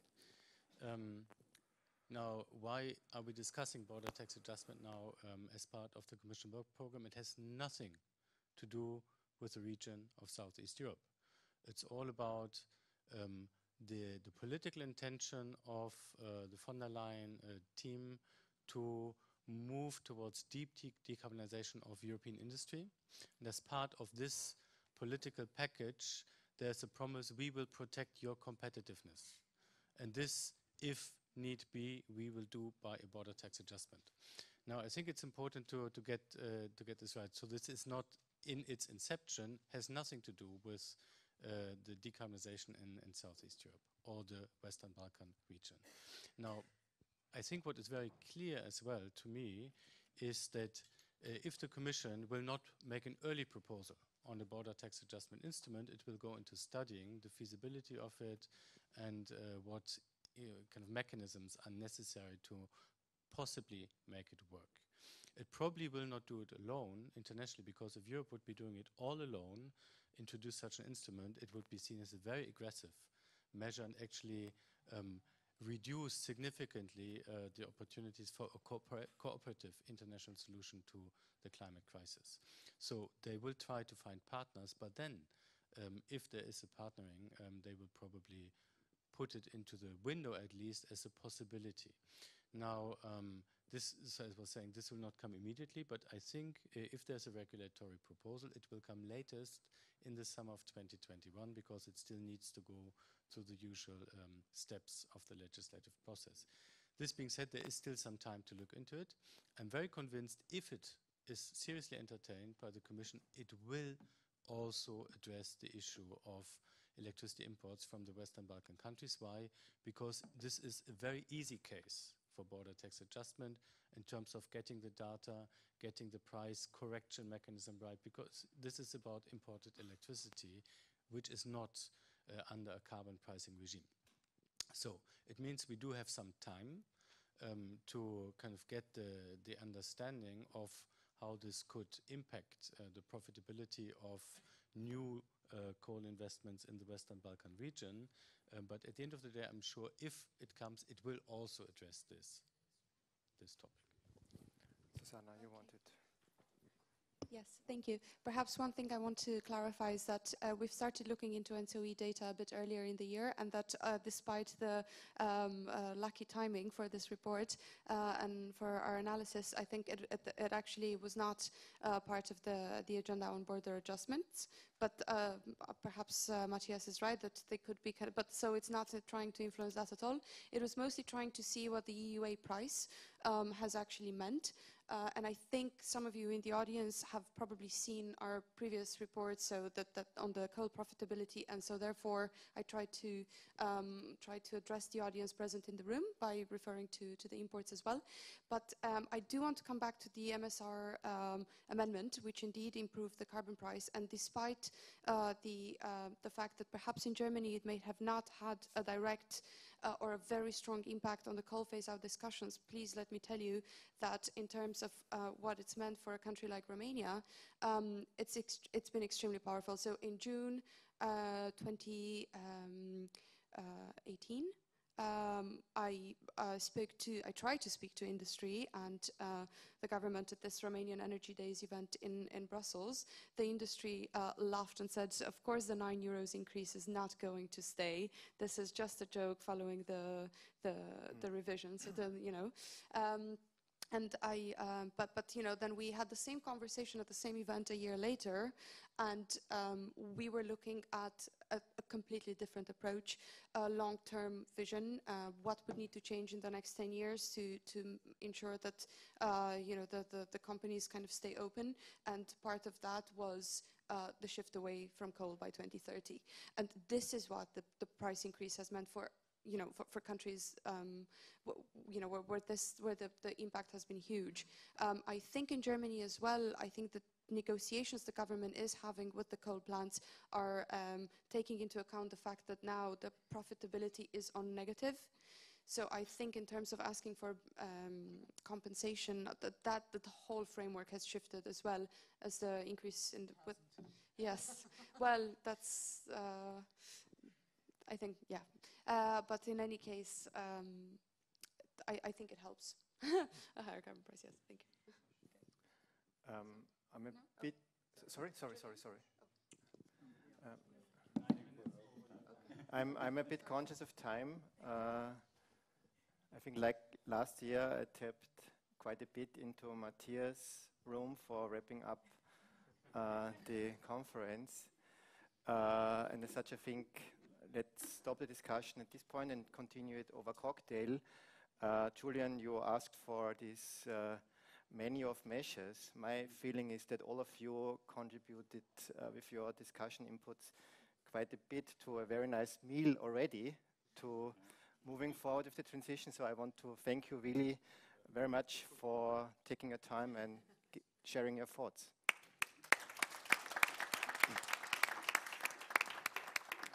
And Matthias, over to you.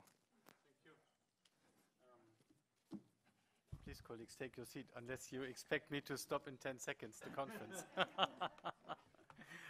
So I will be very brief. I've actually taken quite some long notes on main messages coming from today's discussion. I will just cluster a few observations. I think there was a very clear a cluster of issues around NECP development, planning capacity of governments, analytical capacity underpinning the development of robust and successful NECPs. I think this is where our network has been playing a role in the past 12 months at minimum, if not more, and no, 2 years. This is where a lot more will happen now, particularly with the potentially increased ambition in a 2030 perspective.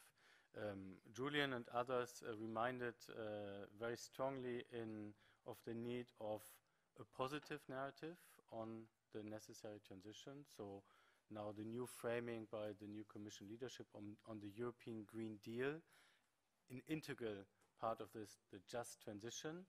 This is something we as a network are also coming to terms with, how we can pick this up, how we can contribute elements to this, let's say, new kid on the block, the European Green Deal, how our story fits into this Green Deal, and how we also could get better in the storytelling on the opportunities. So something, Julian, you have been doing as a sole voice for a long time. I think that there are many opportunities to explain and explain and explain, to demystify some of the wrong storytelling and to present the stories that actually work and stick. There's a lot about, actually a lot of expectation on the robust implementation of the clean energy package. Because of the economic effects it will have in facilitating the necessary transition. And my concern is, having worked in the Commission in my past life, that unless there is a space, a critical discourse space around lack of implementation, around ignorance of some of the important choices. Let's just take the issue of regulated prices, take the issue of badly designed capacity markets, etc. There's a very long list of things which are currently moving into the wrong direction. Unless there is a real space for pushing the Commission leadership to really put down its heels and say, you must implement because there is an obligation to do so, this might be a missed opportunity, or at least a very delayed opportunity for a fast energy transition in the region. So I think this is also something we should discuss amongst colleagues over the cocktail, how we can play a role in ensuring that the implementation messages are actually coming out clearly, where there is insufficient implementation, and the analysis done by colleagues on the NECP, the draft NECPs, and I must say the disappointing messaging from the Commission in its recommendations to the member states affected. There's a discrepancy, and in the future it would be much better to have this closer together.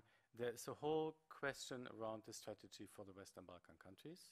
A huge disappointment by the heads of state refusal to open accession negotiations with Albania and North Macedonia.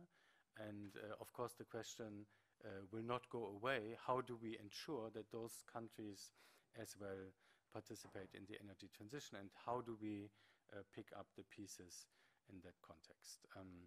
I do believe that what Michaela and the colleague from DGNI, I had known the other name. So Miguel, what you said on the many financing opportunities, to me tells there is, of course, you can challenge, how much money is it really? But at this point, there is no shortage of willingness to come up with funds.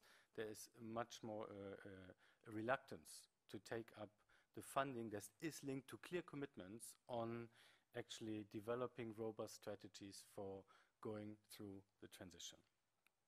So all of this tells me that we need transparency, much more transparency about the opportunities. We need the positive storytelling. We need to come with critical analysis and feed it into the right channels. And all of this are points where we as a network can make a real difference. So I'm very optimistic that we will have another conference, and many more studies coming forth from colleagues in the room in the next few years. So many thanks for coming to this conference. Many thanks to all the panelists that spoke, for all the efforts in putting the very hard work into the studies that we have been developing as a network over the past year, and of course also to our funders. I said this at the very beginning, but you cannot over-repeat this. Many thanks to the European Climate Foundation, to the German government for supporting a very significant part of our activities. And so, enjoy the cocktail. I hope you have also enjoyed the conference discussions. And goodbye to all. I'm saying that to the colleagues in the live stream, enjoy your, from wherever you have been watching us, your well-deserved rest. So, thank you.